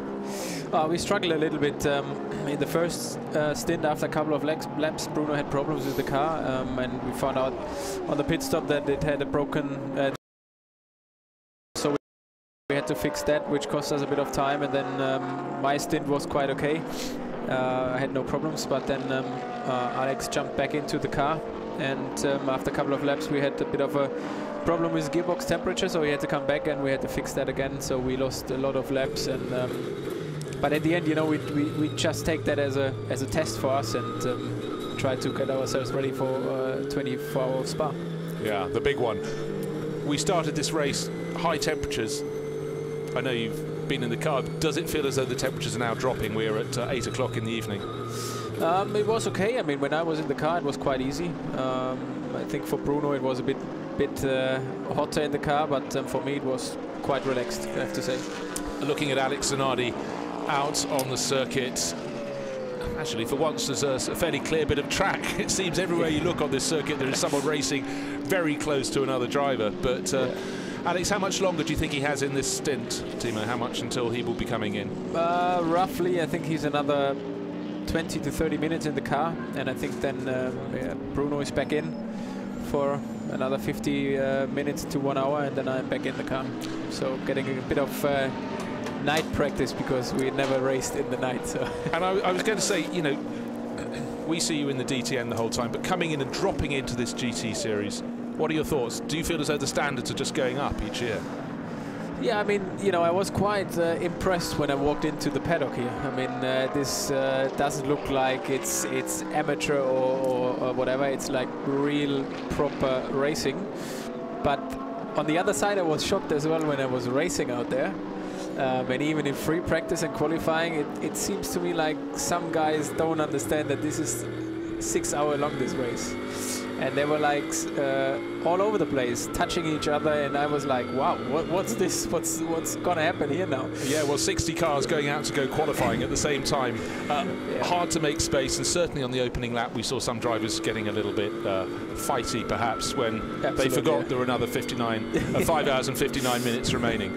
That's true, yeah. But here we are, we've just started the second half of the race. A long way still to go. Of course, the number 9 Royal Motorsport BMW still in there, but a lot of time has been lost, so it is about now just gaining experience ahead of Spa. Yeah, absolutely. I mean, we never saw this race as you know, a challenge for being in the top 5 or whatever. We just tried to get a rhythm for us. You know, doing driver changes is the first time we ever did a driver change, especially Alex and myself. And Bruno, you know, he's the really experienced guy in our team. We had one 24-hour race so far, so you know, we were just taking this as a test. So getting a rhythm, and for us it's important, even if we are like 10 laps behind or 11 or even more now, we just need to get experience and go to the end. Well, Timo, thanks very much. We've just had the 23 race-leading car come in to make its pit stop. Alex Buncombe has handed over to Katsumasa Chio, who started the race, did such a good opening stint. Thank you very much for visiting us, and good luck in the second half of the race. Thank you. So thank you very much for BMW for bringing up Timo Glock. Always a delight to have people up joining us in the commentary box. Thank you, Timo. So now we're getting in the flurry of pit stops. This is the third round of pit stops. Just seeing the number 70 GT Russian team Mercedes coming out from its pit stop, and the track is as busy as it's ever been. As Katsumasa Chio, you can see the number 6 on the windscreen, 06. It means the pit stop has dropped it from the lead of the race. The number 23 Nissan, with the pit stop done though, out into 6th place.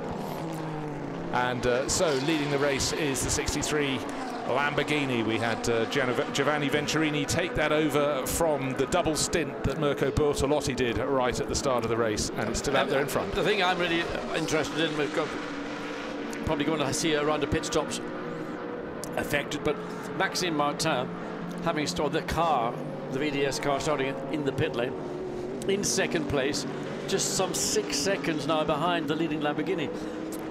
Well, hopefully they'll bring him in before the pit window or the stint window close. There is the 63 Lamborghini, because we've seen one of the cars punished for exceeding driver stint time. I think that was car number 35, but more of that later. There is Maxime Martin, still pressing on really, really hard in the 46 Mark VDS. Yeah, I mean, last lap was just under half a second quicker here than the lead car.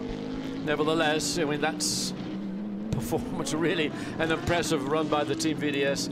BMW, Baz Linders led, great lineup of drivers in that car, and they're getting their rewards. Well, they certainly are. Marcus Paltela started it, Lucas Luhr was second, and Maxime Martin completing the rotation, and soon his stint will come to an end in the next 10 minutes or so. And yet again we have information on the screens. 41 and 77 are under investigation for turn 11, incident at turn 11. Flag warning for car number 53. So 53 is one of the AF Corsa Ferraris, shared by Pier Giuseppe Perezzini, Vicente Portolicchio and Marco Chiocchi. But they're not the cars at the front of the order. It's 63 Lamborghini due a pit stop, and the car you can see flashing its headlights and going past, the silver marked VDS. BMW waiting for its pit stop. Will be coming in very soon. He's now just over 6 seconds down on the race leader. And the lead Pro-Am car, Kessel Racing Ferrari, Michael Lyons behind the wheel. He's also in the pit, so that'll have to sort itself out after this whole round of what, we've got 40 cars on our screen. There's still probably about 55 or so of them running. And 63 in the lead, coming up to the end of lap 88, just over the 3-hour mark. And from now on, it will be interesting to see just at what speed the ambient temperature drop occurs, corresponding to the track temperature, what bearing that will have. As the air gets more dense, you do get a little bit more downforce through the aerodynamics. You get a little bit more engine performance, but it doesn't just affect one car. Everybody is the beneficiary. Yep, and as you can see around the circuit, there's quite a lot of tyre debris and marbles out towards the edge of the circuit. Mind you, a lot of the drivers have been driving straight off the edge of the circuit, as we see there. Thank you, Andy Merrick, for proving the point. So maybe it's cleaner on the circuit than it is out beyond, but certainly tyre wear is a factor. Andy Merrick still pressing on, but he's dropped nearly 4 seconds down on Maxime Martin since that overtaking move. Not bad, though. In fairness, it's what, 6 laps or 7 laps since the overtake took place. And, I mean, to lose, as I think I would say, as little as he has done, I think he's done a really good stint to keep that car in the top 3. Daniel Juncadella much further back, 32.5 seconds, so that's not an issue. There's no challenge right now to Andy Merrick. The only challenge he has got is to maintain or ensure the gap to second place doesn't extend beyond what it is now, just a second or a tenth of a second, under 4 seconds. Well, the view we have from sharing with Andy Merrick going down the Mistral Straight is the Black Pearl Racing by Rinaldi 66 Ferrari with Dominic Schwager, who started that, wow, being passed very tidily indeed, but kept out of the way. And he's running in 10th place overall, as yet again the Bentley uses the extra bit of circuit that they've been told they can use, and using it time. He uses it into the corner and out of the corner. It's just coming into this corner, Le Bousset, the corner that follows after Scene. As the sun begins to set on the west, the light drops, and it really, you can see again up here at turn 8, 7 and 8, the light really getting in your eyes. And of course you've got a windscreen, you can see the amount of rubbish on the windscreen, which is a mixture of insect life and whatever rubbish comes out from the rear of a car. A lot of it will be rubber smears on the windscreen. Just visibility, again, you turn into start-finish straight, first thing you get is the sun like a laser into your eyes. So you spoke to certain drivers on the grid, and Maxime Martin in the pits from second place, and they're waiting to take over will presumably be Marcus Paltela, who started the race off. The clever drivers were like Mirko Bortolotti. They started a double stint. They won't be going back in. They don't have to suffer with low sun in their eyes, but a great job. And you can see Maxime Martin hopping out and helping to strap one of his teammates in, and the 19 Lamborghini going slowly, and just trying to see where that was in the running order. That's the one shared by Fabio Babini, Andrew Palmer and Jeroen Mull. And unfortunately it happened just after the pit-in box for that 19 Lamborghini. Now whether he overshot it or whether he in fact had a problem just as he went past the garage. I hope he hasn't run out of fuel. Well, whatever it is, he's still going slowly. Dropping out of the top 10, he's down now, Andrew Palmer, to a 12th place, and this is going to be a long, slow lap. I mean, you might say run out of fuel, but it's got all the hallmarks of a car that's got, at the very bottom of the dregs of the fuel tank, and it's a sort of sucking air 90% of the time, and 10% is actually gasoline. Well, if that's the case, let's hope he can get up the incline when it gets to the end of the Mistral Straight. Katsumasa Chio rejoined, went from the lead, rejoined in 6th place, but as the cars ahead come in for their 3rd pit stop, you can expect it to go back up to the sharp end again. There is the 46 with, yes, it is Marcus Paltela, who started the race in the 46 Mark VDS BMW, but of course when he started the race, he started from pit exit. And here he is rejoining the race in about 5th or 6th position. Waved white flags, and that's because the 19 Lamborghini going very slowly indeed. Seems to have a bit more speed. It picks up and loses, and the usual story is it a hydraulics issue? Is it a gearbox problem? Is it any number of electronic glitches that can afflict, as we see the 63 car? Well, that's leading the race with Mirko Venturini. Yeah, absolutely. And it's only had 2 pit stops to date. Sorry, shall I call him by his right name? Mirko Bortolotti, but this is Giovanni Venturini. Yes. With 180 drivers, I think it's fair to mix and match a little bit. And the Lamborghini, from memory, in Monza was able to run pretty deep into over the hour, but limited really by 65 minutes. Now Maxime Martin's gone up onto the Mark VDS pit wall, so obviously Baz Linders will be saying, what took you so long to get past that number 7 Bentley? But they'll be saying, job well done. You harried, you pushed, and you made it work. That was an outstanding drive amongst many great drives we're enjoying here this afternoon. They're coming into the evening now, coming up to 8:15. Looks so we have a car parked 70. Well, that's probably, of course, that's the 19 going very slowly onto the back straight. Indeed it is. It'll take a long time for us to pick that up. I thought he hadn't even got that far. Of course, now with the sun setting in the west, the camera's looking down the straight. Everything is so backlit. The colours have just vanished from the cars as they come down the straight, and it'll only get worse once the headlights come on, as they will enter into scene. Well, they've got the fuel pump ready for the number 19 when it comes round. If it comes round, there's the big arse. It got into the top 10.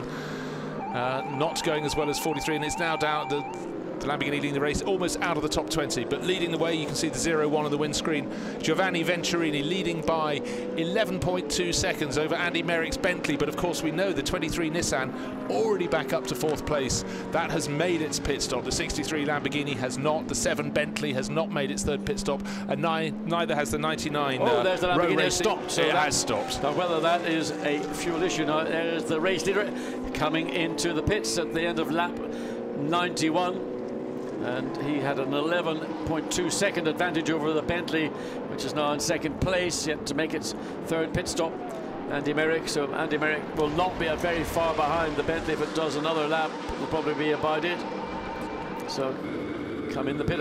Yes, it's the Lamborghini. That's the Bentley as well, I beg your pardon. So this is Andy Merrick has joined the Lamborghini. So 1st and 2nd on the road are now going to drop back, and then they recycle through. So we have another new leader, Daniel Juncadella, and the 99 Row Racing Mercedes. That's been in and around the tail of the top 10 by staying a longer 3rd stint into the lead of the race, but behind is the Nissan, and the gap between those two, just waiting for them to cross the start-finish line. 26 seconds it says, but of course Juncadella won't be doing a pit stop in that sort of time. Let's watch the 63. It's been right at the sharp end of this race. It had been deposed in that stint by Alex Buncombe, but Giovanni Venturini looks to be staying on board. They're doing 3 sets of double stints by looks things. Little bit tight against the fueling rig.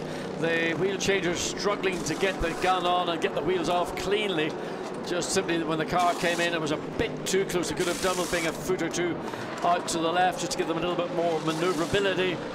And one of the tire guys goes down. Did he trip on the air hose itself, or just I think was it just a matter of? Well, he's had a real problem, isn't he? He's okay, but just more haste, less speed. Having said that, under the pressure of a pit lane to get a car returned back onto the circuit as quickly as possible. Yeah, he'll probably sport a few bruises from that pair of tumbles, but I think the second one was related to the first. The Bentley coming and there's the VDS in the background. Will the Mark VDS go ahead? The silver BMW. Oh, so close, and Venturini's car just stays in what is effectively 2nd place. Paltala very, very close indeed. He has got to make use. He's got warm tyres. The Lamborghini back out on fresh tyres that will have to come up to temperature. The longer, even by the corner you wait to make your move, you're going to lose track position. You're going to lose the overall advantage that you're enjoying. But can he make any position? There's not a lot of room around turn 3A, turn 3B onto the straight. And of course, once the Lamborghini gets its head on the straight, there's not an awful lot Marcus Paltala will be able to do, because that's the downside of the BMW's performance. And the Lamborghini already beginning to stretch its legs as it makes its way down the first part of the car, again parked on the left-hand side. And again, you can see the waved yellow flags. That's a green one there, so that's the area that's been cleared. We've now cleared that section. You can see the parked Lamborghini. Oh gosh, so it's so hard to get into my head the fact that the 46 BMW started 60th in this race from pit exit, and we saw in that opening stint how Marcus Paltala had to use his patience as he tried to pick his way up the order, and the speed didn't come quickly, the places weren't gained quickly. Oh dear, being chopped there unfortunately by the 17 Ferrari, the Insight Racing Ferrari, as he gives chase to the Lamborghini. But here he is, tackling the car that led away from pole position. I think Steph Dusseldorf has done a pretty good job. It looks like he's actually taken 3rd place away from Chio and the Nissan. Now that's what we're getting at timing and scoring. No, it's revised itself upwards, so it's still the Nissan in the lead, and we're waiting to see where the 2nd place of the Lamborghini is going to come. There's what would be assumed as the 3rd place. We're waiting just to get this whole thing stroll through. Well, I think we're looking at about a 20-second lead or so. Let's see what it will be between Katsumasa Chio and then who's going to come next. It should be the picture. It looks like a safety car coming out of the pits there, and it's like safety car's been deployed. Yep, so I did spot it. It was coming out of the pits. I didn't think any of the racing cars had lights on their roof. Has it picked up the lead car? It Nope. has. No, it's not. That's the 63, which is in second place. So what happens here? So 23 leading by, I said 20-something seconds, 24.9 seconds to be precise. Seen nothing on track that would indicate a reason for a safety car deployment. The other Lamborghini parked at the start of the Mistral Straight, but all the drivers will see it's on the left-hand side. There is the other Lamborghini, the one that started from pole position with Giovanni Venturini sitting aboard that. There is the Lamborghini, the other one, 19, being pushed off, hopefully behind the barriers, and maybe this safety car period won't be a long one. And the team manager of car 19 to report immediately to the race director. Well, I think you were spot on there, Bruce. That was the reason the safety car has been deployed, because there's people on the racetrack removing that car to somewhere that might be considered safe, as what is the lead car running at an appropriate pace, but the Russian BMW running well wide on the exit, coming off scene, probably running a bit too quick again. So car 19 manager report race director immediately. Well, just remember the figure. It was a 25-second lead that the 23 Nissan had, with Katsumasa Chiyo back in for his second stint of the race. That was his advantage over Venturini. Yeah. So everybody's been given instruction to overtake the safety car, and eventually the Nissan will join onto the tail of Anthony Comas, and once again he can then entertain us with his skills behind the wheel of an Audi R8 and have the car dancing, as we saw him do after the first safety car intervention. As long as it's dancing with a left foot and a right foot, not two left feet. But there is the 23 leading the race, but is its advantage of 25 seconds again to disappear? How long will this safety car period be? But of course, the safety car came out and picked up the second place Lamborghini, the 63, just ahead of the silver, dark red and yellow BMW, the 46 entry from Mark VDS. So it's been an impeccable race from the Nissan GT Academy. Entry number 23, Katsumasa Chiyo, started the race, handed over to Wolfgang Wright, but Alex Bunkum was the driver in that trio who really, really delivered. Worked his way past the 63 Lamborghini into the lead of the race, leading in his second stint by 25 seconds, and then the safety car was deployed in the background with the headlights on. You can still see the 19 Lamborghini. That stopped at the start of the Mistral Straight. That is being cleared, but we presume that is why the safety car is out on track, and this could be costing the 23 Nissan big time. Seemingly we've lost the 73 Nissan. That's the MRS GT Racing of Sean Walcott, Sean Martin, Plowman and Craig Dolby. Yeah, well, it's off the top 40 now. Yeah, well, it had dropped onto the second screen. I thought that was a function just of making its pit stop slightly earlier than rivals, but unnoticed by us, it has tumbled down off the second screen. So, afraid we can't tell you for now. So one Nissan leads this race, another Nissan seemingly has disappeared. Yep, and the other GT Academy Nissan, the black one in the Pro-Am class with Ricardo Sanchez, is in 11th place. So a good showing from the Nissans, disappointing for the MRS GT Racing team, however. But Katsumasa Chiyo, there he is as the sun drops lower and lower towards the horizon, leading the race. Safety car out on track as the 19 Lamborghini is cleared, but waiting for the safety car. There it is at the top of the screen on the start-finish race. Now it has the race leader behind it. There'll be many cars between. Of course, we're going to have that one waved by, the blue and white Audi be waved by, and now the safety car will have the 23 Nissan behind him, just as it should be. When it comes to the restart, whenever that is, though, there will be a lot of cars in the train between that and the Venturini, Lamborghini and Marcus Palsler in the third place Mark VDS BMW. Yes, and in effect that's as it should be, because it would be unfair that the lead car should be disadvantaged, but safety car interventions can often do so. They lose some, win others, but it'll be another, I would imagine, 2 laps for the whole field to catch up to the tail of this chain of cars running behind the Audi safety car. And then once race director is happy that everything is stable and fit for racing to continue, the safety car comes in.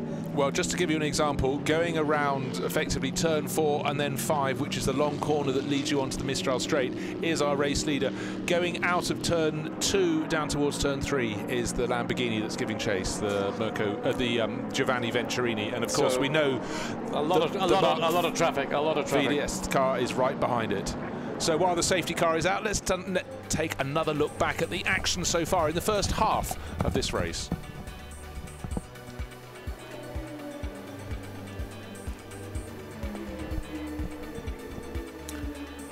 And there is the first start.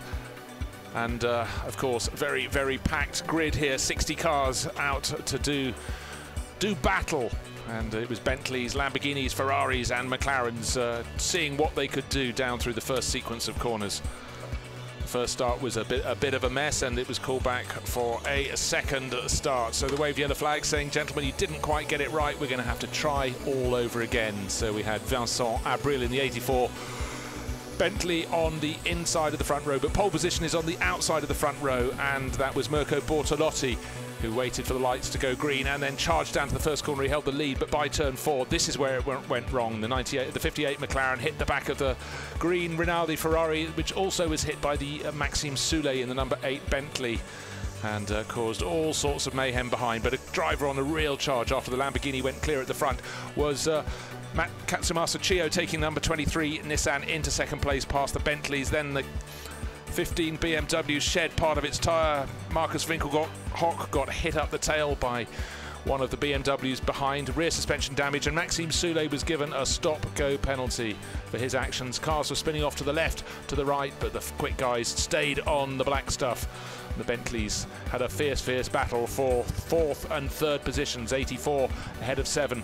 Beautiful summer's evening here in the south of France. Now look at this pit stop from the number 3 Audi. Very clever driver, throwing his seat insert to a mechanic who was off the racing line, if you will, back in the pit garage. Trouble out on track, but actually, if you're a Bentley fan, plenty to cheer. Malcolm Wilson and his crew running 3rd and 4th for Team Parker. They're a problem for their Audi, and a lot of bodywork damage as that front tyre flails around. And then in the pit lane, problems for the 84 Bentley crew. No problems at all for Mirko Bortolotti. He did a double stint. He's brought it in the lead. Then the 33 Mercedes getting it oh so wrong off the track, and in fact missing out one entire corner. Now look, unfortunately, a fuel churn, already problems. The 84 Bentley back in the garage, and they spilt the fuel. And that, I'm afraid, hasn't been the end of its problems. But by pitting out of sequence during the safety car sequence, we had the number 20 ACA ASP Ferrari taking the lead of the race. It knew its time there was going to be short as the fast guys made their pit stops at the other time. But now, look, this battle for 3rd place. Maxime Martin pushing Andy Merrick, and eventually, but after so much trying, getting up in that Mark VDS BMW. Wonderful racing, and that is where the move was made. And then once clear, was able to edge clear of Andy Merrick. But then another safety car period triggered as the 19 Lamborghini stopped at the start of the Mistral straight, but the sister car, 63 Giovanni Venturini, coming in, and his mechanic rushing a little too much, taking a tumble, and in fact a second one for good effect in the pit lane. Hasn't delayed the 63 car. And so here we are, as we're well now into the 4th hour of this 6-car race here at the Paul Ricard. Wonderful weather conditions, and it's been a fabulous race so far. John Watson, plenty to talk about, but the safety car at the moment running around at the head of the field in front of the number 23 Nissan, waiting to go racing again, and the safety car dutifully will be in this lap. Yes, and everybody now is in position, equidistance. The gap pretty much between all these cars. This is the middle to the tail of the field. But of course, the Nissan needs to be on it, because the Lamborghini in second place will be right on its tail as they come out of the final turn. And this is where, well, what's going on at the back of the field, all of a sudden tripping over one another as they try. Lights are still on the safety car. They will go out undoubtedly when they get to the exit of the scene, and at that point it will sprint away from the group of cars, and the race will be under the control of the 23 Nissan. So Katsumasa Chiyo will have control. It's quite a difficult thing. Suddenly you are given control of the race, and some drivers react very well, some almost panic about it. Well, there are about 10 cars between himself and the Lamborghini, number 63 Lamborghini with Giovanni Venturini. About 10 cars back in that pack. Okay, it's not a lot of seconds, but he's got to make his way through them, and certainly this is a chance for Katsumasa Chiyo. The advantage he had over the Lamborghini before the safety car came out was around 25 seconds. It certainly is less than that now behind the safety car, but certainly looking forward through the windscreen of Andy Merrick. He is 5th on the timesheets at the moment, but the advantage definitely with the Nissan at the front, and the others behind are going to have to be very, very careful when this goes underway again any second now. Getting around towards the end of the lap, we know the safety car will be pulling in. And let's see what sort of start Katsumasa Chiyo can do. The lights are still flashing aboard the safety car on the roof, so he's still indicating he's staying out there, but all the team managers would have told their drivers this lap is the lap of the restart. Yes. So in other words, wake up, be aware, and don't let somebody get an advantage. And of course, a good team manager will be telling them precisely who's in front of them, who's behind them, where they are in the race, whether they should fight them or let them go. The last thing you want is to take a risk with someone who isn't anywhere in the race near to you. You can see behind the second position in the AM class there. So the lights out now on the Audi, so Chiyo has backed again the field up. Now he should get on it. He's waiting his time. It's almost like he's waiting until he can see the start-finish straight through Virage Dupont. He puts the power down, but don't forget about 10 cars between himself, or 9 cars, back to the green Lamborghini. Let's wait for it to come through. And wait, and there it was. So you can see the difference. Maybe about 10 seconds, maybe slightly less, actually. Let's see. I think Chiyo was a little bit conservative. He could have gone a bit harder, a bit sooner, and used that advantage fractionally in this opening lap. As the field now begins to sort of sort itself out, a bit of a gap between the midfield and the tail. They haven't kept in contact with the chain as well as they should have done. If you get one car doing it, then you've got to stay behind until you cross the start-finish line. Well, the difference on the start-finish line was 7.6 seconds between the Lamborghini in second place and our race-leading Nissan, number 23. But, of course, that is 7.6 seconds and other cars in the way. So the Lamborghini is going to have to be very careful as he tries to pick his way up the order. No such problems at all. Lots of problems at all down there for Andy Merrick in the number 7 Bentley, running around in 5th place. He's got to get past the Aston Martin there. But out front, of course, Katsumasa Chiyo will be pulling ever further clear in the number 23 Nissan. So he was in the right place, the pole position, if you will, when the race was restarted. 2.5 hours remaining. What a race. The BMW looked like it's about to get mugged. As you can see it going from right over to left on the straight. One of the Bentleys behind. Here we see a Bentley just going past like it wasn't there. And that's the problem when you get the group of cars after a restart so tightly packed together. Opens up a lot of aerodynamic opportunities. Yeah, again, drivers not managing to stay on the circuit as they go through the corner, it's seen, but we know they are allowed to do that. But even through the tighter corners, we're seeing the Insight Racing Ferrari running wide. Still in the mix, the one and only BMW Team Brazil Z4, featuring at almost all the other races it's been competing at, but not in the mix, certainly not with 2.5 hours remaining here at Paul Ricard. But we've seen the order change an awful lot in the first 3.5 hours. And I'm sure it will change some more, but certainly the team that's enjoying its life the most at the moment is Nissan GT Academy, starting another lap as the chasing pack follows through. What's the gap between Chiyo in the 23 Nissan and then the 63 Lamborghini, waiting at 7.6 seconds, 10.8 seconds. So there we are. The traffic is definitely working to the advantage. Absolutely, and of course that means the following car there is the second place Lamborghini. There's what, maybe 8 to 10 cars that he needs to get through, and he's going to have to sort of cherry pick him by the lap. He's not going to be able to make but look who's ahead of him. The BMW's got ahead of him into second place. Marcus Paltella was ahead on that last lap. So he has used traffic and position, and again, he's got the same problem. He's going to be vulnerable when he comes on to the Mistral Straight. He doesn't need to lose any of the momentum. Still running behind the second of the 2 Von Ryan McLarens, which he will hope will help him drag down the straight. The Jaguar between the BMW and the Lamborghini. So it's no easy job right now for Marcus Paltella. He is vulnerable. He's a sitting duck, basically, because the straight line speed of the BMW is its vulnerable. Yep, so as we saw going down the back straight, into scene now goes Katsumasa Chiyo in the number 23 race-leading Nissan. The second car down into that corner, way down the order, but second in clear air is Alexei Karachev in the number 70 Mercedes. He's running 5th in the Prime class, but 15th overall. But in the heart of the battle, in the thick of the traffic, is the Mark 3DS BMW, up into second place with Marcus Paltella last time around, just ahead of Giovanni Venturini, but seems to be gaining through traffic. He's been running a very clear line through traffic and not been tripped up. But look at the advantage Katsumasa Chiyo has. And you know why? He's able to lap right now in the 1:58, the high 58. The next best place, the BMW in second place, lapping almost 3 seconds a lap slower because of the traffic. We're looking at it right now. There's Paltella threading his way through the back markers, hoping that blue flags are going to give him some advantage. You know, he can't afford to give away 2 to 3 seconds per lap on the Nissan, partly because the Nissan can choose its own line, it can look after its tyres better than anybody else following.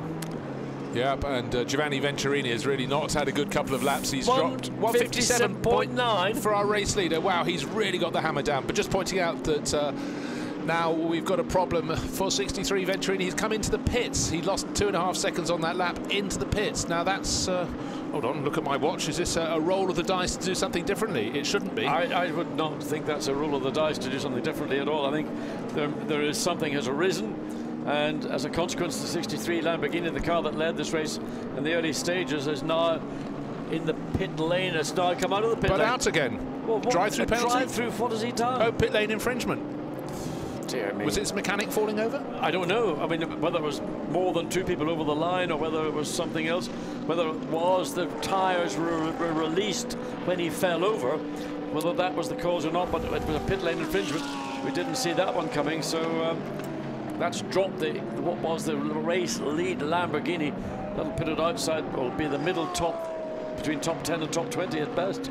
Well, looking through the course of this race, we've seen right in the early laps we lost some of the lead runners on that sort of first lap sort out, and even when they looked impregnable in the lead now. Let's have a look at a replay. This is looking forward from Andy Merrick's, through Andy Merrick's windscreen. He's been right in the heart of the battle, the wonderful battle with the Mark VDS BMW.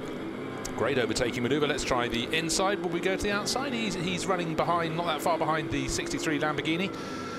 And gosh, it's busy out there. And as you see, John, the light is getting lower and lower, filling their faces and sticking in behind. But Merrick's been fighting from the start of his stint right the way through to now.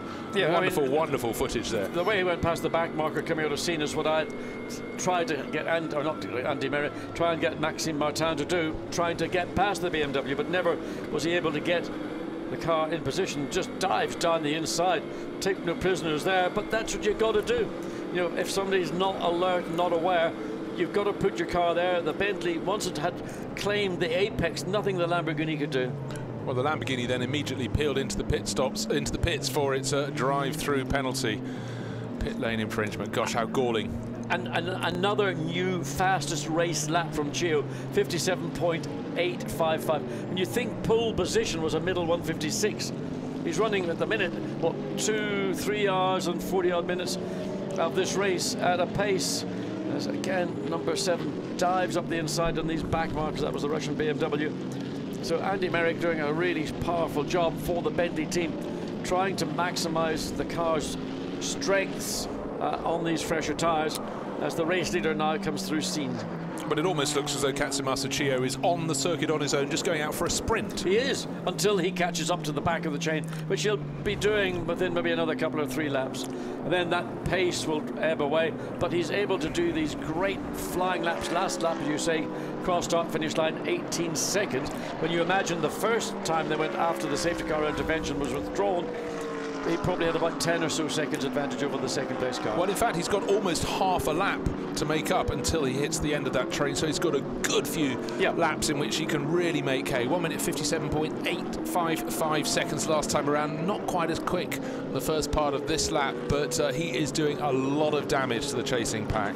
Well, I'll tell you, there's a lot of frustration for everybody behind the race leader. Now, we heard of Tristan Vautier down in the pits. He was caught by OJ and interviewed. He hadn't been out in the car. Now he's doing his session, but running 4th overall. There you can see in the ACA ASP entry number 20, it was out of sequence, but it's coming back to it again. Has it had a double roll of the dice? Well, the safety car has brought it back into the... It'll still have to stop much earlier than those cars that he's in this battle in the top 6 for.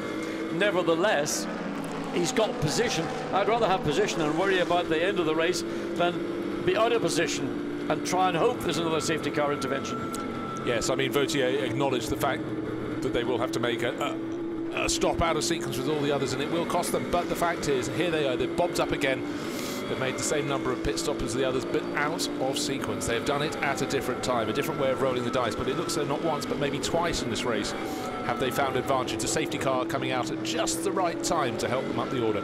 Nobody at the moment, though, can do anything as we continue to ride with the third place Bentley. Andy Merrick trying to pick his way up through past the Jaguar. Oh dear, number 5, you don't want to be driving around like that. The bonnet has flapped up. Marcel Fessler, so he's used to racing for Audi at Le Mans. Now, the problem is like he's going to go down the Millstrail straight. Does he recognise that the bonnet is not an aerodynamic device? It could easily be ripped off if he goes too quick down the straight, and that then, of course, is more detritus debris on the circuit. Or is he being sensible and trying to not do something that would ultimately see that bonnet be ripped from its hinges? The wind pressure is considerable, and I don't want to see that bonnet flying up in the air and then being scattered to the 4 winds when it's the racetrack. No, he can at least see through the gap underneath it. Many a time a bonnet comes up and you can see precious little, but there's no way you'd be racing at that sort of speed without vision. But he will need to come into the pits. That certainly will be a flagging infringement, a black and orange flag. No surprise, that's the there is damage to your car flag. Drivers going ever wider out of scene. So number 5 not in the top 20. They've not had the best of races. Sorry, they are in the top 20. What am I talking about? Number 8. I beg your pardon. I was thinking they've again benefited through the thing. Now let's see where it happened. Coming past the pits. Oh, absolutely! As he came past the pits, you can see bits flying off, and there is the screen up. So 8th at the start of the lap. What a shock you get when that happens, because it's like an explosion, literally, when you're in the cockpit, just a massive bang, and you think, what was that? And you look around and you try to then just recalibrate what's happened where you are, and then you realise, my bonnet. Well, he's made it back to the pits, but that was he's done a good job at entire lap, and he's only dropped 1 position. He fell to 9th as he came out of the final corner, was 8th when it happened, and that's a car that actually had picked its way up slowly through the pit stop sequence. And again, quite a few drivers, John, we've not really noticed their progress. Such has been the change of order behind the safety car, not behind the safety car, but by when they make the pit stops. The focus has been very much on the battle at the front, and the battle between the Nissan, the Lamborghini, the Bentleys, and Marcel Fessler, as he often does, just slips up through the field. And this car, number 5, had gotten itself up to before this bonnet. Can they get it removed? I don't know whether there's damage to the hinges. No spin for the number 12. That's the TDS racing car. Henri Acide from 5th place. So leading Pro-Am, it was all going so very well indeed. So now the lead in the Pro-Am passes to Michał Broniszewski in the number 11 Kessel Racing Ferrari. That's been going very well so far today. Problems continue. A new bonnet has been ready for the number 5 Audi. That will be pushed back into the garage. We had Frank Stippler up here. We talked about how it really wasn't. Oh, the bonnet's collapsed, almost not quite collapsed. Surprised, just missed his head. Exactly. But Audis have this ability, even when they're not fast, to creep up the order. 2, 3, and 5. Number 5, of course, losing ground now, being pushed into the garage. Had slipped up to the edge of the top 10. They were outside the top 20 earlier on. So great progress. New fastest final sector of a lap by Katsumasa. Unbelievable. 57.580. I mean, that's the fastest race lap on lap 102. I mean, he has got clear air. He is using it absolutely to maximum effect. Gap between Marcus Paltala in 2nd place further extends to 24.5 seconds, and a further 6 seconds ahead in 3rd place is a great double stint from Andy Merrick, as we see as Andy Merrick, no, so that's the sister car, coming across the start-finish line. So let's just run you down the order. 24 seconds clear is the 23 Nissan, ahead of 46, which is Marcus Paltala, started that VDS car from the pit lane. Andy Merrick in the 7 Bentley in 3rd, Steph Dusseldorf in the 99 Mercedes, and there it is in 4th place overall.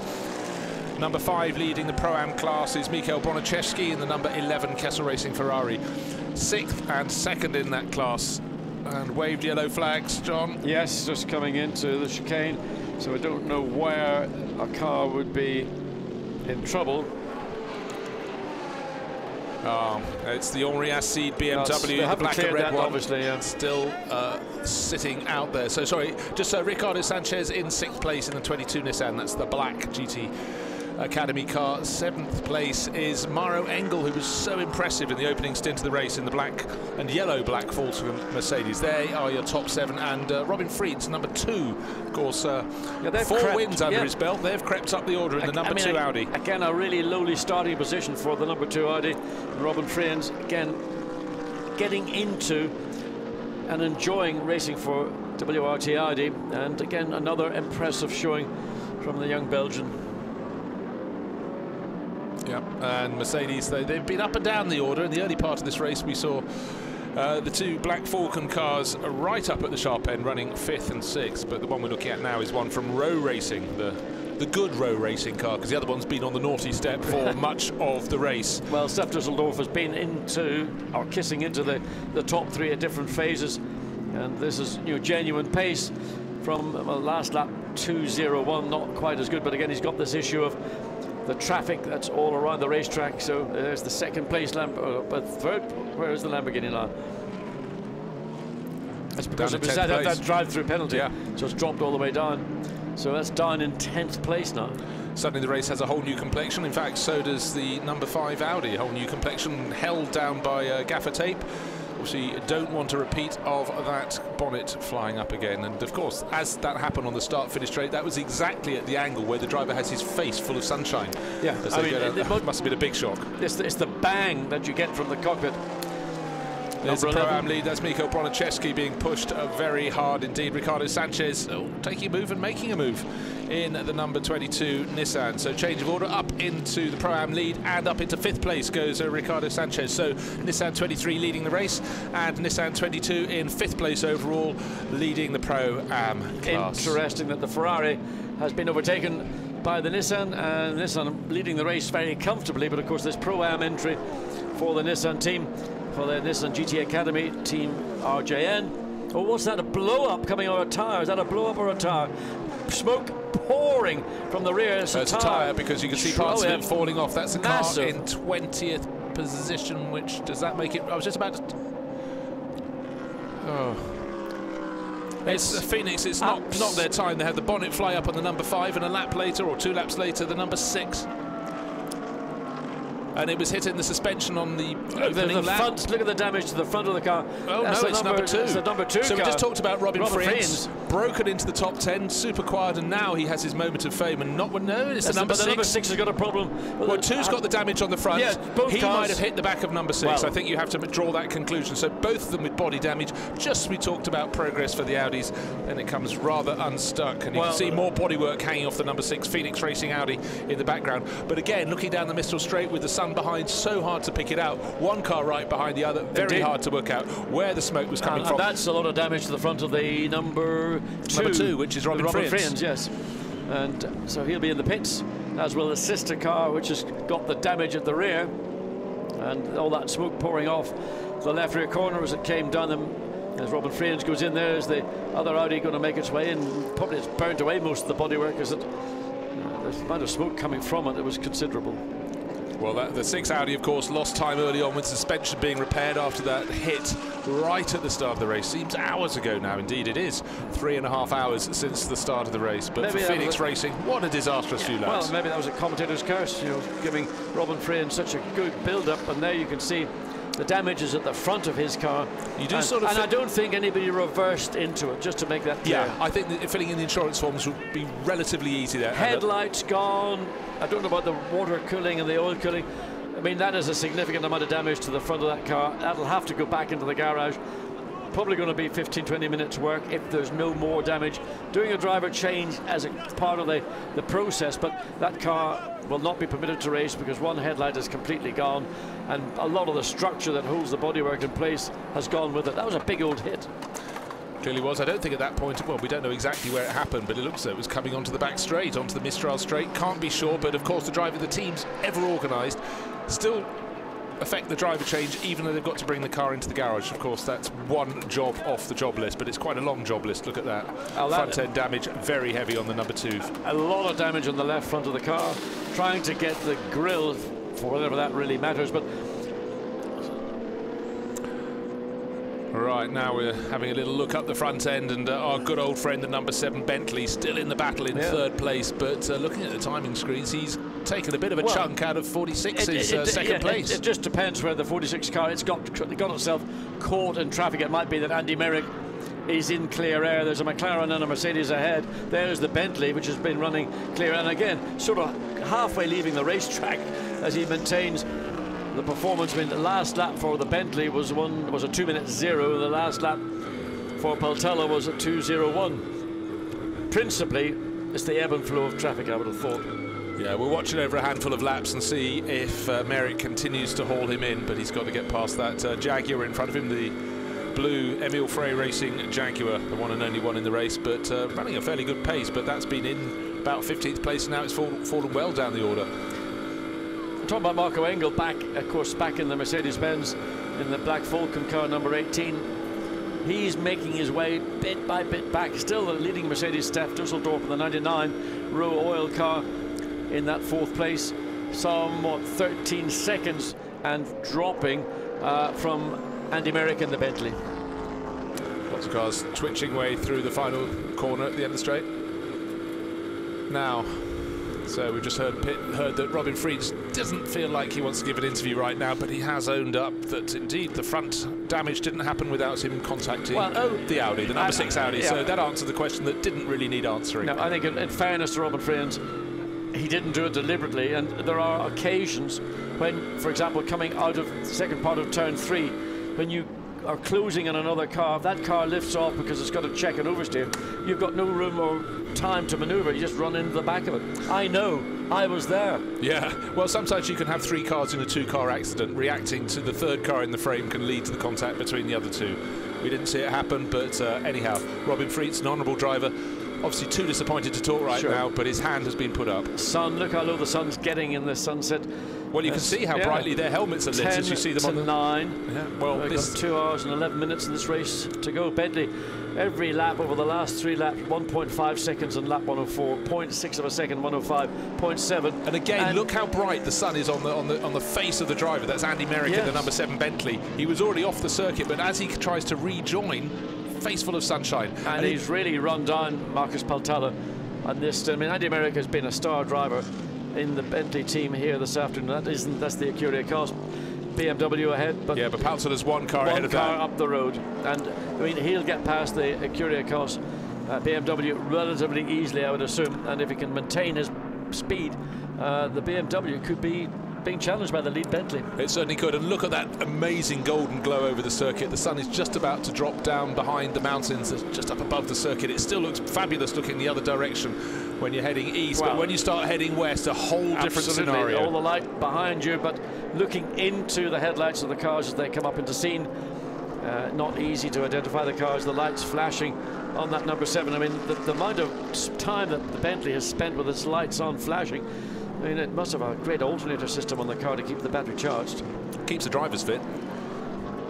Anyhow, through the golden glow at the eastern end of the circuit, now they're facing their way back down towards the start-finish straight. But through the twisters, Andy Merrick seems to have been fighting someone ever since he started his stint. In fact, this race has been phenomenal. 60 cars going out to do battle. We've nearly got through 4 hours of the racing. A lot of the front runners have had their problems, but the 23 Nissan leading the way. The number 7 Bentley still in the battle. He's in 3rd place, chasing after the 46 BMW that is in 2nd. Well, he's just got ahead of it. No, that was the... Yeah, sorry, that's another of the BMWs at the back. The gap between them, between 2nd and 3rd, what's it going to be? 30 seconds between 1st and 2nd. 2.8 seconds between 2nd and 3rd, so staying very even. A 10th here, a 10th there, and now Marcus Paltella flicking his lights. He wants people out of the way. He's gotten ahead of the McLaren, which is always going to be a bogey car, but of course being a lap down or more than a lap down, was obliged to obey a yellow flag, so that's given Marcus Paltella a little bit of thank goodness for that time, as Andy Merrick is it's just brute power but nimble handling.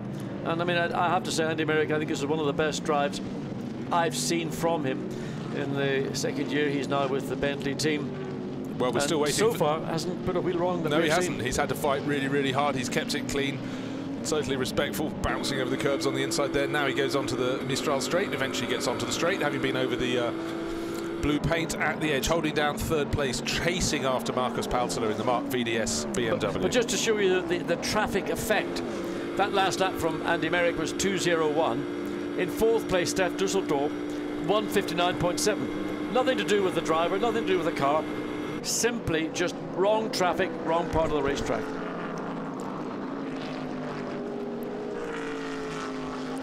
Well, they all get it, and now we can see just how fast the sun is going down. In the space of the past 5 minutes, it's really changed the complexion of this circuit. Beautiful shots, wonderful arty shots, but of course for the drivers it's starting to be a bit of a nightmare. We've got 2 hours and 8 minutes remaining in this race, but coming in last night at 10 o'clock it was fully dark. At 10 to 10 it was still light, but we're racing to 11, so we're going to have 1 full hour and a bit in full dark conditions. And that's the reason why so many of the teams have chosen to put some of their top-line drivers in this event.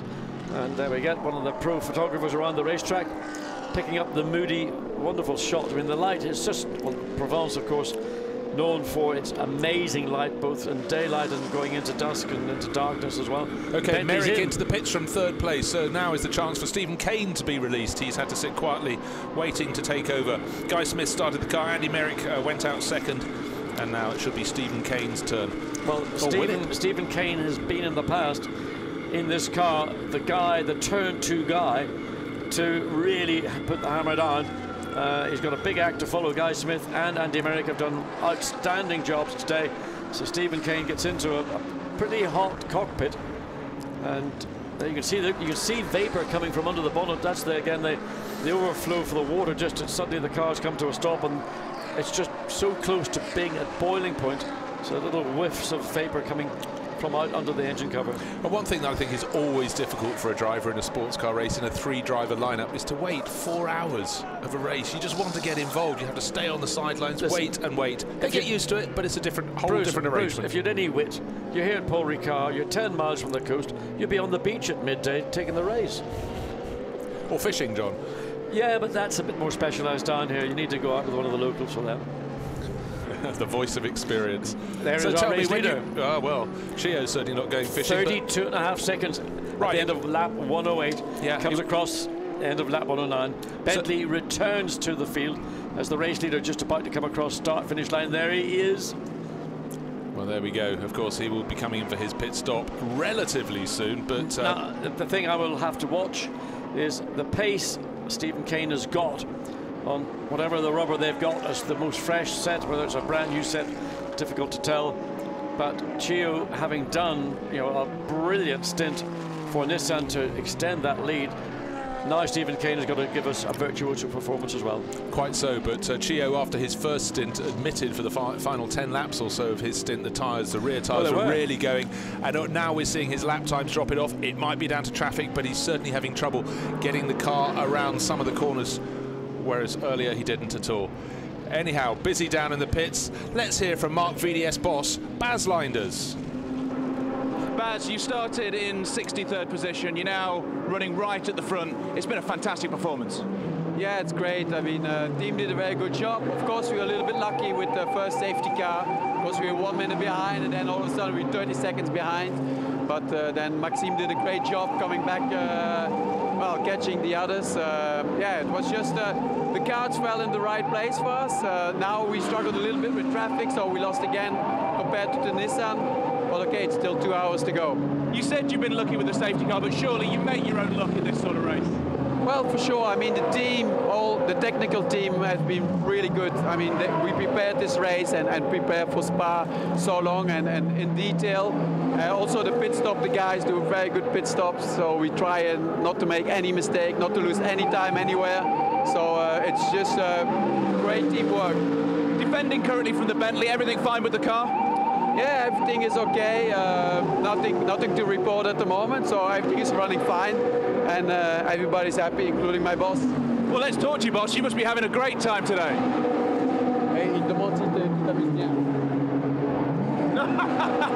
And just quickly, you must be thinking there could be a win in this, and if you do get the win, it must be almost the most fantastic win in the history of Blancpain. Well, maybe yes, but if we're on the podium, we will be very happy. No, go for it. Really fantastic. Ah, bon, merci.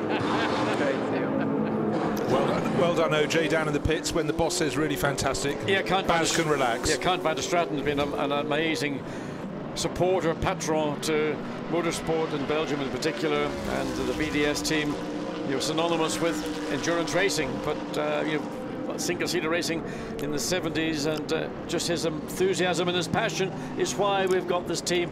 And they're made up of enthusiasts. It's not one of those uber professional, if you wish to call it, teams. There's still a heart in the VDS team. Yeah, but in fact, a new book has just come out about the team, and that looks plenty of good reading on that, because obviously, as you said, well, I hope the lawyers didn't draw pencil lines through some of the good bits. Well, I don't know. I've only had a very, very quick flick. I'll let you know next time. But obviously, so strong in Formula 5000 days back in the 1970s. Yeah, Teddy Paulette and many others. So there's the Mark VDS 46 BMW running in second place. Marcus Paltela 32 seconds down on the leading Nissan. Katsumasa Chiyo is still leading the way, and the light is changing by the minute out on the circuit. This has been a very strong stint from the front few runners, and Chiyo are still lapping in the 1:59. In fact, the first three drivers, Paltela and Steph Dusseldorp, who's just gone up a position because, of course, we've had, in fact, up into fourth place overall now is Ricardo Sanchez. We're getting this change. People now starting to make their fourth pit stop. And yeah, and of course, Sanchez leads the Pro-Am category, and his nearest challenger is all the way down in 8th place. That's the 11 Ferrari Kessel Racing. The car Michael Lyons was in, but it is in fact now driven by Broniszewski. It's a good effort, I think. It is. He started the race, and certainly that stint by Lyons very strong indeed. If you look, there's a little bit of it's just tape. It's been there for a while since almost the start of the race. It's been flapping away. Okay, 14th place. That's the second Car Collection Motorsport Mercedes, started by Renger van der Zande, waiting for its next pit stop.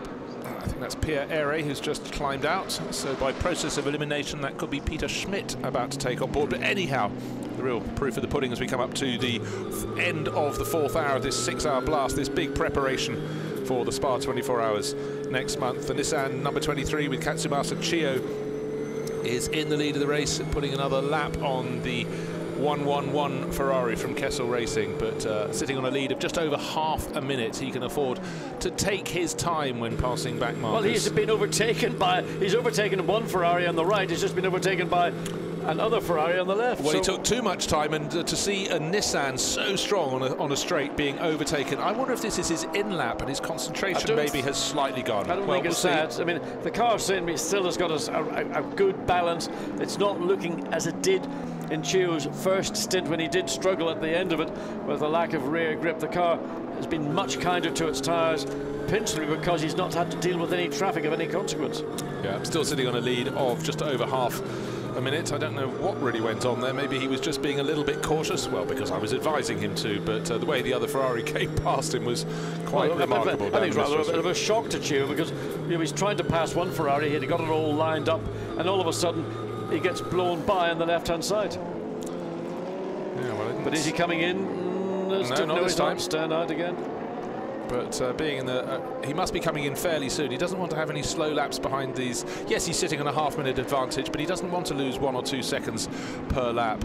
Now, second in class is the number 11 Ferrari, down in 10th place overall, and that has a bit of oversteer. Bonaccini a lot on board. of oversteer coming through the final turn. And that looks like its rear tyres are pretty shot. So looking for the Pro-Am lead, pit lane and track. Will it get through? There's the Kessel car. Well, there we are. So he takes the advantage from the 22. So Szulzicki now coming out in the 22 Nissan. That's the black one there. That's the Russian driver. It still says first position in class, but that has changed. Another lap and recycle through. Let's have an interview. Just lost P1 in Pro-Am, but he should be fairly happy. Still leading Pro, of course. So down to the pit lane. Let's hear from Bob Neville of RGN. Bob, I don't want to curse anything here, but leading the Pro, you were just in the lead of Pro-Am as well, still right at the top. Things are going well.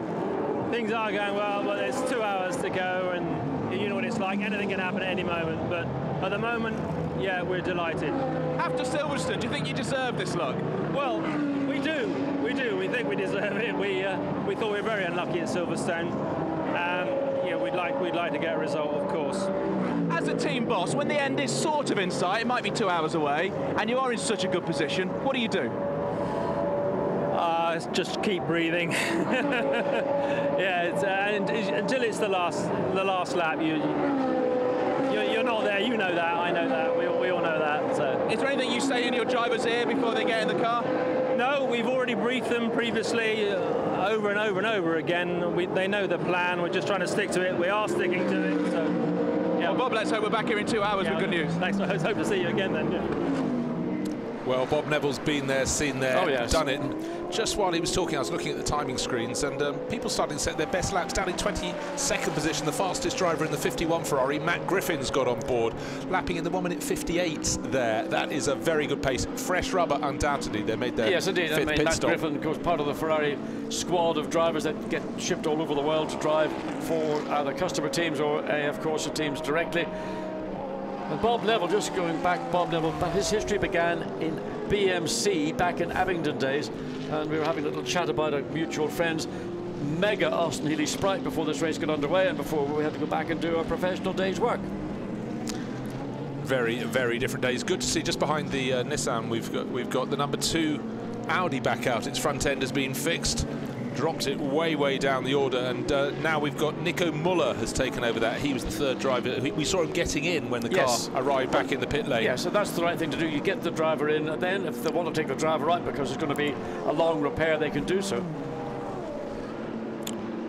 So 23 leading the race. That's still Katsumasa Chiyo. Should be coming in for that car's 4th pit stop very soon, and Marcus Paltela also in the waiting for the team's 4th pit stop in the number 46 BMW from Mark VDS. That's second place, 30 seconds down, and then 13 seconds clear of the 99 Mercedes from Rowe Racing, Steph Dusseldorp, and 4th place, but picking his way up the order is Giovanni Venturini. Of course, there was that penalty that brought them into the pit lane, and that cost them the drive-through. Really a big hurt for them, but back to 4th place. Still the Lamborghini in the mix, but you have to say it's almost a minute down. But we're just under 2 hours of this race remaining.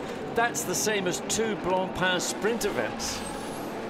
It's only we've got 1/3 remaining, so an awful lot can occur, and we're still at the point where light is beginning to switch from lightness to darkness. We've probably got about another, coming up to 9:05 local time, probably another half an hour before dusk really sets in, and then again, for many drivers, some are comfortable, some are not so comfortable in nighttime conditions. Also at Paul Ricard, there isn't any artificial lighting around the racetrack other than the little that's on start finish straight, so when it gets dark, it's really dark.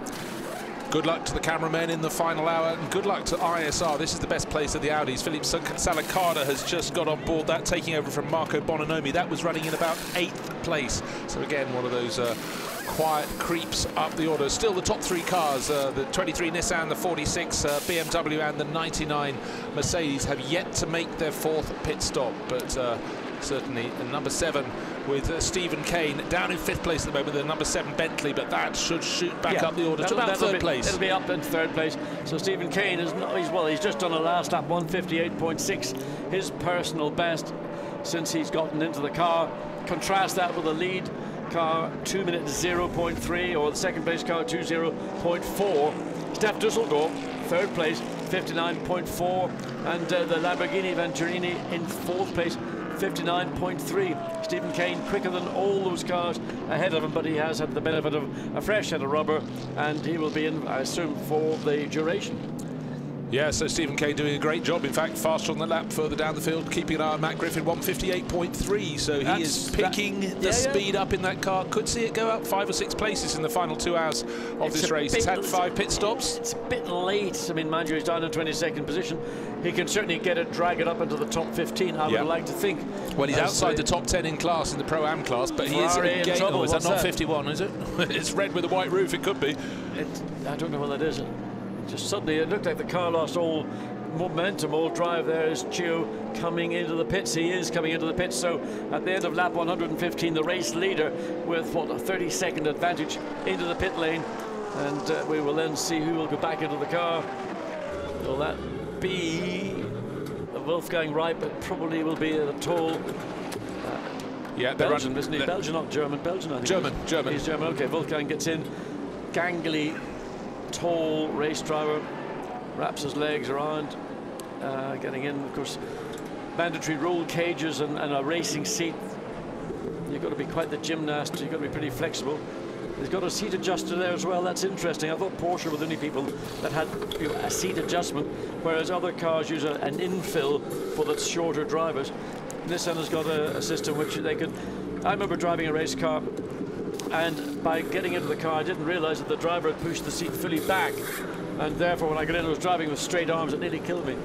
Now, we just saw many things going on there. You saw the seatbelts being strapped on. What was he fixing to his helmet? There was a tube that was hanging down there, John. Air, we presume, is a very hot day? Well, I wouldn't have thought it was air. I mean, it would have to be a large diameter tube to make any difference. Oh, it was quite large. I didn't notice it. I was talking about it myself, actually. Oh, were you? Would you like to carry on? I can do, but I think I've exhausted that subject. But one thing that's notable, if you look at Le Mans and the sports prototypes, how small a slot they have to feed the driver through, whereas here you can open the door and you can see how Chio was able to help adjust the seat, so plenty of space. Oh. There we are. Oh, okay. It may well be a cooling there. I mean, that is used in North America quite often for endurance races there, and even in NASCAR, stock car drivers have a similar system to filter, rather than wearing what you might have called a cool suit, which required a box which had dry ice or whatever was in it, and that was then sort of cold fluids were circulated through capillaries in a vest, which is extra weight, and then also when it goes belly up, it means then you boil like a chicken because you get hot superheated water all over your body. So it may just be an air bleed into the top of the helmet just to give a little bit of natural cooling. I don't think that would be air conditioned into the helmet. I wouldn't want to have that myself. Well, we just saw Katsumasa Chio walking past that Nissan Racing message: eat, sleep, race, repeat. He's done all his repeating and he's done his racing. He's finished for the day. Came in with about a 30-second lead, and the 23 Nissan has been going like a train. There have been, I think, some remarkable drives here so far this afternoon, and Chio has been one of those. Alex Buncombe in that car as well. I think Andy Merrick did a brilliant job holding off Maxime Martin, another standout drive. And wherever you look, I mean, you've got to say, even all the way through the Pro-Am as well, there have been some really, really great drives. You point out Matt Griffin, still going quick. Well, let's hear what's happening down in the world of Nissan, because we've caught up with Alex Buncombe. Alex, a discussion with the commentators, trying to find out what the tube is you're plugging into your helmets.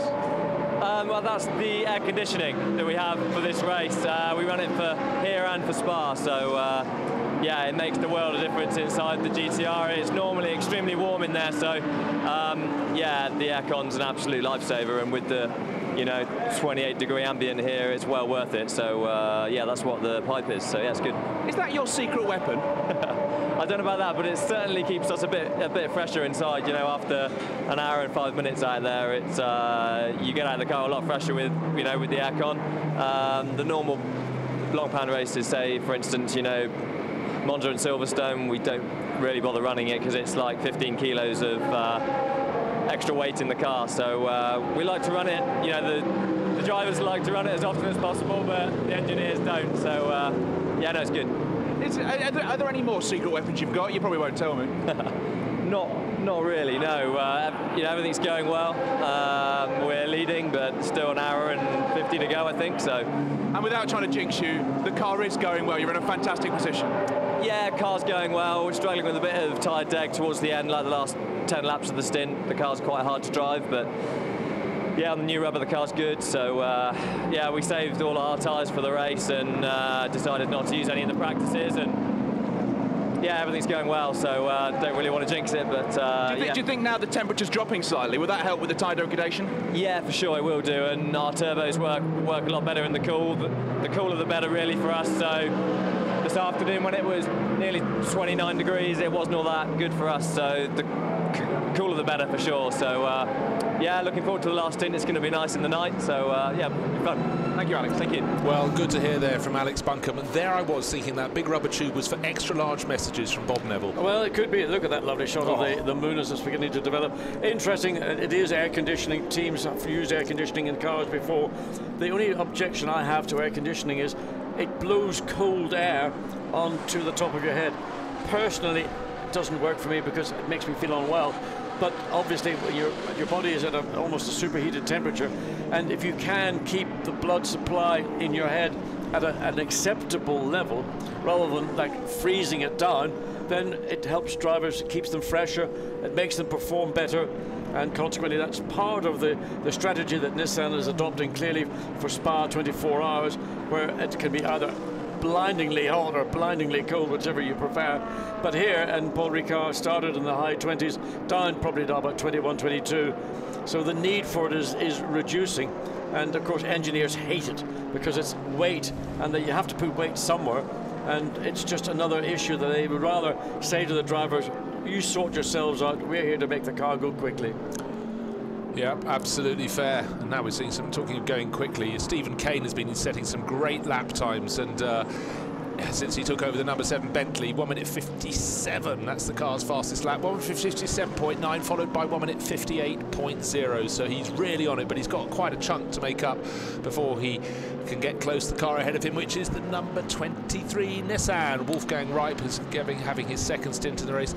46 Paltala due to come in. He's got to hand over to Lucas Law very soon. He is leading the race, but his time, is he coming in this time round? Yes, he is. But if you look at where we see the first 4 or 5 cars, you could say in reality the lead car is Wolfgang Reip in the Nissan, followed by Stephen Kane in the Bentley. Absolutely. Because the cars ahead will be making their pit stops. Paltala's come in now. Dusseldorf will be following him probably. Yeah. He's in as well. No, he's not. Dusseldorf stays out.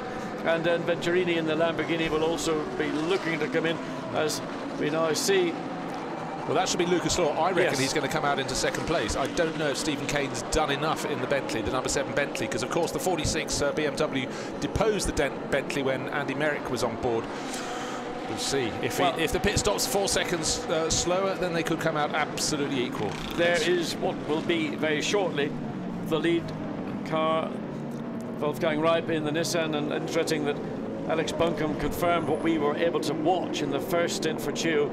Clearly, at the end of the stint, the car was becoming a bit of a handful. At the end of his second stint, car looked much, much more drivable. So Wolfgang Reip comes across start-finish line to go on to his 119th lap with 1 hour 46 remaining in this 6-hour race. And there is a little bit of a glow in the exhaust system of the BMW. Wow, that's impressive, isn't it? That's the catalytic converter. Wow. They look like a pair of taillights, didn't they? Well, they cost as much, I'll tell you. So, Steph Dusseldorp now in the lead of the race in the 99 Row Racing Mercedes, but he owes us a pit stop. When he does that, it should be the 23 Nissan in the lead. It may for a short while be Giovanni Venturini, but he has to come in as well because he's done 4 visits to the pits, as have the others, but one of those was of course, drive-through penalty. Chasing the drivers out of the car, but that from Marcus Paltala was a good stint. Yeah, he's now done for the day. He's done for the day. He can get out of his overalls and relax and enjoy watching teammate Lucas Law go out and work his magic, his muscle milk magic that he is so successful with. And the BMW team just having the beginnings of the briefest of debriefings, and I meant talking about the car. But there it is, back out, Lucas Law behind the wheel. But what we could see there was Maxime Martin, who'll be going in for the final stint wearing shirts and shorts, just trying to stay cool in the interim between his stints. Well, what he wants to ensure that his overalls and underwear, when he gets back into it, is as dry and fresh as possible. There's nothing worse than getting into a pair of damp overalls and horrible, wet, miserable underwear. It's one of the most endurance racing. That would put me off it. Like the old days at school where you found your rugby kit was still wet and you had to put it on. You'd forgotten to hand it in to be clean. I'll tell you what, the worst thing with endurance racing, particularly in the Group C days, was in a wet race, you'd get out wringing wet and you'd get back in again to about a 2 or 3 inch puddle. That was your seat. And believe me, it made you wonder, is it really worth it? I'm sure it was, John, but certainly not the most enjoyable of circumstances. Now the scenery is changing by the minute. The skies we look to the south has got a pink band in it, blue sky above, and they're pink and blue above. Now the 63 Lamborghini has come in for what is its fifth pit stop. It would be 4th really, so we'll see the 23 Nissan and the 7 Bentley. Will they go up into 1st and 2nd or 1st and 3rd? Because of course the 63 Lamborghini will be behind them. It's had that drive-through penalty, but where will the 46 BMW slot in? It's going to be in 3rd place because it'll be the Nissan leading, the Bentley number 7 in 2nd place, the BMW in, I suspect, 3rd. Just to check, I don't think that the 20 Ferrari will. No, I suspect it'll be Lucas Law that will be in 5th place. But the top three, in my view, will be Ribe, Kahn, and Luhr. Kane and Lucas Luhr, yeah. yes, you'd think so. So the pit's busy, the track busy, the light dropping. 1 hour and 3/4 or so remaining in this 6-hour race. This race that so many of the top teams are seeing as a build-up towards the big one, the Spa 24 Hours in July. And there's the number 2 Audi. Good to see that still going. Not so good for them to see 18 as the figure. Last time we saw that car come in, half the front had been demolished. Yes, it's looking a little larger. That's Nico Muller. He's 38th overall, 18th in the pro class. So I think we can honestly say they won't be stepping on the podium. But 99 still leading the race. Stef Dusseldorp, surely he must be in this time around. Number 1 Audi. We've seen it with its troubles, gearbox down in 37th place. Lawrence Van Thor. We don't often see Lawrence Van Thor anywhere other than first, but right now only 115 laps completed. Leaders on his 121st lap. Yeah, well, that says it all. Yes, normally you see Lawrence Van Thor and there's a single-digit positional number in front of his name, anywhere between 1 and 9, but normally, and certainly for the past 4 races in the Blancpain series, number 1 has been the figure he's been aiming at. Adrian Zaug has taken over the 63 Lamborghini, and Adrian will be in to the end, because that's what he told me he was going to do. Ah, he was the mystery man. Well, he was the mystery man. I can now reveal all, because he told me, he said, I know that you won't share it, but now that he's in the car, he'll be doing a double stint. So, as it turns out, all 3 drivers did double stints, which is interesting that some of the teams went down that route. Others opted to change at every pit stop. Team manager of car number 12, that was Henri Asside's TDS Racing team manager, and that car, of course, went for a spin with Henri on board a while ago, and maybe some procedural issues to be discussed. But 0-1 on the windscreen, that means race leader Stef Dusseldorp will be coming in, the 99 Row Racing car, most likely to hand over to Nico Bistner. But let's find out. Marcus Pautala was a busy fellow out on the track, and OJ's found him down in the pits. Marcus, you started the car in the pits. You've made amazing progress. Yeah, the first stint was really awesome. I mean, we made a lot of ground. Of course, it was also a little bit helped by the safety car. I mean, it put us together or closer to the leaders. So it's been a great race so far, but my second stint just now was not really great. I mean, I got to P2, so I got the Lamborghini, but I lost a lot of ground on the Nissan, who was on P1, because I was stuck behind one McLaren, and we have the front bonnet loose. So the whole front is vibrating quite a bit, and I'm losing a lot of downforce, so we have a bit of an issue. We did a quick fix, so let's see if we can get back to a good pace, but that was a tough 1 hour. Do you think that issue's now sorted? We had it since earlier on, and we've been fixing it with tape for a few times, so it just got loose on my stint, and it was pretty tricky, because when the splitter is touching the ground, you just lose the downforce, and going to seniors, you don't know if you can go 200 or 220 or what's up, so luckily we can go wide there today. That helped me a lot, but yeah, I hope it's fixed. I hope it stays on the car and we can finish the race and fight for the podium. Fixing it with tape and getting back out there seems to be the spirit of endurance racing. Oh yeah, we love to do it, and that's the quickest way to do it, and we hope it. I mean, if you start really fixing it, you can forget the race, so we hope that works, so let's see. So realistically, what do you think, come an hour and a half time, where do you think you'll be? We just dropped a little bit. I think our pit stop was a little bit slower with that fix, so we lost 1 or 2 places. But we are in the game, I mean, and we have maximal time to put in the end, so I think we are fighting for whatever can happen. Thank you very much. All right. So good to hear, very interesting to hear from Marcus Pautala. We didn't know how much he'd been affected by the loose bonnet. We'd not spotted the tape that had been holding it down. Slower pit stop effectively dropped them to 3rd overall. Yes, Lucas Luhr, who's taken over, is listed as 5th at the moment, but we're waiting for Stef Dusseldorp to bring the 99 Mercedes. There is OJ in the pit lane in a very fetching pair of overalls, John. Wandering around, the light is dropping, everyone's gone off for supper. He's got no one else to talk to. Last time I saw him on TV, he was actually announcing the lottery winners. I really find that very hard to believe. But 46, we've had that amazing charge through the order. The slower pit stop to put more tape on. Looking at a replay there, is Sparks coming any second now. So the front end a bunch of the of understeer as well coming through the final turn, which is rather. There's no. Why would it be? Well, there we are. There.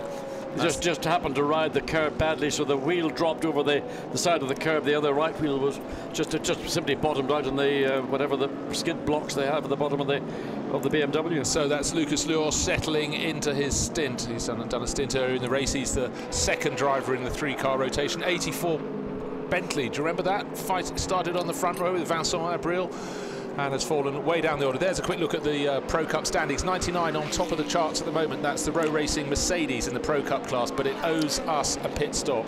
So really in fact, it's making its pit stop as we speak. So into the lead of the race again goes the 23 Nissan with Wolfgang Reip on board. Thwarted at Silverstone in the second of the endurance racing rounds, and now back into the lead of the race, and Alex Buncombe will take that over for the final stint. We've got just over an hour and a half remaining, and that shot alone tells you the story. The light is dropping fast. It's dropped behind the mountains, behind the circuit here at Le Castellet, and the drivers finding the circuit a very different place indeed as they have to pick out their braking points as it gets increasingly dark. They'll still be able to see pretty well at the moment. The lights are good, but that back stretch of the circuit's so dark, John. Yes, it is, and of course now that they're driving into darkness in effect, because as they go east the light's gone. It's only what's remaining as the sun drops behind the mountains here on Le Plain de Castellet. The Bentley gets going, the HTP Bentley, which disappointingly starting in the front row of the grid with its issues. And now it's rejoining in 39th position. We saw the problems in the pits, the problems with the throttle, the problems with the fuel churn. The problems on the opening lap. And the problems on the opening lap. So plenty happening out there. Look at the rubber bits flying off. Absolutely. What a fabulous camera shot that is at scene. And we heard from Marcus Pautala that never sure he was when he went in there whether he'd be having the bonnet flap up or not. So caution indeed at the end of the back straight. Bonnet, for a long time they had put tape on the right side of the bonnet, and for a very long time that tape had been flapping like it was the 12th of July or something. It was just one of those things that, you know, you ignore and get on with. But maybe Marcus wanted to make the point that there was something within the car that wasn't 100%, and he was aware of that. There was a seed of doubt in his mind. That's what he wanted to get across. Now let's go down the standings. 23 now, the real leader. 23 Nissan in the lead of the race by 10 seconds from the number 7 Bentley, Stephen Kane on board. The number 20 Ferrari, this is the one that's out of sequence, the ACA ASP entry in third place. The BMW Z4 of Lucas Law, that started from the pit lane. That's car number 46 up into fourth place, 30 seconds down on the race leader. Steph Dusseldorp has made that pit stop and remains in fifth place. It's been a great run for the Row Racing Mercedes, and the best placed of the Lamborghini Huracan's the only remaining Lamborghini Huracan. It's led the race, but a drive-through penalty pushes the 63 Lambo down to sixth place overall. Yeah, just got a glimpse of Maximilian Buch in the number 8. This is the number 7 Bentley, but number 8 just went through camera shot. Maximilian Buch into 21st position. You know, that doesn't sound right to me. Yep, number 8 car. Yeah, he's of course, again, he's had the penalties early on. Yes, Soulé was the guilty party in that incident at the start into the chicane. There we see number 7, Stephen Kane, working away behind the wheel, 1 minute 59.5. The freshness of those tyres now sort of coming up to halfway through the stint. Race leader Wolfgang Reip lapping almost within a tenth of a second of the second place Bentley, and then of course the Ferrari in third place, which is slightly out of place. But Lucas Luhr is actually running at the precise speed lap time of the lead 2 cars. Yeah, what we had a few laps ago on the timing screens was a lot of green. That meant cars setting their fastest laps or their fastest sector of laps, and one of the only cars doing that now is the most recent pitter, which is Daniel Juncadella in 5th place overall, 1 minute 59 for him.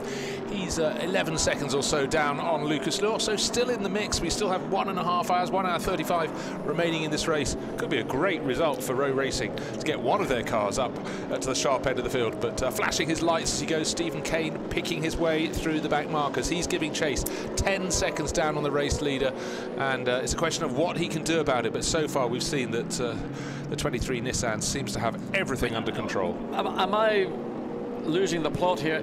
You said 10 seconds, that's what the screen says, but when the pit stops came around, I thought that Nissan had a 30-second advantage.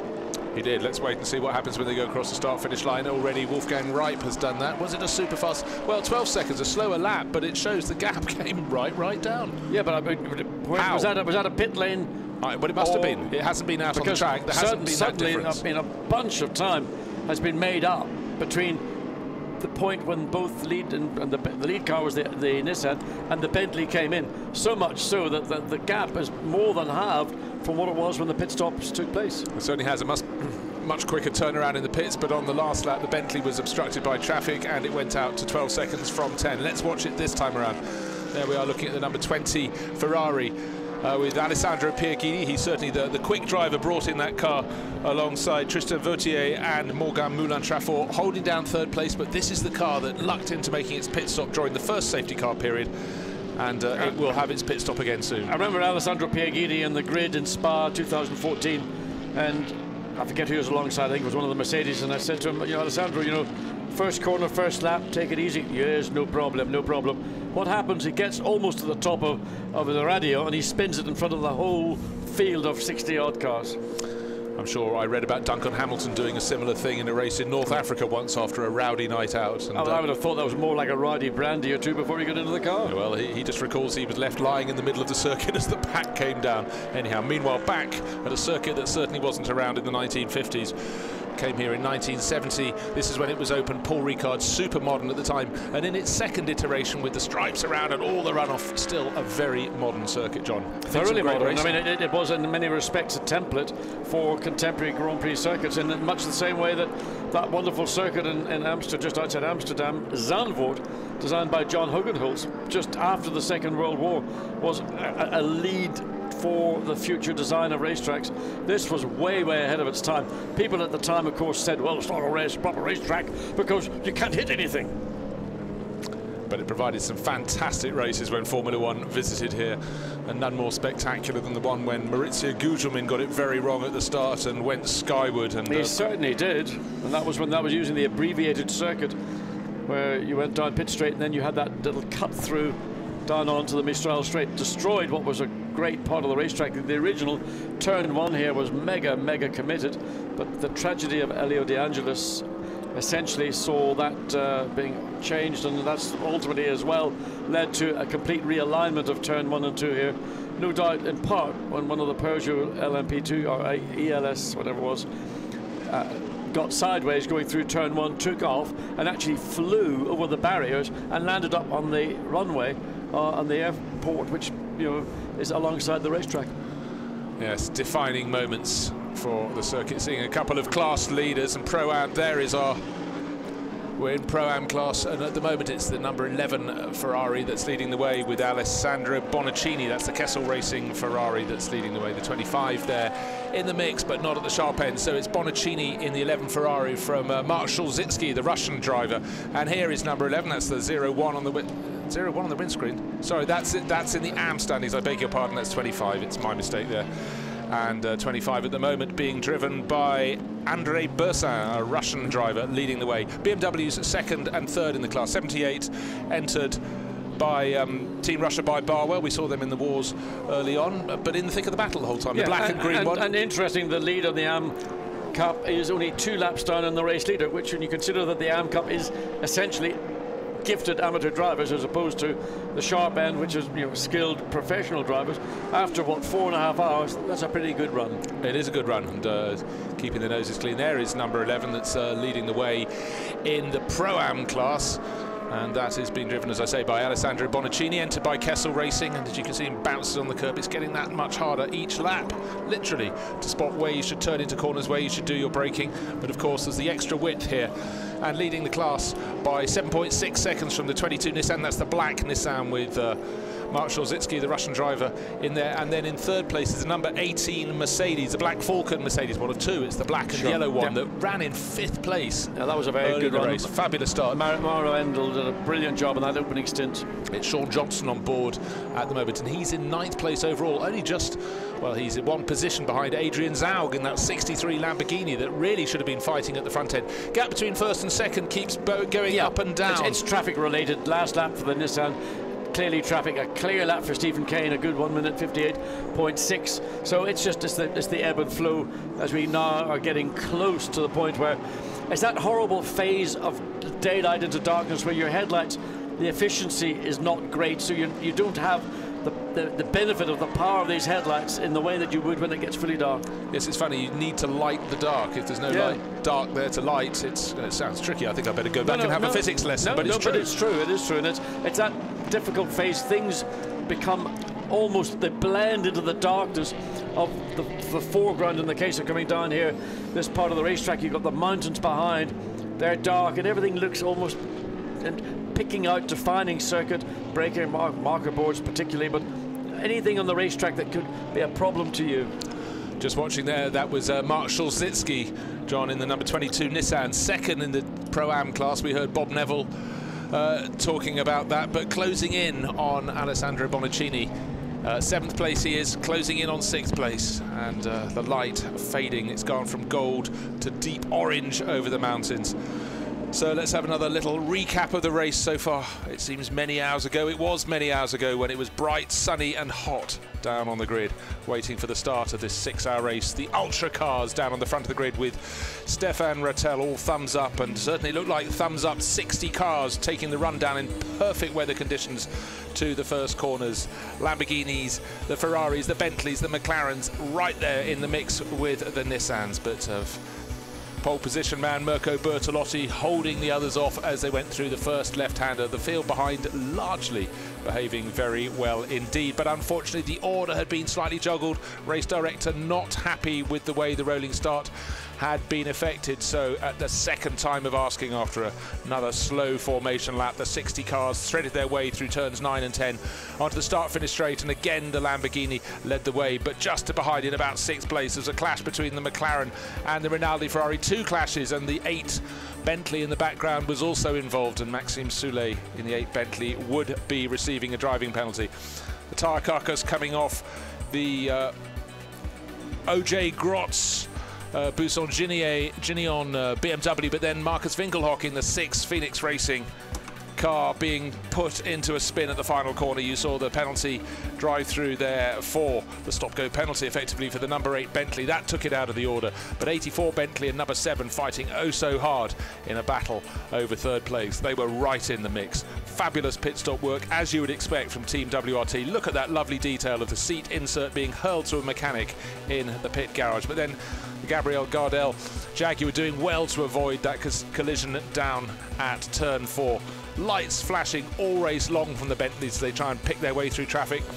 Front corner damage as a big flat slows the Team Parker Audi, sparking as it runs along the circuit. But after a fabulous opening double stint, we had Mirko Bertolotti retiring, and then problems in the 84 pit because the HTB Motorsport crew knocked over the fuel churn, and then leading the race by pitting out of sequence with the others. The number 20 Ferrari went temporarily into the lead of the race, had to drop back, but then the battling Mark VDS team enjoying a fabulous battle. The 46 BMW on the outside, they're going around Andy Merrick in the number 7 Bentley. Wonderful, and all the time knitting their way through the traffic. Now this looks like an innocuous pit stop from the 63 Lamborghini, but there is a problem, and this would lead to a drive-through penalty for the 63 because of a pit lane offence. Seemed very unkind indeed, but it's dropped the 63 way down the order. At the moment down in 8th place with Adrian Zaug on board, but right up at the sharp end. The Mark VDS battle with the Bentley continued, but really the order is being controlled by the 23 Nissan as it picks its way up the order, leading the race. Wolfgang Reip is the driver leading the way, but the car that's been battling the most in the order has been the number 7 Bentley. Bits flying off on the start-finish straight, and I think you'll find a car with a bonnet on the windscreen. Certainly you do. The Phoenix Racing Audi that gave Marcel Fassler a horrid scare. It's a new bonnet. Great efficiency, but all the corners cut, the seconds gained here and there were cast away. Henri Acide getting it wrong in the TDS Racing BMW, but getting it very right was the 46 Mark VDS crew, enjoying a really, really strong stint. Some fabulous pit stop work, and there we have Katsumasa Chiyo climbing out of the race-leading 23 Nissan. Wolfgang Reip, much taller driver, threading his way in, and then you'll spot the seat being moved forward. But there's the sun, there's the moon turning into dark. And the driver's finding a very different track to race on. And there's Lucas Law back on the track. He's only just started his second stint, running wide out of the final corner. And now we're back live again from that highlights package. And as you can see, darkness is falling, John. It certainly is. Still 21.3 Celsius, so still a very pleasant evening, but that's a lot cooler than it was at the start of the race at 5 o'clock this evening. And there, the last of the light is falling down behind the mountains there. A better view of it, the wide-angle lens and the camera, of course, giving us that incredible view of the entire kilometre-long Mistral straight into the beginnings and the apex of the Scene corner. But drivers, when they turn back onto pit straight, will be going into what is the remnants of the light. Now they're coming pretty much into darkness, and the effects of the headlights are becoming even greater. They're now beginning to be able to do their job properly, that funny period, 15-minute period between dusk and darkness. Well, I was just looking at the timing screens and a message disappeared from the screen. It was asking the team manager of the number 18 Mercedes. That's the black and yellow Black Falcon car that is running at the moment, with Sean Johnson third in the Pro-Am class. And that's gone off our screen, so clearly the team manager has made it to see the race control. No such problems though for our race leader. The 0-1 on the windscreen, that's first position in the race. And Wolfgang Reip in the cycle, really enjoying his time. He will be handing over to Alex Buncombe, but there's lots of handing over going on, because John Watson has leapt out of his seat, and we have the driver who probably had the toughest stint of all, fighting every inch of every lap. Andy Merrick, welcome. Fabulous run in the number 7 Bentley. Thank you very much. Thank you. Yeah, it was certainly an eventful stint, and obviously the highlight being the battle of the wheel, the wheel-to-wheel and door handle-to-door handle battle with the BMW, which was brilliant fun and obviously fantastic to be part of. So yeah, we're looking strong at the moment. Stephen's in as usual, setting some fantastic times, and we're going well. Well, you're second in the race at the moment, but just going back to that battle, it's going between 10 and 12 seconds according to traffic. Let's talk about traffic. You were very, very busy, clearly, with the 46 Mark VDS BMW. But then you had back markers to get round, through, over, under. How difficult was that? Yeah, it's very difficult, but it's part of sports car racing, and certainly I think you just change your sort of outset in a normal for a 6-hour race rather than a normal 3-hour Blancpain race, and you're just a little bit more patient, especially here because you've got to add in the tyre degradation. Yeah, the temperatures are now dropping as it falls to darkness. Riding on board your car, handed to Stephen Kane, but it's just typical. He's got 3 cars ahead of him. He's got to find his way round them. But where are the easy points on the circuit? The points where, as a Bentley driver, with the performance of the Continental, you can make your moves. Yeah, I mean, that's the other thing to add into the mix here, is you've got different driving abilities, but you've also got different strengths and weaknesses of individual cars. And I think the Bentley, we're very good in the high-speed stuff. So coming up to alongside the back straight now, we're okay in a straight line, but it's really the high-speed stuff now through seeing if we can get a run on a car. Obviously through the Audi here, I mean, hopefully Steve will be able to get a run into and then the Labuse, the next right-hander. If you can get on the inside and make the move on the brakes, that's certainly some place where we're strong. So, but it's also working out the other drivers and who's in the car at the time, because there's a lot of performance difference. As you can see, he's just going to make that move. Oh, very close. Well, he's hit Salicata, and Salicata's gone for a spin in front of him. Salicata was just outside the top 10. Oh, sorry, that's Bononomi. They've changed over. But I was going to say that's rare, because we saw all of you in the 7 Bentley in particular going wide through Scene, and that time he was inside. Yeah, I think it's the Audi's just obviously sort of half shut the door, left a bit of a room, and Stevens and stuck his nose up the inside there. Well, let's have a look at the replay, because we saw the move coming up the Mistral straight. There's the 75 Audi ahead of him. A nice tight line from Stephen here. This is the car in second place. He can't afford to be taking risks. Looks as the Audi is out of the way. He's wide on the corner. And then behind the Insight Ferrari, he's coming back over, and diminishing returns here for Stephen. He's not likely to back out. Part of it is probably there. I'd imagine from looking at it from the Audi drivers there, he's probably concentrating on the Ferrari in front. You know, the Audi's got a good run, so he's, to be fair to the Audi driver, he's probably looking in his mirrors, hasn't seen that Stevens there, and has just shut the door at the last minute, and Stevens had nowhere to go. But yeah, fingers crossed that Audi can hopefully there. You know, the beauty of Paul Ricard is with the big open wide circuit, he's not going to have hit anything there. It'll be an innocent spin, and he'll continue and carry on hopefully. Well, let's hope there's no bodywork damage. It looked like a very light tap at the front. His lap time. We build them strong in crew. Oh, do you? Jolly good. Well, he's still having another battle with it. He's still got to get past that 17 Ferrari from Insight Racing, but it looks like he's making it stick right now in a Bentley tandem race there with another tucked up behind him. But now the move is made, and last, some clear track for Stephen to enjoy. Gap between first and second with that slower lap there in all the traffic has gone out to 16 seconds, but it can swing back the other way. But let's find out. We've got Bob Neville's going to tell us about it from down in the pits. Bob, the Bentley was on a charge behind you. It seemed to be catching you up. Yeah, he does. He's catching us up, but he's now under investigation, I see. Oh, well, the race director has said he's under investigation for touching an Audi, so that might slow him up a bit. There was a couple of moments where people were thinking there might have been a problem with the GTR, just with you losing time to him. Was it just Stephen on a charge? I think it was. We didn't. No problems reported into us, and we're not saying for them to try push harder. We're not going to be lured into that. So yeah, we're just taking each lap as they come. Thank you, Bob. All right, done. So Bob Neville telling it straight, but we haven't seen any messages on our screen concerning car number 7. Here's talk us through this again, if you would, Andy. As I say, I think the Audi just goes wide. Obviously gets a run, probably looking in on, and just at last minute seems to come across where Stephen's there, and Stephen's got nowhere to go. You know, obviously sort of two cars into that space, and Stephen's already up on the curb on the inside. I think it's fairly innocent, just one of those things. And as I say, I would imagine the Audi driver is really concentrating, because there, you know, you're braking and turning at the same time. You know, and at this stage of the stint, probably for the Audi driver and the Ferrari driver, and also Stephen, you've been out for halfway through your stint, your tyres are going off unbelievably, because it's a very abrasive circuit here. So it's a tough situation to be in. Yeah, and the laws of physics would dictate you would be going towards the outside of the corner. There was no way that Stephen could have pulled it ever tighter off the right-hand side of the circuit there. Yeah, so I mean, that's like a double apex right-hander there. You sort of tend to go in right, nice and early, get over the curb on the inside, let the car run out wide, and really, you know, for that second apex is a long way around the corner. So it's a sort of double apex corner. So yeah, I think just a narrow part of the track there where they made a bit of contact. Well, let's hope that wasn't too pivotal a point in the race for you to drop into the commentary box. The gap between first and second is edging out, but again, it could be traffic dictating that. 17 seconds.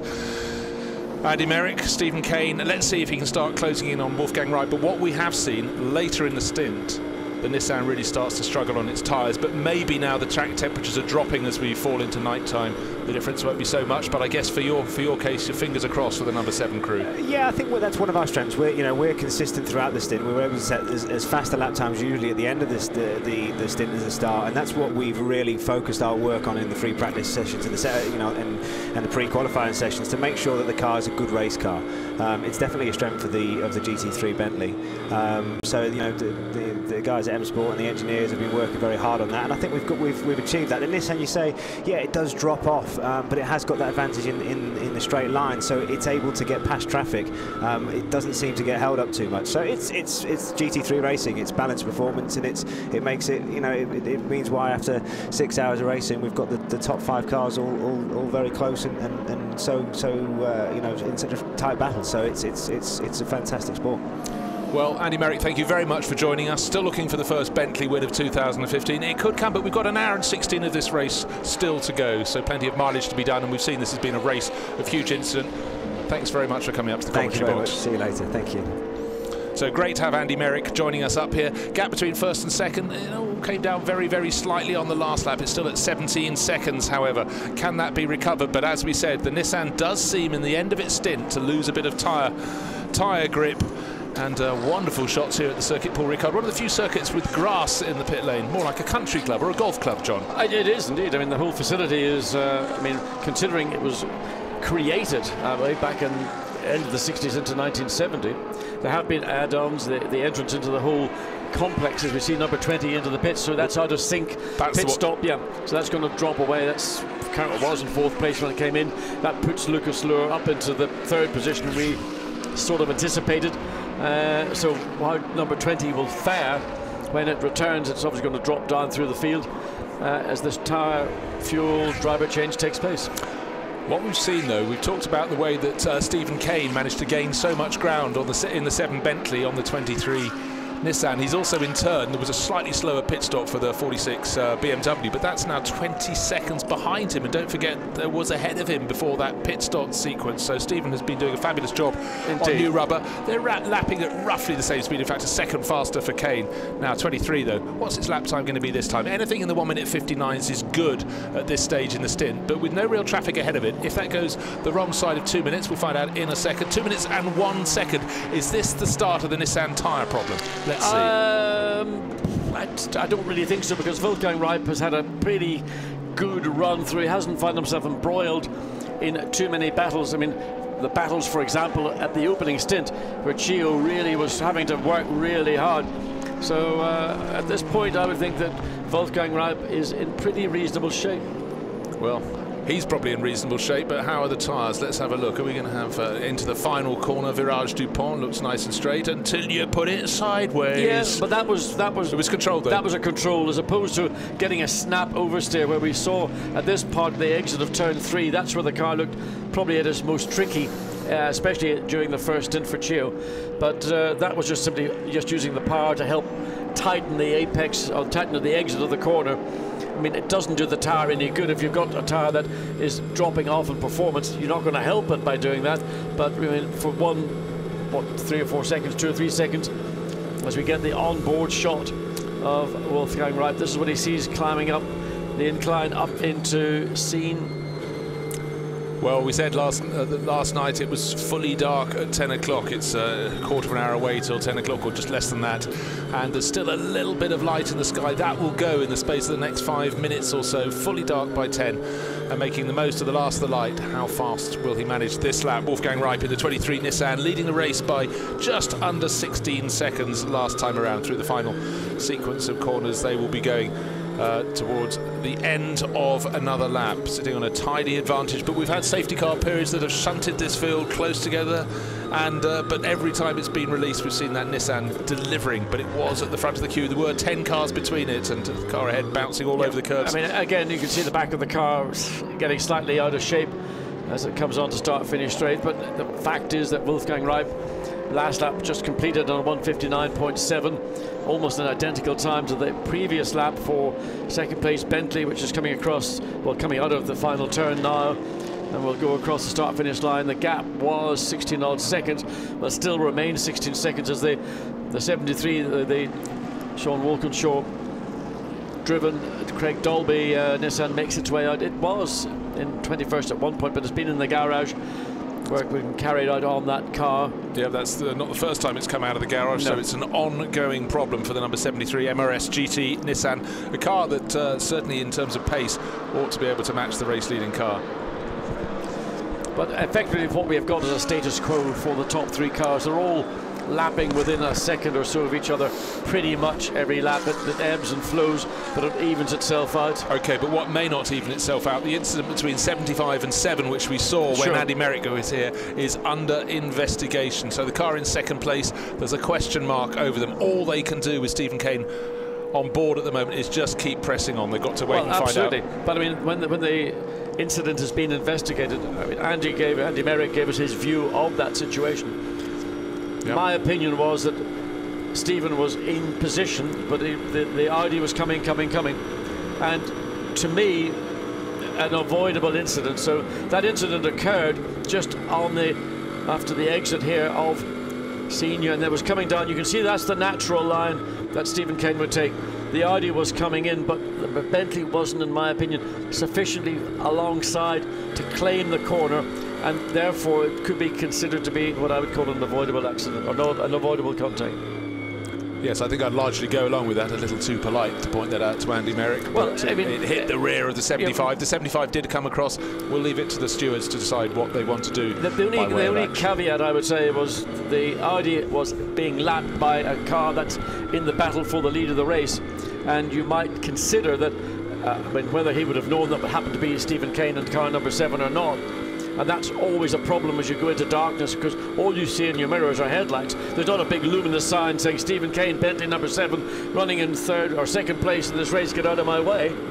So that's the difficulty when you come into this time of an evening, or you go into darkness. You rely on, and obviously the speed that Bentley was closing the Audi down, it wasn't the back marker that was catching him. So there's responsibility in the part of both drivers. Okay, there on the screen you can see the graphics pointing out the Bentley number 7 we're discussing is 15 seconds down on the 23 Nissan. Wolfgang Reip still leading the race. The Mark VDS BMW is still in third place, but 20 odd seconds down on the 7 Bentley. Fourth place held by Daniel Juncadella in the 99 Row Racing Mercedes. Fifth place is in the Pro Cup standings is the Lamborghini. Certainly that drive-through penalty had really scuppered their chances. I mean, the lights that could strip paint at 100 paces, couldn't they? Look at the way it's just absolutely... I mean, if you're looking in your mirror, your eyes would be affected by the strength and the power of those, I don't know, iodine or whatever the headlamps they are now used. They're certainly immense and of course such an aid to evening nighttime driving compared to the old style of bulb that was used in endurance racing in the good old days. In the good old days, well, the moon is now really lightening up as the sun has disappeared, but or is that just a Bentley approaching it with its lights on full beam? There it is, quarter moon, picked out. Gorgeous. And the paddock still a busy place. The pit lane suddenly looks much brighter than it's been, but that's because the pit lane lights have come on and they're counterbalancing the darkness that's behind. Yeah, well, you pointed out before that it's actually easier when it becomes fully dark, and it's the next closest thing to that with just over an hour of this race remaining. Stephen Kane riding on board with him now in the number 7 Bentley, just doing all he can to try and peg that advantage and chip away with it. He needs to catch up with the number 23 Nissan leading the race, and the gap 14 points is coming down by a tenth here or there. That's all he can do at the moment. Basically, that's all. Now, the next situation is going to be the next round of pit stops. And I think that Bentley, when Stephen Kane handed or given the car from Andy Merrick, they had a mega. I said to Andy before he went on air, said, where did that time come from? We had a mega pit stop in our great teamwork. The car serviced, refueled, wheels, tires changed. And I think that's where they picked up so much of the time. You can see the back of the Nissan just going through turn 4. Now that was an indication that the tire wear is beginning to ebb into the balance, the handling balance of the Nissan. Well, the Nissan crew know they can't afford to lose another dozen seconds or so, whatever they lost in that last pit stop sequence, and with a 14.7 second advantage, that shows that Wolfgang Reip has to keep really, really pushing. Of course, we've discussed the difference of racing with the lights. It's all the easier to make a mistake, but you've got to stay right on it. And Stephen Kane will remain in the Bentley, so he is the incumbent. He is adjusted, his eyes are adjusted, he's accustomed to the feel of the car. He knows when he goes back out on a new set of rubber, or at the freshest that they've got remaining, that the car will feel $1 million. And of course it'll be Alex Buncombe getting back into the Nissan. There he is, ready to go. So he will have to make that readjustment, going from a fully lit garage. He wears his glasses, which is sometimes at night time you can get flare off the lens of the glass. So he will have to make the adjustment to nighttime driving. So that in itself is a marginal disadvantage. It might only take him a lap or a couple of laps, but when you're counting, there's his dad in the back, Jonathan Buncombe, when you're counting, half a second here, a quarter of a second there, it's all eating into the lead that you have. Of course, we could still have a safety car intervention, and the whole thing could go completely, topsy-turvy. Well, it certainly could. So number 23 still leading the way. Wolfgang Reip running wide, but then everybody is 13.7 seconds now, so another second gained almost precisely on that lap by Stephen Kane. Kane, as you pointed out, John, will be staying for the final stint, but Wolfgang Reip will be handing over the 23 Nissan that's been leading this race for some while. In fact, pushed into the lead by the driver who's about to take it over, yes, Alex Buncombe. And the other thing, of course, is that, okay, the driver changes can be done within the period of time that the car is in the pits to retire and refuel, but it's just one additional element within the process that the Bentley team haven't got to worry about. Indeed. So this choice, the Lamborghini team, they chose the tactic as well as of running double stints, but their hopes were scuppered so far by the drive-through penalty, and they're running around with Adrian Zaug on board in 6th place overall, one position behind the leading car in the Pro-Am class, which is the number 11 Kessel Racing Ferrari, with Alessandro Bonaccini on board at the moment. We've had car number 15 going for a little spin. That's the Buisson-Gignon, the black BMW car that we saw lose its tyre tread, and someone's had a little bit of a moment trying to find their way back to the circuit over the blue stripes and far, far beyond. I mean, there is a bank out there somewhere. Now, whether he's gotten to the bank and he's managed to sort of correct the car, or how did he ever get out there? We're just trying to work see out what it is. Looks like an Audi. It's an Audi rear wing. How did it ever? The sparks coming from the left rear, so maybe that's either that could be a tire, could be a puncture on that left rear. Who'd have thought it was Audi number 4, and that's not really been in the mix. That's Sasha Bosman in 16th place, but he'll certainly lose a position there. As he tried to put the power down, I wasn't sure if it was squirming because it was on the blue lines of the paint. No, I think actually it's the left rear tire deflating. That may be the reason why he went off. And then we saw the sparks. There's faint signs of sparks coming from the left rear of the car. Something bodywork or some of the skid plates are just kissing the ground going through. There again, you can see it's coming back. He's got to stay offline as the left rear. You see it flailing away. Flailing away. Yeah, that was what happened. He went off because the rear tyre was deflating in scene, and that he probably didn't have a clue what had happened to him. But he knew as soon as he found himself almost outside of the circuit, and there's quite a long way to get to the outside of the circuit at Scene Corner. Well, all changing now. We're getting to the final round of pit stops. There's the 25 Ferrari from Glorax Racing. That has been leading the AM class, may still remain in the lead of that class in 20, just into the outside the top 20. But there it looks like there's far more light than there really is, because the pit lane, of course, is lit. The pit stops seem long at this stage when you've worked so hard for nearly 5 hours. What I can tell you, though, is... Tell us about it. What I can tell you, John, is the fact, with just over an hour remaining, is that the 23 Nissan is still leading the race. The gap to second place is 13 seconds. But we're looking forward down in the pits to hear from Stephen Kane. I've found the comfy seats again down here at Bentley.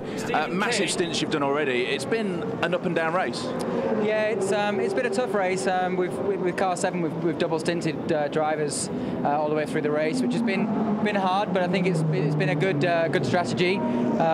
Stephen's in now, doing a great job. Obviously, he's trying to chase down the Nissan, which seems to have really good pace. So he makes some ground, loses some ground, but there's still a long way left to go in the race, and anything can happen. So yeah, he's a great guy to have in the car at the end. An hour left of a 6-hour race. At this point of endurance racing, as a driver not in the car, what feelings do you go through?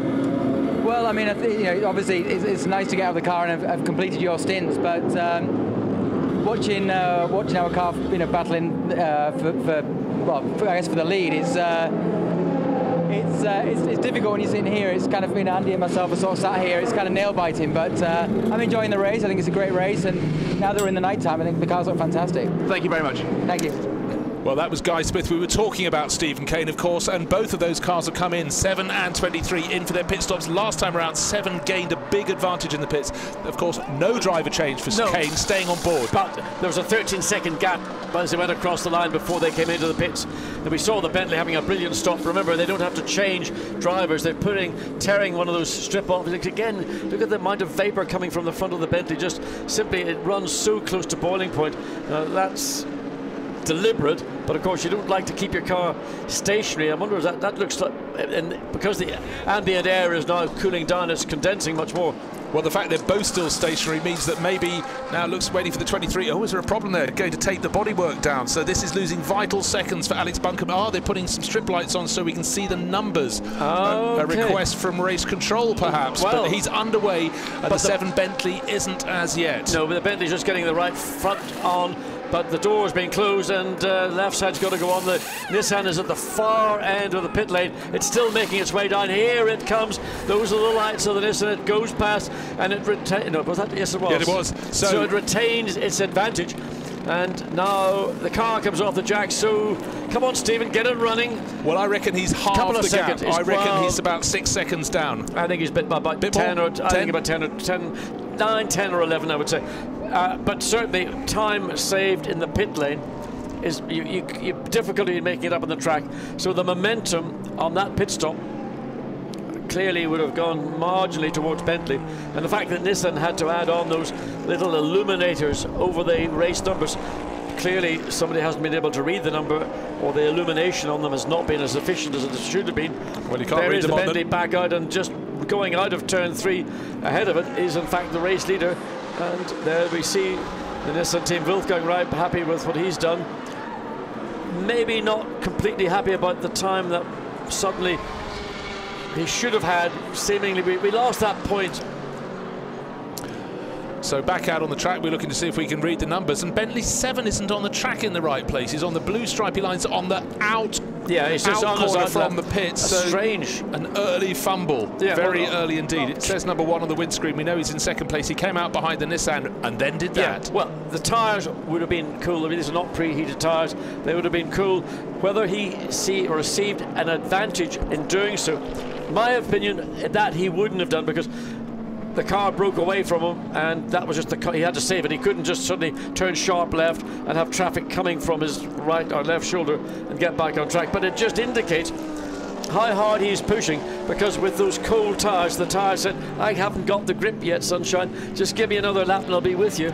Yeah, and don't forget with Stephen Kane, he hadn't just got into that car. He'd done the previous stint. He's used to the level of light, and that was just pushing, I'm sure, John, just too hard on a set of rubber that really hadn't reached race temperature.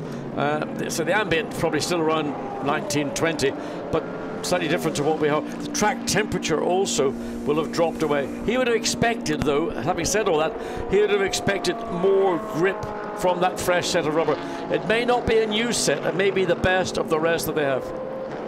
Just right, the gap was 13 seconds before the pit stop between the 23 Nissan and Stephen Kane's number 7 Bentley. It's down to 8.5 seconds going across the start-finish line. It would have been less, we think, but for that little moment down at turn 1 into turn 2 for Kane when he came out of the pits. He's had a couple of little moments in the last 6, 7 laps. That incident with the Audi up in going into Busset, it was Salaquada, and then a little error coming through the whole turn 1 complex, in effect, consequently having to drive on the inside of the right-hand corner that would lead down to the chicane. Yeah, many things happening, still leading the race, but of course due a pit stop is the 46 Mark VDS BMW Z4. Lucas Luhr on board. We're waiting for Maxime Martin. No doubt he's already put his race suit on. We saw him in his shorts and t-shirt earlier, but he'll be waiting to take over the 46 BMW for the final stint. We're into the 6th and final hour of this race. 46 leading, due to come in to make a pit stop. The 99 Row Racing Mercedes in 2nd place, also due to make a pit stop. Adrian Zaug is 3rd in the 63 Lamborghini, also due to make a pit stop, which will put the 23 Nissan back into the lead, chasing number 7 Bentley. 8 seconds behind last time around, 8.5 seconds. Let's see what it'll be this time. And there is our temporary race leader, Lucas Luhr. He's been metronomic in the BMW. He just knocked out laps, all in the high 159s, occasionally a bit lower than that. And he's doing the job that he was brought in to do, and that's a professional driving job for BMW, and that's what Lucas Luhr gives you when you sign a deal with BMW. Of course, we've got the wunderkind, Maxime Martin, who will be in that car for the final stint. But the gap currently, or the gap I think it would be, between 3rd place, where we assume Lucas Luhr will find himself in about 10 minutes time when all the pit stops have gone through their sequence, he will still be about 24, 25 seconds behind. We've got purple on the screen, the fastest 3rd sector of all. Guess the identity of the driver. Yes, Stephen Kane, the Northern Irish racer. Now the gap has come down by 1.4 seconds in 1 lap alone. Long face at the moment from Baz Linders. His car has to come into the pit lane, so he knows the battle is between the 23 and 7, not the 46. He knows that. But, you know, they've done a great job starting from the pit lane behind 61 or 60-odd cars that took the start of this race. Back at 5 p.m. this evening, well, just over 5 hours and 5 minutes ago.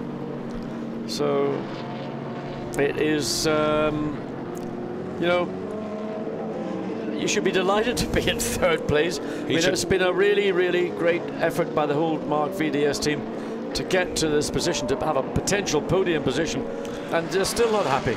Still not happy. They gained 30 seconds or so. One of their drivers told us about that behind the safety car period. So that's how they worked up from the very tail. They had patience with Marcus Paltela in their 1st stint. Now Lucas Luhr is finishing his 2nd stint. The bottom line is, even though they gained time in the safety car intervention, they still had to get past all those cars that started ahead of them, regardless of the safety car. Oh, entirely, but we did see great patience, and we said patience was a virtue, but it did start to look, when they were still only in about 30th place at the end of the opening stint, that maybe not enough had been done, but they kept chipping away, and the speed has been in the car. But time and again, down the Mistral straight, we've seen how the BMWs lose out, whereas the Bentleys, and particularly the Nissans, are able to pull past back markers, make the moves on the straight, rather than having to take the risks in the corners. So VDS getting ready for Lucas Luhr to come in, and it will be Maxime Martin gets in. So look at that gorgeous, that wonderful, absolutely magnificent view.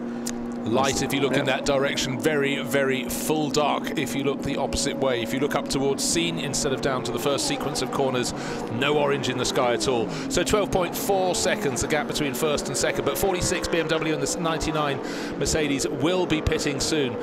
The Lamborghini Huracan 63 started on pole position, is another 26 seconds back, but then the 23.7 are effectively in the lead of this race. They've made their final pit stops, so the 23 Nissan, 4th place at the moment, will be back in the lead very soon, being chased down by the Bentley Continental. Number 7, Stephen Kane on board. 46 still continuing around, but we've seen the Mark VDS car is due in from the lead of the race. The mechanics getting ready for their final pit stop when they'll take Lucas Luhr out of that 46 BMW and put Maxime Martin in for the final stint. So is he coming in this lap, or is he continuing? He's got another lap for the German driver in the Belgian Mark VDS team. So maybe Martin's still changing into his overalls. We saw him in his shorts and t-shirt. He's quite a casual guy, but yes, he's a demon when he gets in the car. But where is he? Well, my belief in endurance racing, you should be suited and booted to jump into the car no less than 15 minutes before the predicted time in the event that something goes wrong. And that's always been my view, and that's what I've hopefully practiced. And I'm sure that Maxime Martin is probably standing somewhere out of camera shot.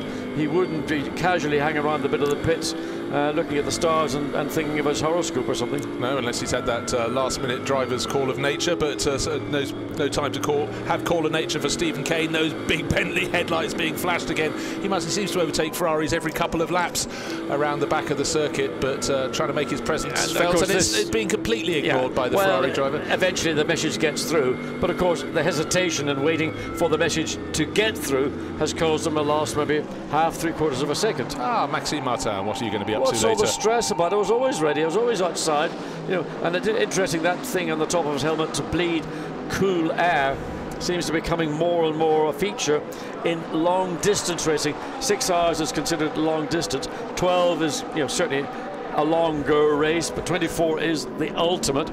And with 24-hour races, a proliferation of them all around Europe and Asia and North America, it's sort of, you've got to go with a big scoop stuck out of your helmet. I mean, it looks stupid, but you know, as long as drivers are content and it helps them perform better, well, that's all that is really of issue. Just keeping an eye as Maxime Martin catches this big screen in his garage. The fact is down to 6.1 seconds, the gap between the 23 Nissan and Stephen Kane, who's giving chase, and still the number 46 BMW continues in the lead of the race. Still Maxime Martin has to wait his turn, his final turn. He's already had one stint, a very, very good stint indeed. Just, of course, now he's just nervous. He just wants to check as much data as he can before he gets in the car. But surely next time around, the 46 car will be in from the pits. 33, that is one of the Mercedes from the Car Collection Motorsport crew, and they had a spin very early in the race, but that seems a long, long time ago. That was when the sun was shining, and now we're in full darkness here at the circuit Paul Ricard at Le Castellet down on the French Riviera.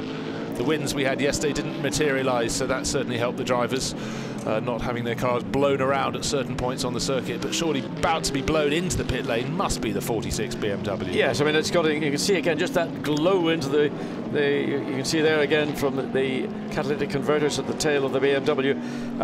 They are ready for him. Maxime Martin is ready. Whether they'll bring him in this lap, I would like to think that they probably will, because Maxime Martin last 51 minutes of this race has got a mammoth task to try and run down Stephen Kane, who is doing that very thing right now on Alex Buncombe.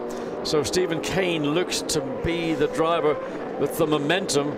Again, the last lap for Alex Buncombe 58.8, last lap for Stephen Kane 58.7. So back again, sort of the status quo. Sparks coming from the front of the BMW there, just coming into Le Bousset. I didn't notice that so much previously. No, of course we saw sparks from that car, but that was when Lucas Luhr took it over the curbs at the final but this corner. is coming from the front, the edge of the front splitter. So it's about time that it was handed over. Lucas won't want to stay out for a great deal longer, and there is Maxime Martin in the pit lane, so hopefully nothing untoward for the 46 BMW, and of course that ought to slot back in third place overall. Still waiting for 99 Mercedes, and 46 it must be coming in this time around, and so it does. The final pit stop. Left that late. He did, and he got inside before he crossed that white line, so Maxime Martin standing out in the pit lane. Nice clear pit lane, yes. Only one other car in it, so that's an advantage of coming in that little bit later. So the lead goes back to the Mercedes of Daniel Juncadella, number 99, and then Adrian Zaug, still again like Juncadella, to make their final round of pit stops before the lead returns once again to the 23 Nissan and Stephen Kane in the Bentley. Just 6 seconds as they came across the line at the end of lap 145. There is the lead Nissan, and it's getting slightly bogged. It has got bogged down. The lights being flashed furiously to try and get the Ferrari to move out of the way. Well, 46 crew not wanting to waste any time at all. Lucas Oil looked as though he was fired out of the car when he removed himself, certainly far less leisurely than some others. Maxime Martin able to climb on board. Lucas has helped strap him in, and now you can see Lucas moving to the background in front of that garage door. His job is done. He's kept out of the way, and no troubles at all with the wheel changing. That's real choreography. It's art, isn't it? It's a ballet manoeuvre. It is worked out. And of course, in all that time, the Nissan ought to be going back through into the lead. We'll wait and see. Of course, we've got the two haven't stopped, which is Cadella. It's only a technicality, really. Yeah, I mean, you can say real not, but anyhow, that's the point. There's the 23 Nissan, but he's got cars ahead of him. Two cars coming into the chicane, and again, obviously this is going to affect the Bentley behind. He's going to catch these cars within a few seconds of the Nissan, but it's always a concern, and you've got to be cautious. You're never really sure if anybody there is. There is the Bentley, 5.8 seconds down last time. It's coming down a tenth here, 2/10 there, but as you say, that looked it's to be where you hit the traffic. Look, less than that. 4 seconds out of counted it. We'll wait to see. And there in the background is the 46 rejoining effectively in third position. Of course, it'll shake out with the others. He's not out. I tell you, Maxime Martin, he is not out of it. It's going to be a massive effort with 48 minutes remaining if he can run down either the Nissan or the Bentley, but he's up for it. The trouble is he's going to get bogged down as he was previously in earlier parts in the race with that traffic. Lucas Lohr, yeah, a little bit of sweat in the brow, Lucas, but isn't it good? It feels great. Yeah, well, for Marcus Paltela, he's had a good hour or so to cool down. He's the Finnish driver on the left of your screen. But, you know, there's a certain tension on their faces there because they're in the hunt. If they weren't in the hunt, you can relax. They're not out of this by any means. I mean, it only takes the unmentionable, a safety car intervention. Not likely to happen, but anything can happen at any phase, at any event. 47 minutes to go. So you've got to keep pushing. And, I mean, Maxime Martin will push to the maximum in that car. And if he can do a good job, he might just find the dice rolls to his favour. You never know.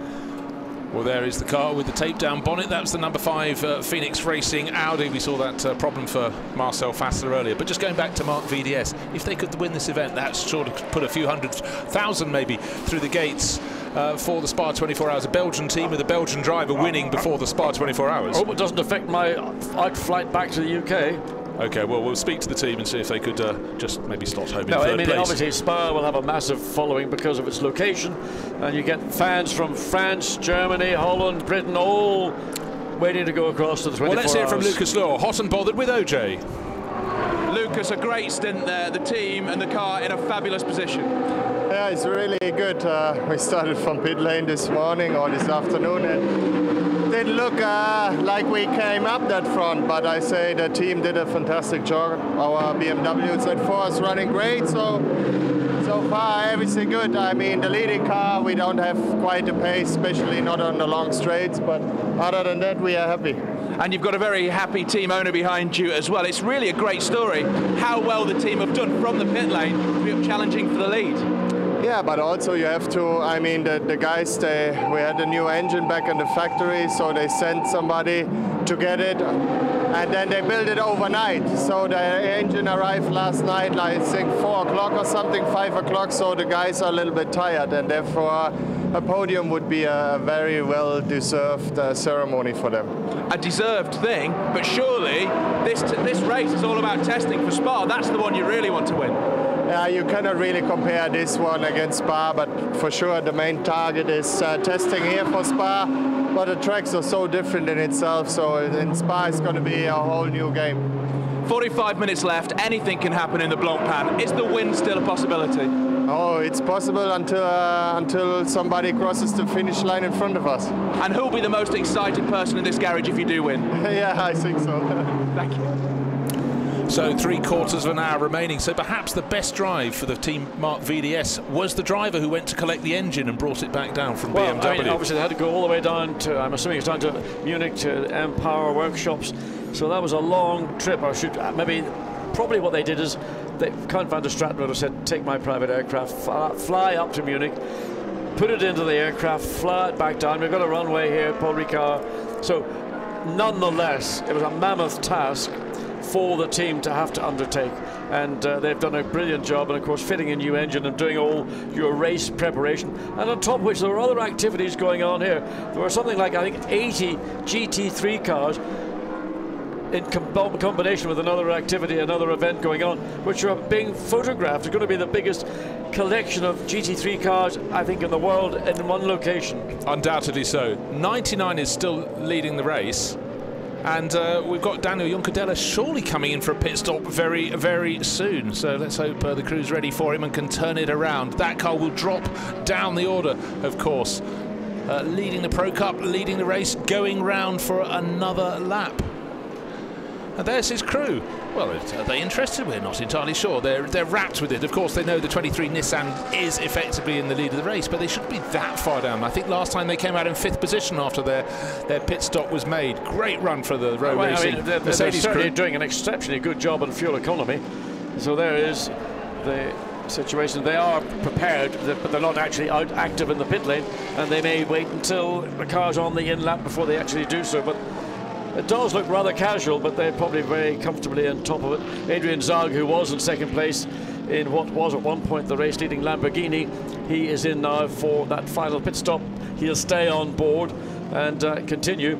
And that ultimately, when this car, 99 Row Racing Mercedes-Benz, comes in, we'll get back to status quo. There is the Lamborghini. So Adrian Zag stays on board, fuel going in. Again, rather close to the work surfaces. You know, it's quite difficult for the engineers to take a wheel off in the space available. And waiting, Adrian Zag lost about half a second, rejoins, ought to go back into about 4th place, we think, and then the Row Racing 99 Mercedes ought to slot back into 5th. So it's the 23 Nissan with Alex Buncombe on board will be leading this race. The gap has gone out. He had a better couple of laps. Oh no, that was of course a different space. The gap over Stephen Kane is 5.3 seconds. It has been coming down all along. Stephen Kane with 42 minutes still remaining in this race. Plenty of time to make up the ground, and let's keep an eye. 15 and a half seconds back. In 3rd place overall is Maxime Martin, and setting green times. The car's fastest sectors. His personal fastest lap of the race set on lap 149 and 158.020. Maxime Martin doing what he's there to do, and that is drag a performance. We go back on board with the Bentley, and now you get the monochrome version of what it's like to drive at night time, and comes in, just waits to take a little bit of the curb on the inside, runs way wide, which almost, I think they should just widen the corner instead of having that stupid curb and all that painted, but anyway, whatever. Stephen Kane, charge. That's all this young Ulsterman knows. And again, lights, absolutely think they're on some kind of switch that just is permanently in strobe nature. So the waiting driver for 99 is saying, is Daniel Juncadella ever going to give me a go? Up on the pit wall, he wouldn't be there if he was coming in this time around, so the 99 It's amazing they can go so far into this final sector. I don't know how they've been saving fuel.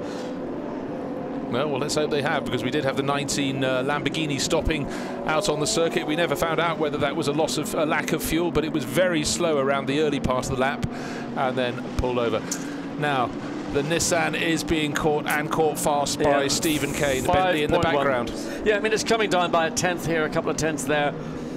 Alex Buncombe has responded to the pace of Stephen Kane, and it's virtually they're matching lap time to within about a tenth of a second per lap. So it's going to be, again, probably a traffic issue or something beyond the control of Alex Buncombe or Stephen Kane that's going to seal the outcome of this race. 40 minutes to go. So number 7 closing in. And OJ is down in the pits with the team manager of Row Racing. Will the 99 come to a halt? It looks like you're going to have a very late stop. Yeah, indeed. Well, we did the other stops also pretty late. Trying to do a very short last stint. Only a little refueling. We have to change the driver, but we don't do a tire change, and we'll see where we end up. We want to put some pressure on the opponents, yeah. So is this part of a master plan? Well, at 6 hours you don't have a master plan. We have 65 cars starting here, but the last 3 hours we've been planning this, yeah. Thank you. Well, from the horse's mouth, very good fuel economy from the 99 Mercedes. But for me, what's more important is they're not planning to change tyres. They're going to double stint this set of tyres.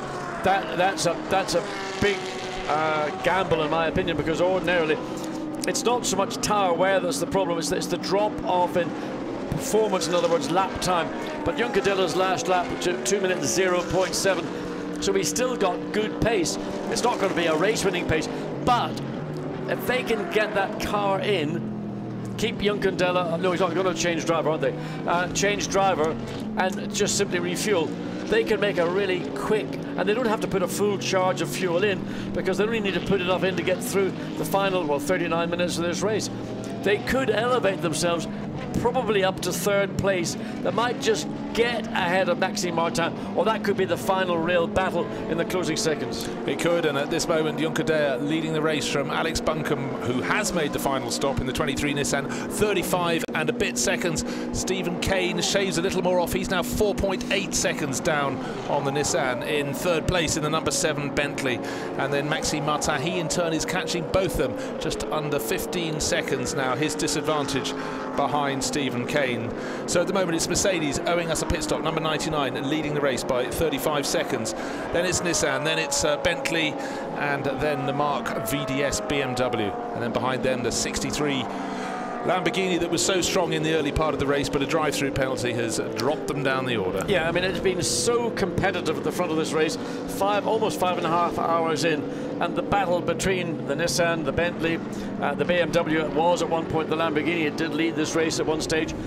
That penalty, that drive-through penalty, you can never really recover. Even with safety car interventions, you're always going to be out of position. And to try and make the Mercedes coming in this lap, no, I thought it was. Oh, let's hope this isn't a hand played too much, but just to point out, how are they making fuel? I mean, these people should patent their formula. They're actually making fuel.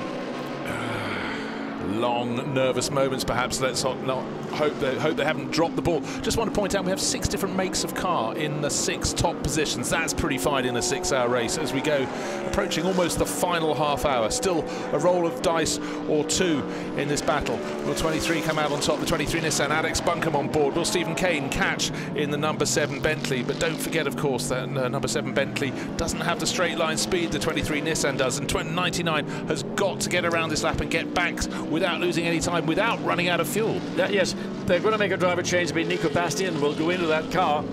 So that's maybe the little anomaly that is the unpredictable, because again, not having driven the car since it's become dark, pressure to perform, expectations are high within the Rowe Racing team that this is going to be the smart play to give them a podium position.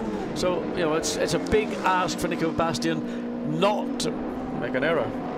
Not to make an error. He was racing in the light. He started the race in the 99 Rowe Racing Mercedes, and of course a totally different track. The car will have another 4 and a bit hours of racing under its belt. Will not feel the same as the early part of the race. And one thing that hasn't changed since the early laps is the drivers taking that very, very wide line through scene, and sparks coming out from under the front of the 99 Mercedes. Surely this time, with 36 minutes left on the clock in the 6-hour race, he must come into the pits. We'll get it right one lap.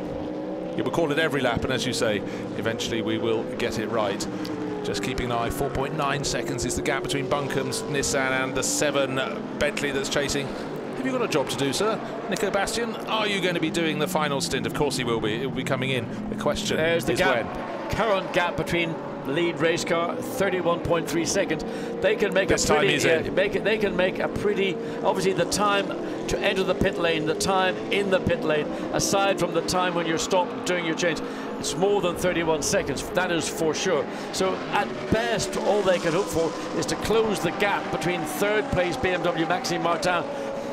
So well, let's have a look and see. They can get the driver change and the fuel done.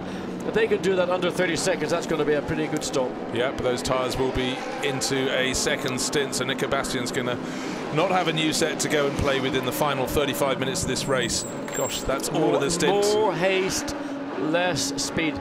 So they've got to do the driver change before they can put the fuel in. It's not an easy car to get into, no, the SLS and of course, Mercedes. When you're under pressure, everything then gets fumbled, your hands don't get the belt buckles, everything attached, so it's, well, that's the downside of doing a driver change at this stage. Fuel out, so off he goes. Probably 33-4 seconds. Could be enough to put them in the battle for third place. Well, there is our new race leader. He's led it before That's number 23, and that's the Nissan going through corner number 4 as out through turn 2, down towards turn 3 goes, of course, the 99 Mercedes. So it should be 23 Nissan leading from Stephen Kane in the number 7 Bentley. But what are the intervals behind? Well, there is number 46. That's the car currently in 3rd place, Maxime Martin. He is some 16 seconds behind Stephen Kane. Okay, now just could see in the shot where 46 is relative to 99. It seems to be about 5 seconds gap between them. So Maxime Martin in 4th place. And there is the driver who had that long stint. That's Daniel Juncadella. Is it going to be enough? Talking to Steph Dusseldorp, all they can do is wait and watch from the sidelines, as can Baz. Bite your lip blinders. That's a nervous smile if you ever saw it. So this race coming alive. It's never really gone away.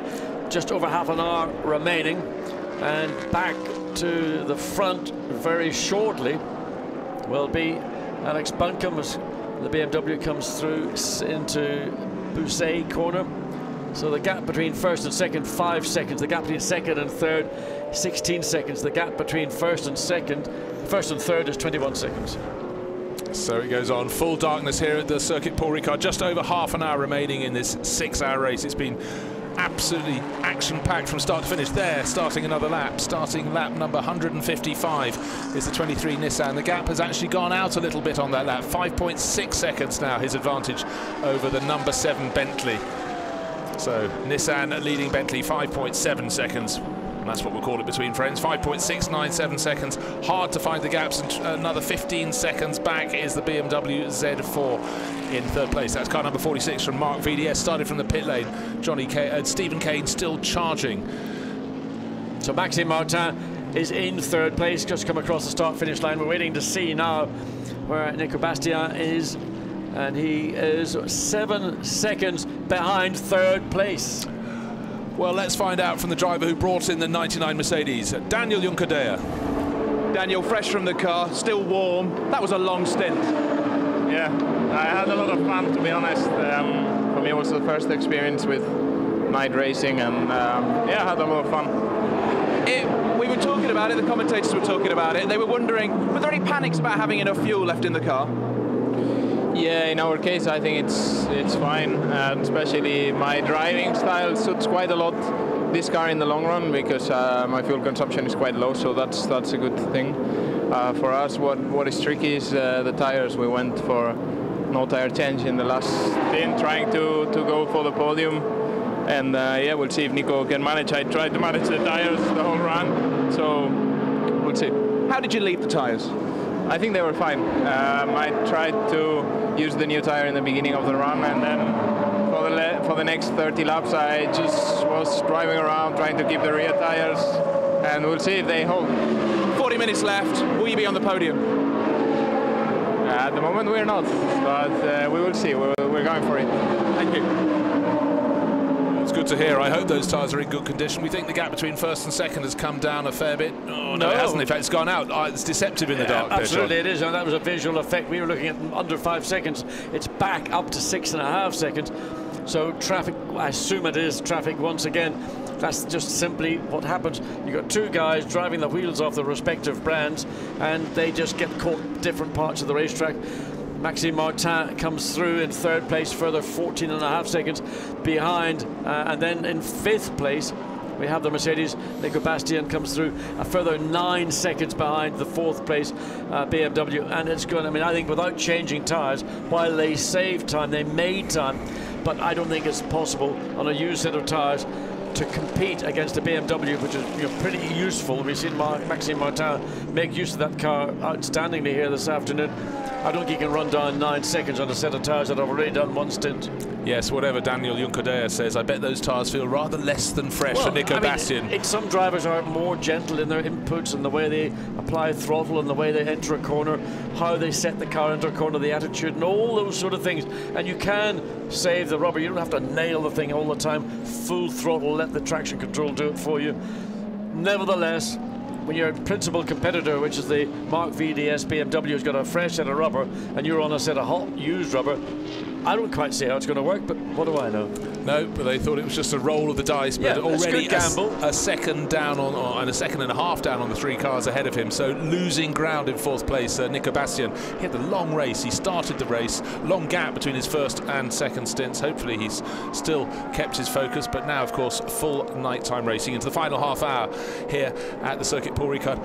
Alex Buncombe is responding. His second sector is the fastest of the entire race. He said when the track conditions, air conditions were cooler, the tyres would be good, but that's a stonking run there from Alex Buncombe, stretching the lead there. If you want to put the boot into Bentley, well, that's exactly what he's done. Entirely how to do it now. And the Pro-Am standings, number 11 is leading the way, and that's Michael Lyons running this final stint, and he's sitting on quite a tidy lead there. He's 7th place overall, 18 Mercedes. The Black Falcon with Sean Johnson is second in class. Another Mercedes, number 70 for the GT Russian team, is in 3rd place with Alexei Vasiliev. So those 2 Mercedes in the top 3, but importantly for Ferrari, one of their cars leading the group, and Michael Lyons will be taking that to the finish. That's the Kessel Racing number 11. Yep, so yet again a strong run from a very good strong run from that driver lineup, an Anglo-Italian amongst others, and they are in 7th place, and basically they are the best part of almost a lap ahead of their nearest opponents. You can see just how many cars entered the Pro-Am Cup. There's fully 18, 97 laps down. Of course, we haven't seen the 888 BMW for a very long time indeed. It was featuring relatively well early on, but to be that far down, clearly had retired. Didn't catch what happened to it, but now it's very hard to catch what's happening with anything. Full nighttime running here. Interesting to hear someone like Daniel Juncadella say, I've never raced at night before. So a lot of drivers learning as they go. Do you know why? They don't hold single-seater races at night, except in places like Singapore, where they floodlight the racetrack. So if you've come from a single-seater background primarily, when you go into a nighttime race for the first time, either you embrace it and you'll love it to bits, or it spooks you. There's not much in between.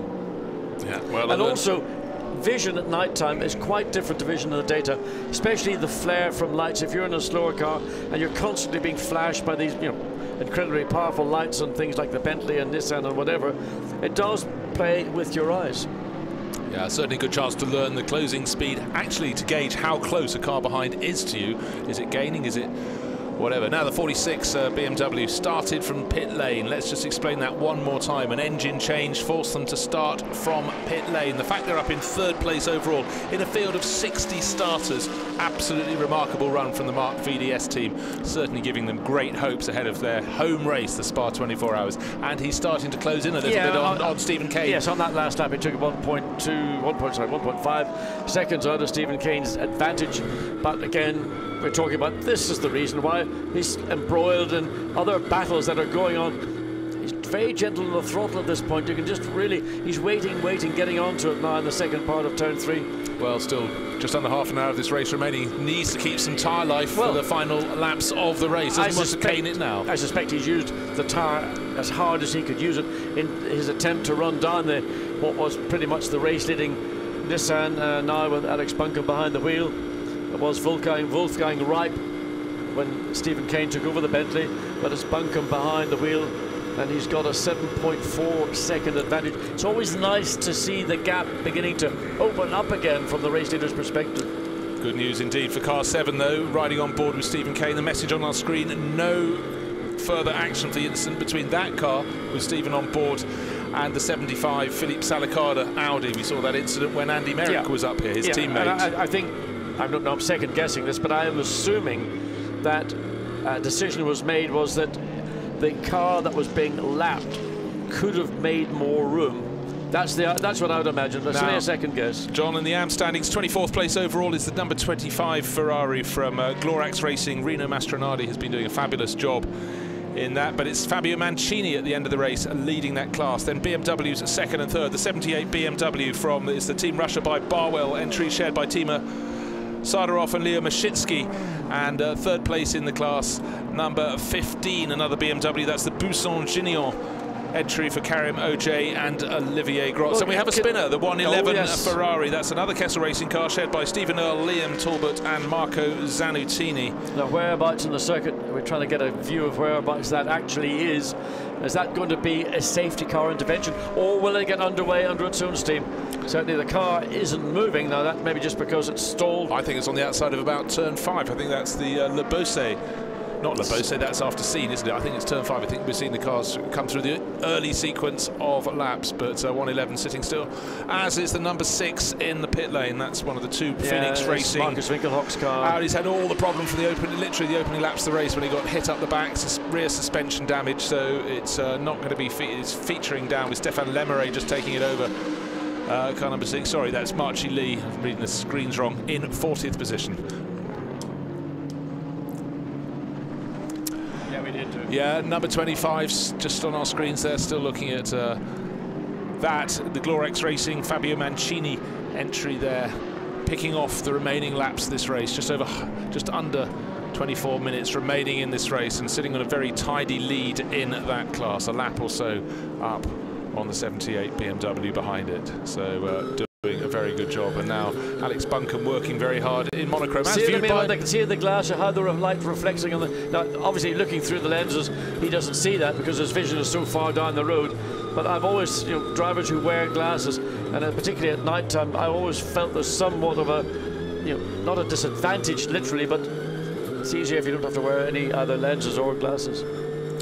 No, quite so. Alex Buncombe very much in the zone. His lead just over 7 seconds last time around. And you certainly feel that if Stephen Kane is going to make his move, it's got to start coming soon, because these final laps are going to go past very quickly. Almost all of them, if they can lap under 2 minutes per lap, so we've got 11 laps remaining, then that's fine. If they can lap over 2 minutes, they're going to lose a bit of ground, but lapping almost metronomically on 2 minutes and just below is our race leader, Alex Buncombe. Seems to have perfect vision as he threads the 23 Nissan around the twisty parts of the circuit. Of course, the circuit Paul Ricard is very fast down the straights, but plenty of tight, twisty corners. Then, of course, seen at the end of the back straight sorts the men from the boys. Yeah, I mean, it's a very good balanced circuit between low speed, love the corner onto the pit straight, start finish straight, slowest corner almost on the track, other than the possibility of turn 3 as well, pretty much similar corners. Then you've got middle speed corners, then ultimately the high speed, and seen at the end of this 1 kilometre long straight. And it's always been a corner that challenges, as I said earlier in the broadcast. You always feel maybe I could have been a little bit more committed, just kept my foot in it longer, lifted less, not maybe ride the brake.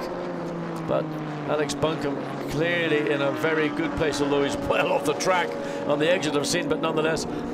And what is brake disc really glowing. He went wide coming into. He made a mistake there. He got way wide. Right, 6.9 was seconds was the gap between first and second. I was just about to say he's just got to be calm and keep it under control. At that very moment, you said he's in a good place. He was near a good place. The good place was the track. He was near the track. Came back on, but the amount of glow on those front brakes. No, it wasn't. I don't think it was. Well, maybe the brake was an issue, but certainly for some reason he found himself way far too far to the left to enter into that double right-hand corner at Bousset. And that suddenly he was all off the throttle and tippy-toeing it around the circumference of the corner, almost got overtaken by one of the Ferraris that he had just overtaken a moment ago.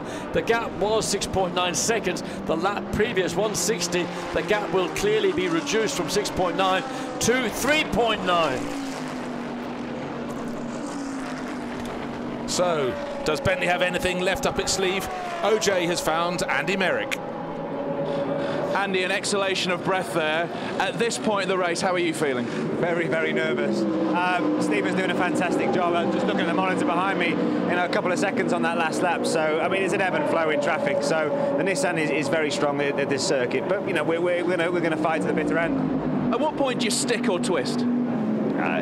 We'll be pushing flat out to the end of the race. We're not happy for second. When you're this close, you want the victory. We really want that victory. This Paul Ricard. Do you think you deserve a bit of the luck here after what happened in Silverstone?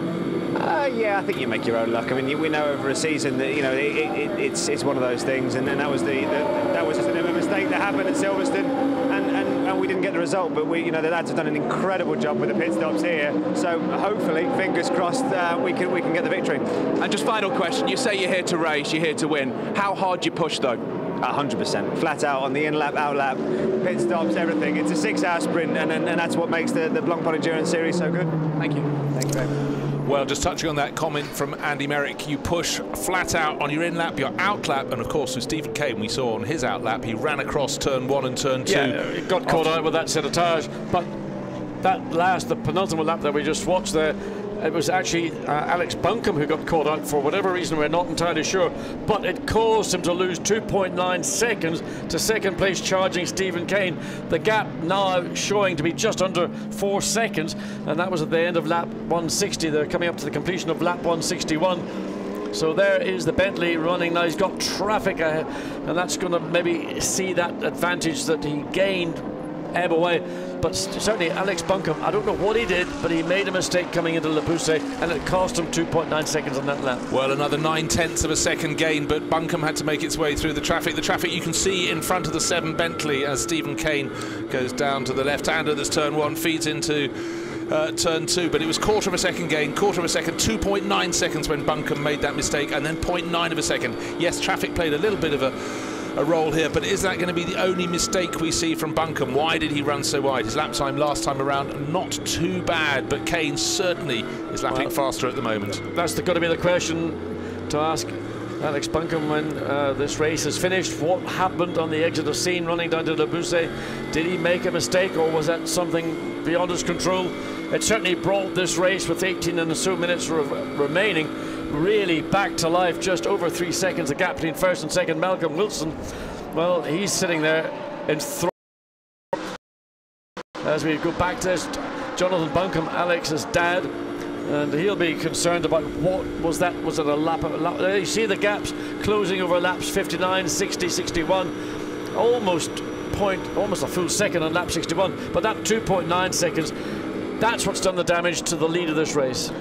Yeah, now watching our race leader Alex Buncombe. Can he stay on the circuit at that point? Yes, he can there, but we have seen that really wide run off the circuit 2 laps ago. Lost him nearly 3 seconds.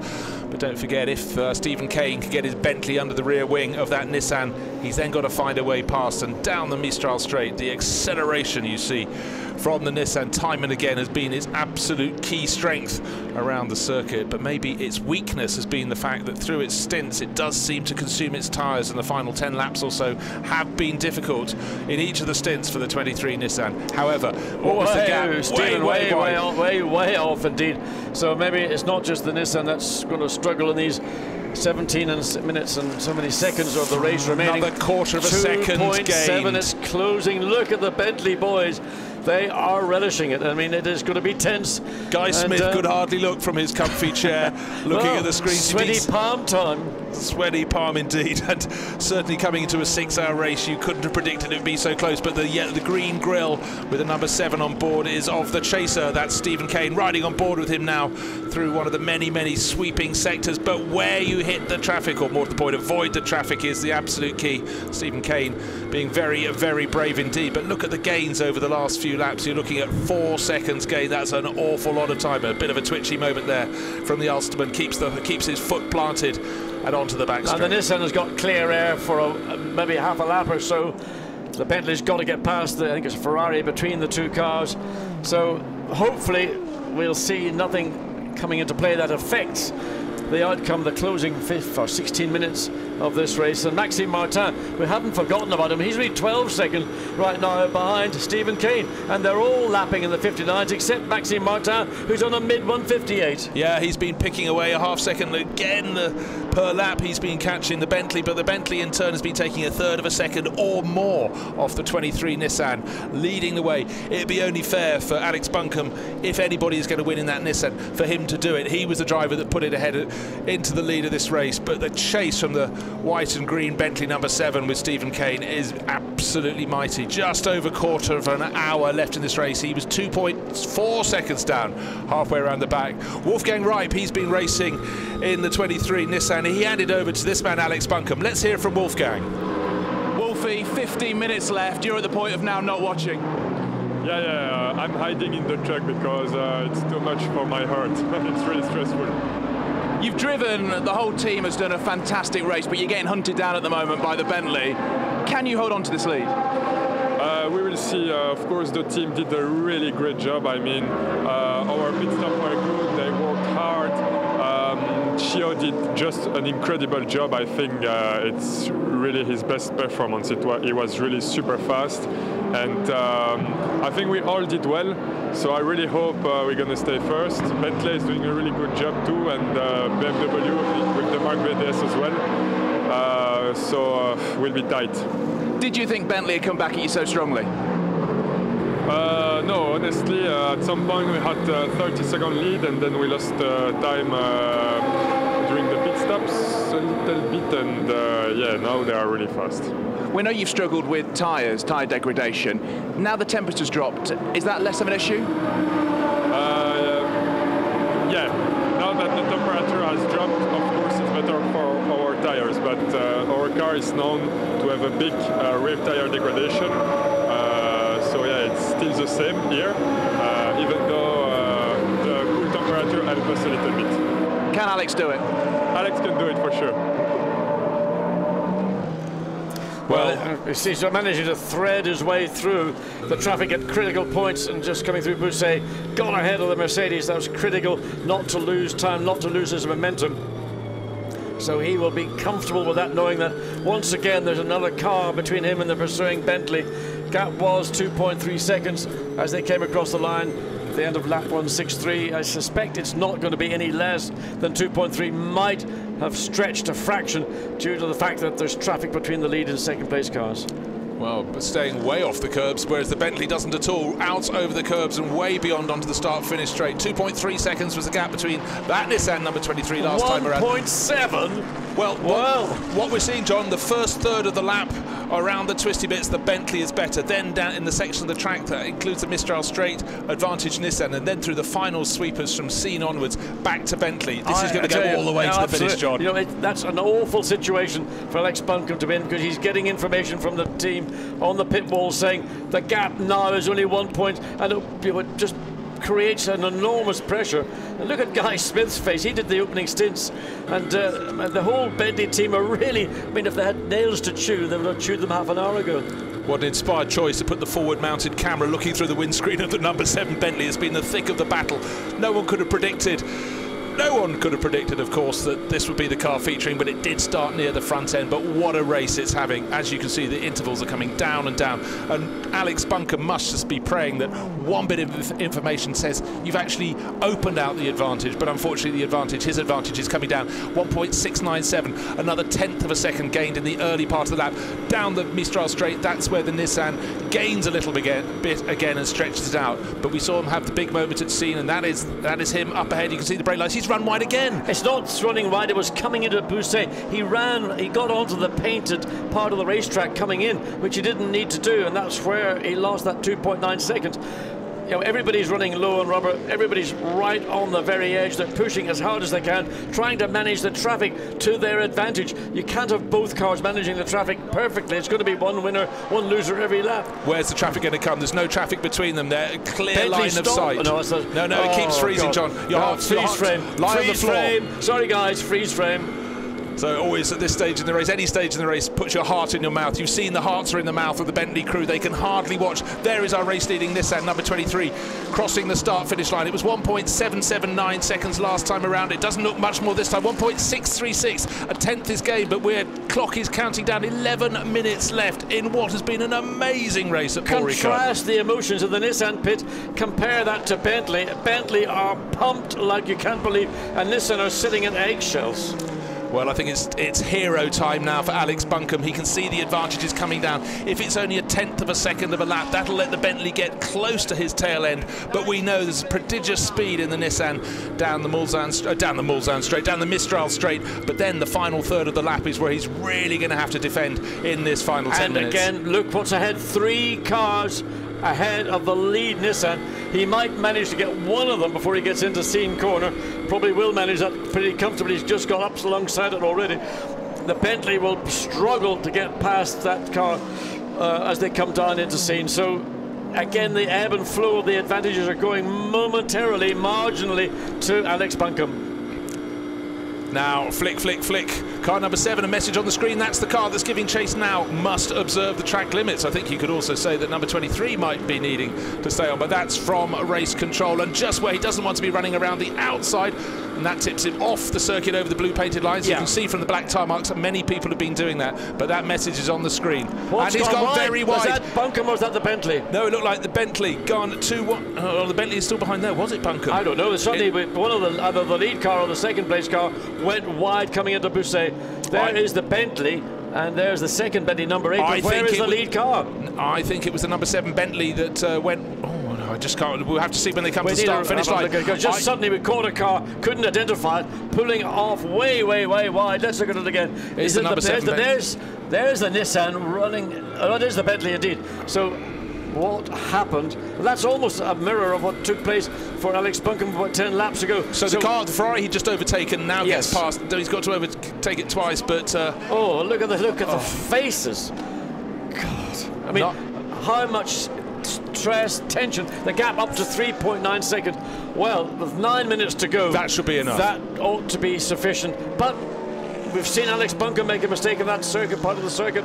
Now Stephen Kane's made a mistake, pushing to the limit. Is it a tyre issue? Is it something on the track? Probably it's a combination of everything. Just the drivers are right on the limit, and when they go above it, but traffic again is holding up the Nissan. Right in the way, 5 cars in the way of the Nissan. He's got to make his way clear, but he's got that margin that he hasn't enjoyed for about 5-6 minutes now. 3.9 seconds. A lot of chewing going on. The Nissan GT Academy team, but Alex Buncombe, a very, very cool head. He cannot afford to make any mistakes. We've seen the mistake there. What he lost earlier, he's gained back 2.2 seconds. He gained over the number 7 Bentley. 8.25 minutes remaining. Will that be enough? 3.9 seconds was the gap between them on the start-finish straight last time around, and a very, very good opening sector of the lap. Opening third of the lap, Stephen Kane has taken one of those seconds back, but then you get to the fast part of the circuit down the Mistral Straight where the Nissan just picks cars off at will. I think traffic's still got a role to play in this race, but the part that could have the most important role is the clock. Less than 8 minutes remaining, and it's certainly going with every lap in the favour of the Nissan crew, but they won't believe it until the checkered flag is unfurled. This has been a truly remarkable race at Paul Ricard. The gap has come down 0.9 of a second. It's closed in the early part of this lap, fighting back to pull out a 10th back again down the Mistral Straight, the Nissan. And in the meantime, Maxime Martin has been eating into the lead second place, Stephen Kane. He's closed that gap down to just over 10 seconds. So while all the focus has been on the lead between the Nissan and the Bentley, it's the BMW that's been knocking out the high, 1 minute 58, and bit by bit closing up. And we can see the number 7 Bentley just trying to get past the blue Porsche, the 56 Tempo Racing entry, got it dispatched, and now the looks of it, anticipation from Bentley. There was Andy Merrick, one of the drivers of the 7 crew. Now it's a face of despair, but just under 7 minutes remaining. Of course, the pendulum swung one way, it swung back the other, but at the moment the gap of 2.888 seconds on the start-finish line. Is that going to be enough for the Nissan? 2 cars between the lead and the second place cars, so Alex Buncombe has got a nice clear run down the scene, down the Mistral Straight into scene. Stephen Kane spun and lost the back of the Bentley. He's gone round, he's got the car straightened up, and that could put a challenge onto that second place because Maxime Martin was only 10 seconds behind. He's got the car rolling. Any chance of victory has now gone. He's now got to find a way to defend. Was that the BMW? It wasn't. No, it wasn't. It was a Ferrari going past. The BMW will not be that far, but Stephen Kane, the back end swung around once the pendulum effect took over. Nothing he could do. He had to grab the clutch, get the car pointing in a straight line, and now he is going to consolidate for second place. That's all he can hope for. Well, the tyres clearly reaching the end of their life and will have certainly less life in them now after that rotation. Another car wide off the circuit. Don't worry, that's not the car we're looking for. There's the car we're looking for, the number 7 Bentley. Cars absolutely tippy-toeing their way around the circuit in these closing minutes of this 6-hour race. The gap was 2.888 seconds between first and second last time around. It's certainly gone out this time. Alex Buncombe leading in the 23 Nissan, but it's good the 7 Bentley is still going. Traffic in the way, but the shot at victory, it's gone. 5 minutes remaining. Race leader comes out of the final turn. I mean, he gets that message that second place charging Bentley has spun coming onto the straight.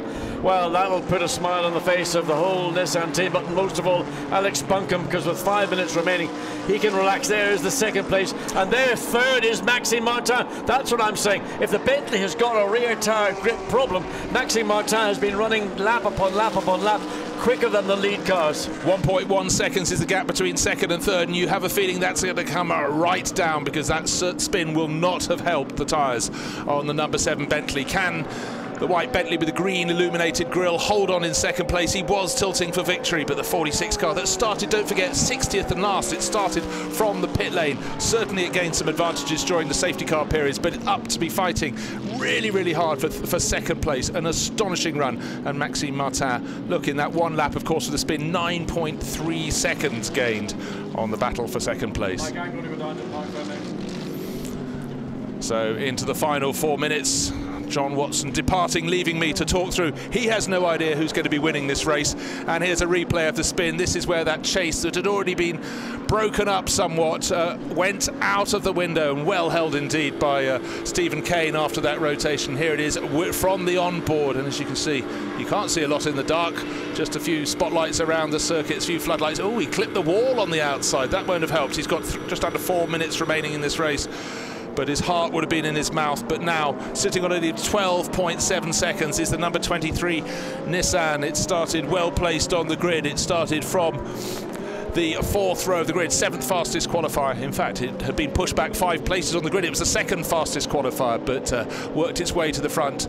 Great run from Katsumasa Chiyo, wonderful follow-up from Wolfgang Reip, and then Alex Buncombe, he was the driver that put it into the lead of the race.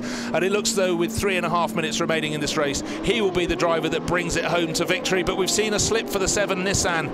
Let's hope there's no slip for Alex Buncombe in the 23 Nissan. Second place, though, is far from settled. Stephen Kane holding it in the number 7 Bentley.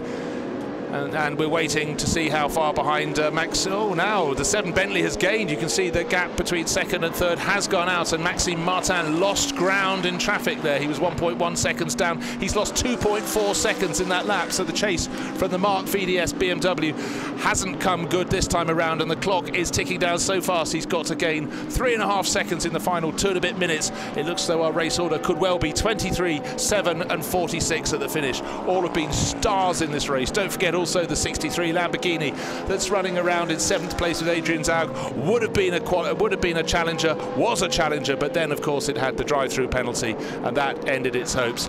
Now looking on, almost can't watch. This will be the biggest victory of the life of Katsumasa Chiyo, and he has every reason to take the accolades along with Wolfgang Reip and that driver Alex Buncombe. Super performance from him, but we're not over yet. 2.25 minutes remaining in this race, but the gap between first and second, between Buncombe in that Nissan there, is 12.3 seconds to the number 7 Bentley. And so when he gets to look back at this race, you certainly feel that Alex Buncombe will be going, oh, it was fine, it was just a calm drive in the country, but certainly it was only calming once he got the news that Stephen Kane's chase had been blunted by that spin. So Wolfgang Reip on the right and Katsumasa Chiyo just sitting, waiting on the grass verge in the pit lane, the super luxurious pit lane here at Paul Ricard. 12.3 seconds was the gap between first and second last time around. It could afford to come down a bit. Maybe Alex Buncombe can afford to take slightly fewer risks going through traffic. The team will tell him the position is absolutely tenable. He should be heading home to win this race, barring the most extraordinary of disasters. So one more time through the final corner. Next time around, he will see the checkered flag, the fireworks already blasting off in premature celebration, looking fabulous in the night sky. And on to the final lap goes the 23 Nissan. What's the gap between he and the chasing Stephen Kane? It was 12.298 seconds. We'll find out this time around 9.9 seconds, so a slower lap there from our race leader. He's got it all under control.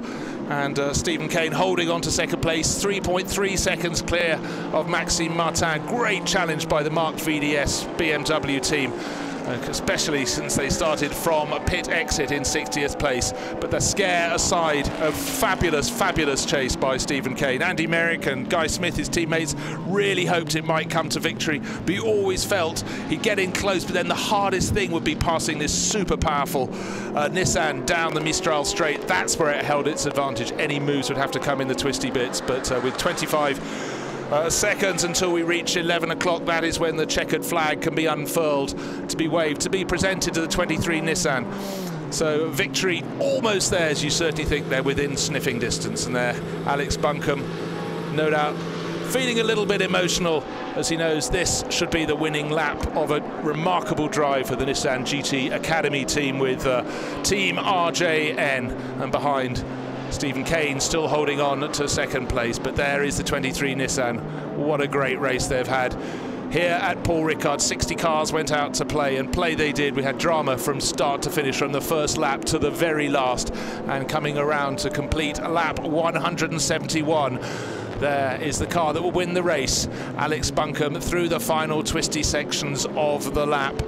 And rather fittingly, the number 22 sister car, even though it's down in 37th position, has slotted in behind for a photo finish. How easy it will be to spot the black Nissan behind, we cannot tell you, but it will be difficult. And here is the final corner. It'll be Nissans, not 1 and 2, 1 and 37, but what really counts. Victory for Alex Buncombe by a dozen seconds or so, and there, 23, Alex Buncombe, Katsumasa Chio, Bentley coming across the line now in second place, and Wolfgang Reip, he's the third driver in the winning car. Stephen Kane comes through despite that final spin, just under 8 seconds down in second position. BMW, number 46, ending up third overall. So 23, 7 and 46. Nissan, Bentley and BMW, they are the top three finishers. Car coming slowly across the line, bodywork dragging, so that's the BMW Team Brazil entry. But let's Bob Neville interviewed from the winning car. He's the boss, Bob Neville with OJ. They don't make wins in endurance racing easy. Fabulous achievement. Yeah, thanks very much. That's the first time we won a Blancpain race. We won the championship twice, in 11 with GT4 and 13 with Pro-Am. It's the first time we won a Blancpain race. We're over the moon with it. And how difficult was it for you in the final 10, 15 minutes with the Bentley on the charge? Very, very tense, because you could see Stephen Kane was really pushing, and Alex was just trying to stay on track limits, trying to just do the job, and it worked. And what does it mean to you, and what is a very raw driver lineup? Sorry? What does it mean to you in the driver lineup to win here? Oh, it means absolutely everything, really. I mean, as I say, it's the first Blancpain race we won, and it's 1000k one, and just before Spa. Couldn't be better. Next stop, Spa. Thank you, Bob. Thanks very much. Thanks very much. So emotional, exhausted, drained Bob Neville, their first victory in Blancpain. Will it be the first of many? Time will tell, but they did it the hard way over 6 laps, and we saw the Team BMW Brazil entry dragging sparks over the start-finish line as the checkered flag was unfurled, and it hasn't made it to the finish, but wasn't challenging among the point scorers. Down in 13th place, Attila Abreu listed in 13th place, as you can see, ended up right opposite the pits on the start-finish straight. So got to the finish, but only just. But really plaudits this evening to that man, Alex Buncombe, who with Wolfgang Reip and the driver who started the race, Katsumasa Chia, who really came of age here at Paul Ricard. Job completed, job done, first victory for the Nissan GT Academy team in Blancpain. That will be a huge, huge relief for all concerned, and they can be very proud of that. That was a fabulous performance, and the closing laps truly remarkable, as Stephen Kane attacked in the number 7 Bentley, didn't pull it off. They both had their moments, they both lost time, and then the spin from the Bentley with just a few laps to go even put its second place in jeopardy, but he responded to finish 2.2 seconds clear of the Mark VDS BMW, and in all he was only just under 8 seconds down on our race winner, and that's the number 23 Nissan. That slow lap back to Parc Fermé for a victory that will be roundly celebrated. Night has long fallen here at Circuit Paul Ricard. An hour ago it became full dark, and the racing, if anything, burst out into light. It was phenomenal from start to finish, but what a special event. Daylight into night, and what a fabulous result. So we had more than 40 finishers, around 50 finishers, 60 starters, incident aplenty, but what a chase to the finish. Nissan, Bentley, BMW, and worth pointing out, in 4th place overall, that gamble, no new tyres put on the Row Racing Mercedes, ended up in 4th place. Fabulous 5th place overall, winning the Pro-Am class to Kessel Racing, Michael Bronichewski, Alessandro Bonaccini and Michael Lyons, who brought that car home. The last car on the lead lap, and Adrian Zaug ended up 6th overall in the Lamborghini that started from pole position. There is the 46 BMW from Marc VDS Racing with Maxime Martin. He gave it a shot, his best shot. Pats on the roof, the team delighted with that. Don't forget they started from the pit lane down in 6th, so to come through to 3rd, that's showing a very, very strong turn of speed. Final cars just trooping in. Everybody can be very proud of themselves after a performance like that. Great circuit here at Paul Ricard, but the team that will be celebrating the most, already people waiting to check tyre conditions. Alex Buncombe can pop the belts, he can undo the pipe that's kept his head cool, but he himself kept his head cool indeed. The pressure was huge as Stephen Kane gave chase in the number 7 Bentley, and he resisted that. It was looking as though with about 5 or 6 laps to go he wasn't going to have enough to stay in front, or certainly he'd have got the Bentley right under his rear wing. Got down to just a few seconds away, and then deep breath, he held on. But Stephen Kane should celebrate too. Andy Merrick goes in to congratulate him. That was quite a chase. It didn't come off, but Bentley's really shown its hand. That first win for Bentley in 2015 could surely be just around the corner. So Stephen, he can celebrate. Guy Smith gets in there too. They've had a bad run of results so far this season, but they know they're back in the mix. So Bentley back in, but the glory this evening in the south of France. And we have the winning driver, Alex Buncombe, will be grabbed by John Watson. Alex Buncombe, what a fantastic race. What a wonderful victory for you and the Nissan team. Yeah, unbelievable. I mean, been working so hard over the years to get a win, and, you know, not only in Pro-Am, but my first year in Pro with 2 amazing other drivers, and it all came together today. I thought we were on the back foot with the safety cars, but there was about 12 cars behind P2, so Gio did his thing and got his head down and put in some stunning laps and pulled another gap back to about 25 seconds. And yeah, I mean, Gio's been the star really all weekend. He's been awesomely fast in this Nismo GTR. It's just been a joy to drive all weekend, and just to say thank you to the team and everybody at Nismo and RJN have worked so hard. Well, there were different points in the race. Lost time in a pit stop. We never really understood what happened.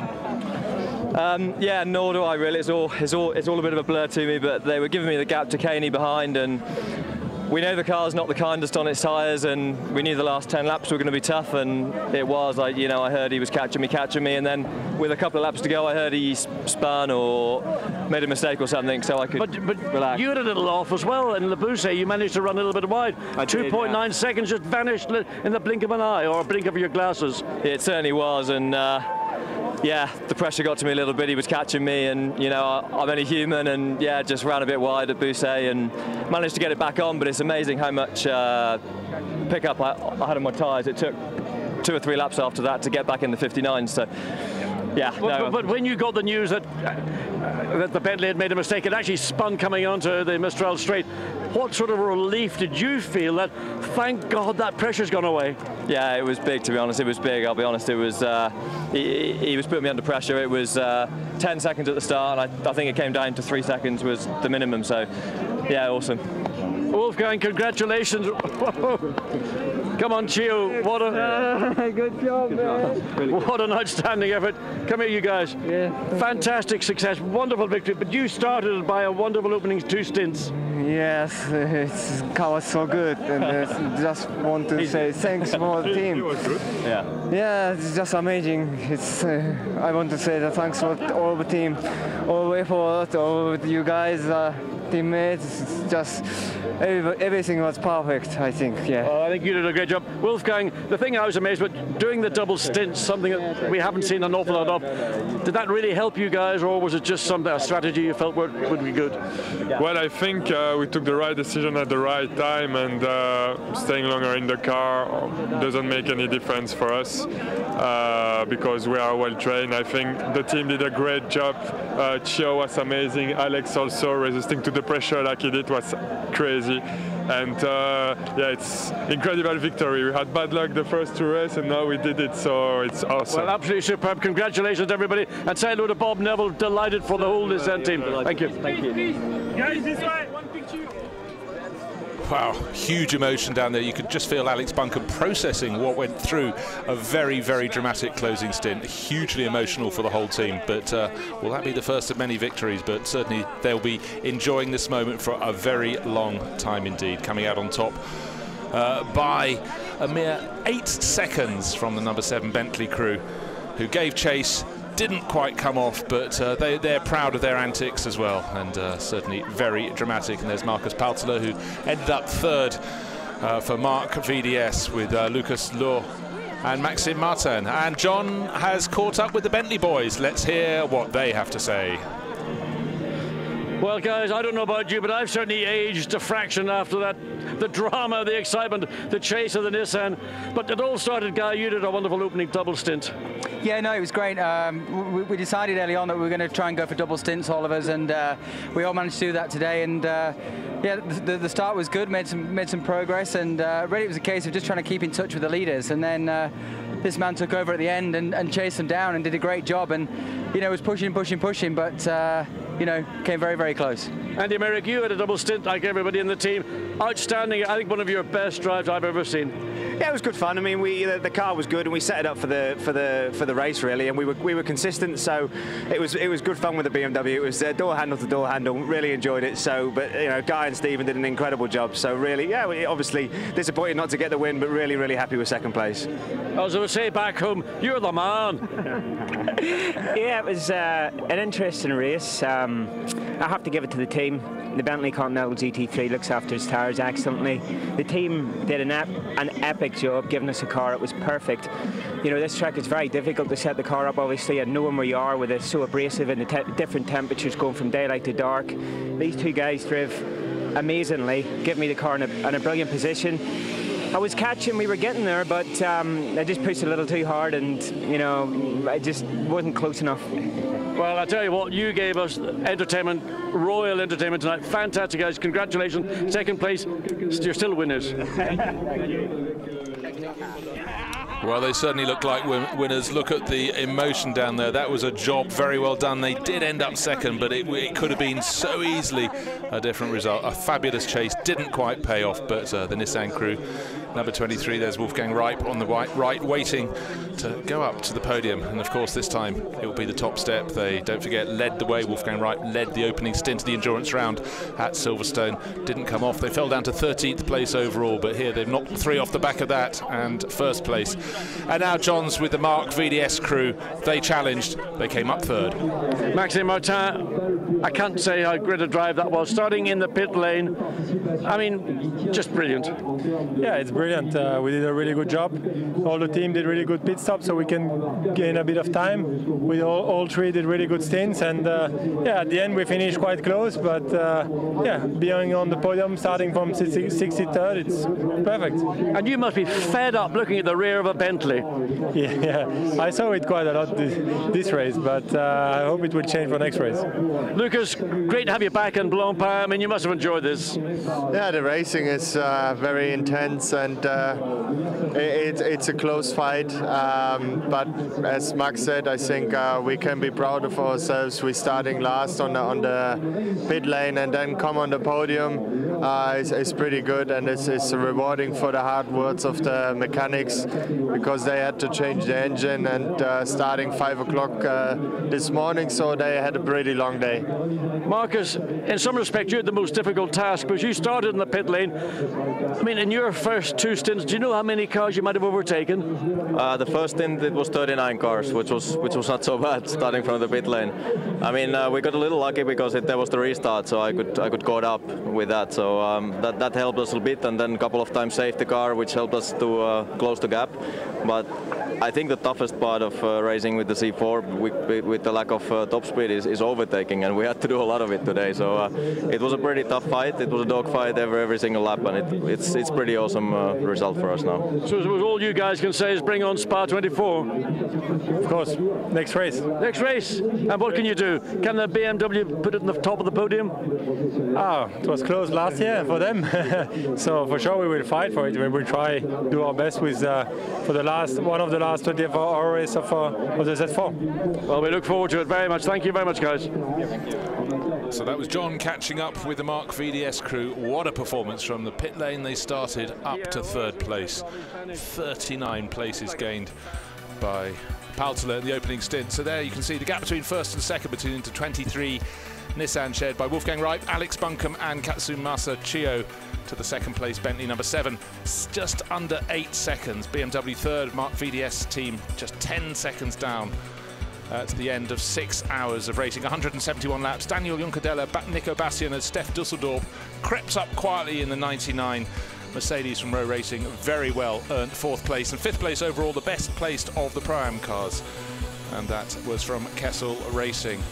And as you can see, still after the top 15, still covered by only 2 laps at the end of 6 hours of racing. Really close. I think every driver out there will have a tale to tell. And you move down to 24th place overall, and that is the winner, the winning car in the AM class, and that's the Glorax Racing Ferrari that held advantage in that sector of the race for some long margin of time.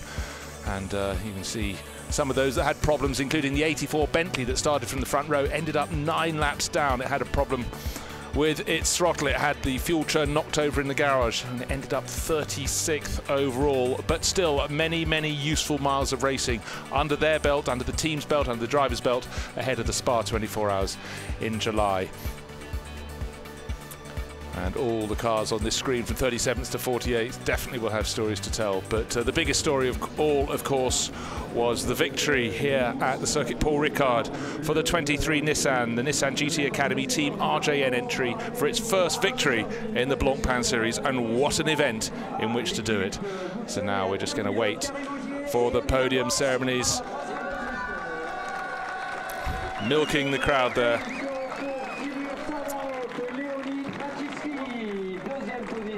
And that's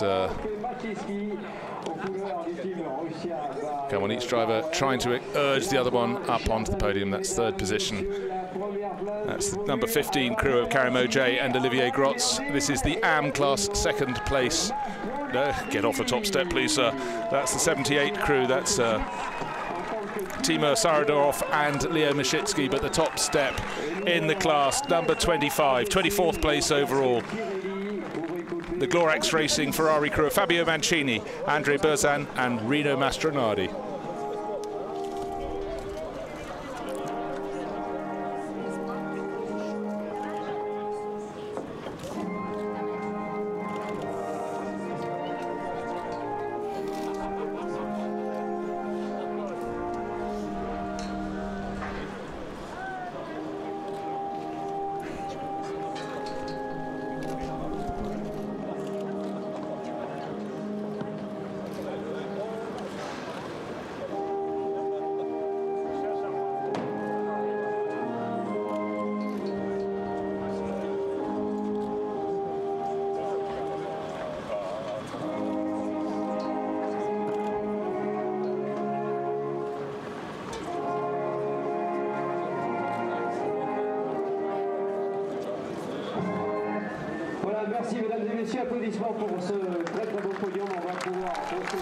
So the top 3 finishers in 24 in the AM class in 24th, 25th and 27th positions overall, but 1st, 2nd and 3rd as far as the points in the AM Cup. So Glorax Racing, they get the trophies for 1st place. But the ones handing the 3rd place in class to the Buisson-Gignon crew, of course, we saw them shed a tyre very early on in the race, but they fought that back through, and they've certainly been one of the form cars in the AM Cup. And in 2nd place, it's the 78 Team Russia by Barwell entry, another BMW Z4 GT3. That's Timo Sadarov and Leo Mashitsky, who started the race for the team. But the glory today goes to Glorax Racing. They topped the AM class with the number 25 Ferrari. Fabio Mancini, Andre Berzin and Rino Mastronardi. They will get the trophies for the winning entry in the AM class here after 6 hours of furious racing at the circuit Paul Ricard.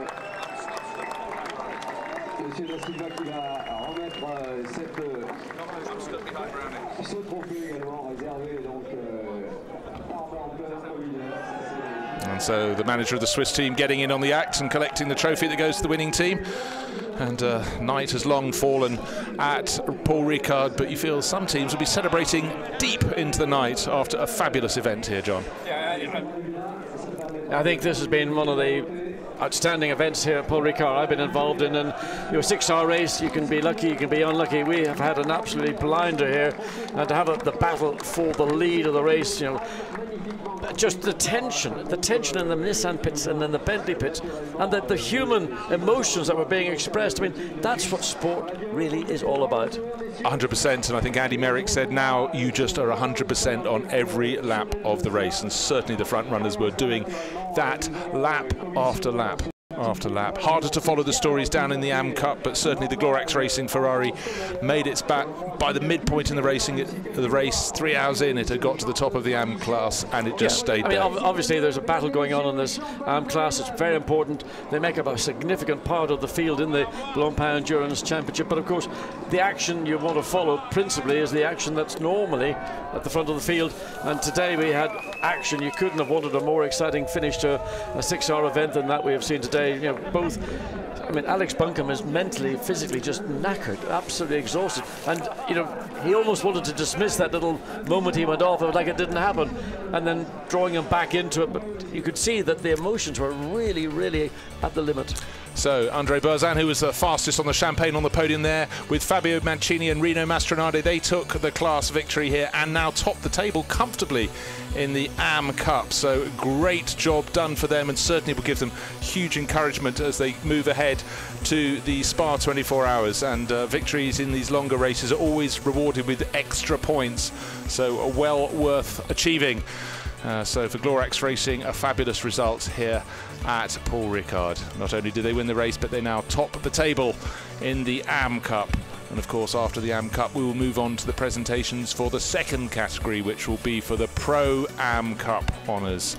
One class higher up, but onto the podium. We talked about the progress of Matt Griffin there. He is leading out the team that finished third. That's the 51 Ferrari, 10th place overall. Matt Griffin, Francesco Guedes and Duncan Cameron. Into second place we have the number 18 crew. That was the Black Falcon Mercedes crew of Oliver Morley, Sean Johnston and Mauro Engel. But victory in the Pro-Am class. In 5th place overall, the Kessel Racing Ferrari crew of Michael Broniszewski, Alessandro Bonaccini and Michael Lyons, high on the top step here at Paul Ricard. And there goes Michael Lyons, almost falling on his head. Well, John. I'll tell you what, David,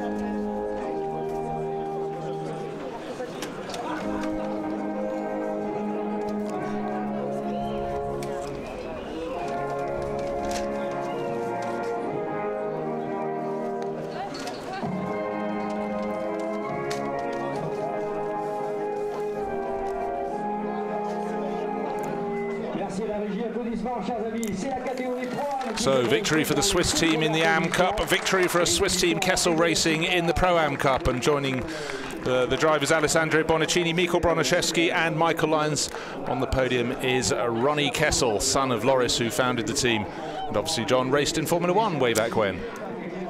Just back in the early 70s, 75, I think they bought some of the old Brabhams, Loris Kessel, and tried to run the team, but sadly didn't really move forward.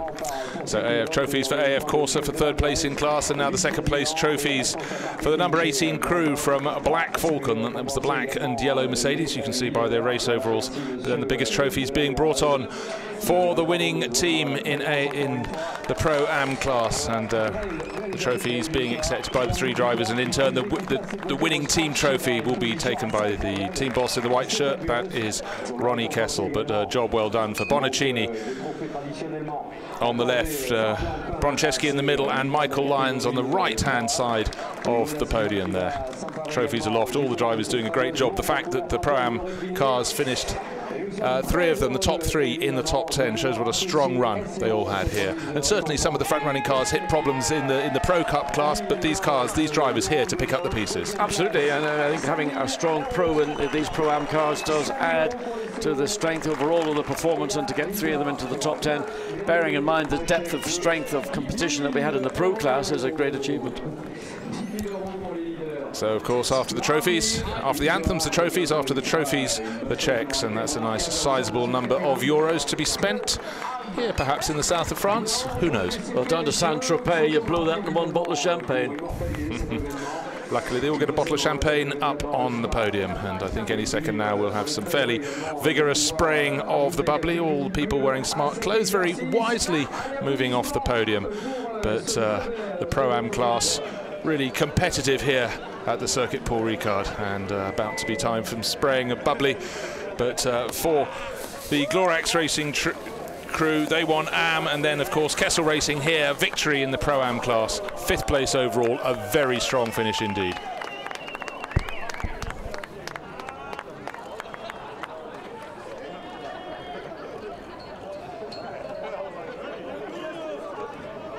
So a few race suits, well, they're going to need to be dry cleaned anyhow after a hot, sweaty race, and now they're sticky as well, sticky with champagne. And even worse is when it gets into your eyes and it stings and smarts. So Duncan Cameron and Matt Griffin, they finished 3rd in class, but that's good enough to put them into the lead by 1 point. That's all their advantage over the team, the crew that won the Pro-Am class here at Paul Ricard. 49 points, plays 48, and it's a big gap back to Alexei Karachev, who was a pace setter early in the season in the Pro-Am class for GT Russian team.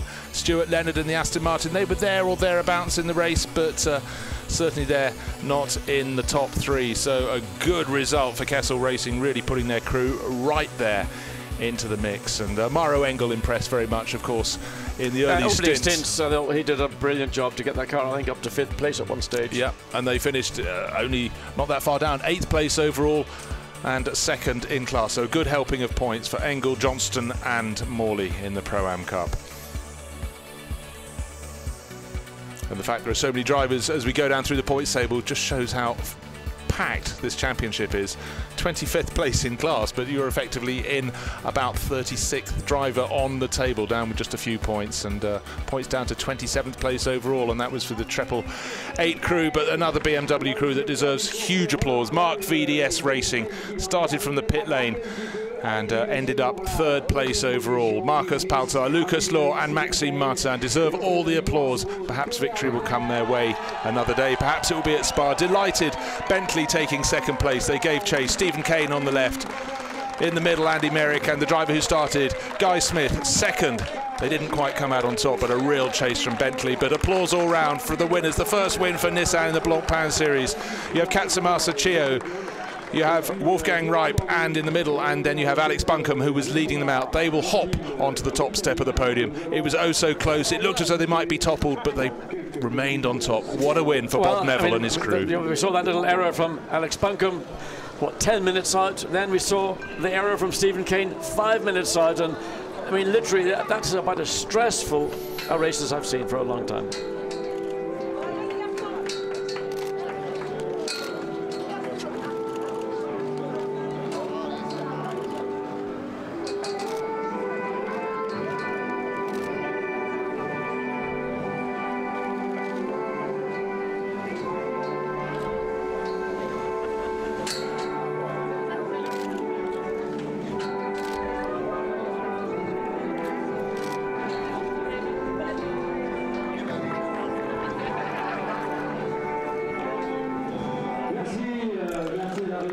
And at last, as the national anthem is played, a smile from Alex Buncombe. I think the emotion is now starting to course through his veins, and the trophies presented to the Mark VDS crew. Such a strong performance in their BMW Z4, coming up from 60th position, having started from the pit lane to get up to 3rd place. That was a mighty drive. Rice smiles all round, but they know the performance is in the car.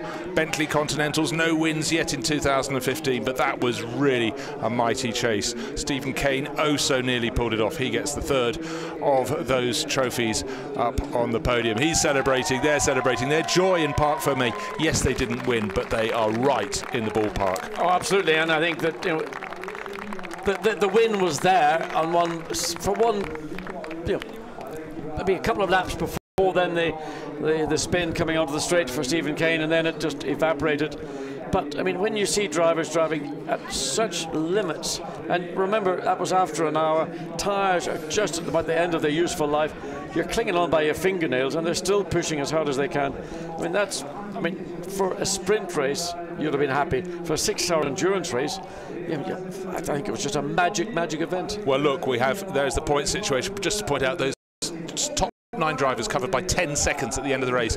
Buncombe, Chio and Reap, victory here, and they top the table, 45 points, just 1 point ahead of Kane, Merrick and Smith. Vantor, Friens and Vernet, we hardly saw them. Of course, they were leading the way in the Endurance Cup. Just wasn't an Audi sort of weekend here at Paul Ricard. Down to 3rd place overall. Friens, Vernet just that little bit behind. Ortelli, Stippler in a 5th place, then Bell and Estra taken out very, very early on. Parked in the garage before the paint was dry. Lap. So these very, very special trophies for the winning team. Any winning trophy is special, but when you're Nissan, you've made the breakthrough. When you're these drivers in particular, not so much Alex Buncombe, this is his first win at this level, but for Katsumasa Chio and Wolfgang Reip, drivers found through a driver search competition, beating the very, very best. Astonishing. These will be super special trophies for them. So brilliant job by the Nissan crew. Fabulous victory here at Paul Ricard. 6 hours of absolutely magical racing. And now let's take a look at the highlights. A long time ago, John, 6 hours ago it was indeed. Tell me about it. No, it was a beautiful afternoon, 5 o'clock, Stefan Rottel standing in front of the Ultra Supercars. But there was the start, which actually was a delayed start. It was a full start. They weren't happy with the way the field had formed up behind as they came onto the grid. So we saw a yellow flag being waved just as the cars came onto the straight. And then we had to go through the whole process again, and then the race, there we are, there's the yellow flags. Everybody had to get back into form. Very hard to predict as they came up to have the second bite of the cherry, if it would be a Bentley leading down into the first corner or the pole-sitting Lamborghini behind them, another Bentley, and the Rinaldi Racing Ferrari. They all made it through the first few corners, but it was when they got down to turn 3 that this happened. The McLaren hit the back, the 58 McLaren. Rob Bell hit the back. Was he pushed? Well, whatever happened, he clouted the green Rinaldi Ferrari. The number 8 Bentley was involved as well. And then very early in the race, the 15 BMW shed the carcass of its tyre, certainly hampering its run, but they ended up on the podium. But then a big thump by the BMW up the back of the number 6 Audi, and that was the start of its problems. Start the problems too for number 8, the drive-through penalty, stop-go penalty, if you will, really hampered its chances. Took that from the running, but Bentley's were running 3rd and 4th, 7 and 84, really duking it out. Now look out of the car, take your seat, insert, throw it to a mechanic who's standing in the garage, get it out of the way. But as you can see, many occasions there were too many cars to fit around the corners, needing for people like Bentley's Malcolm Wilson to bite their nails and hope their cars would get through. The Bentleys seem to be flashing the lights all race. Sparks here from the 24 Parker Racing Audi. Problem there.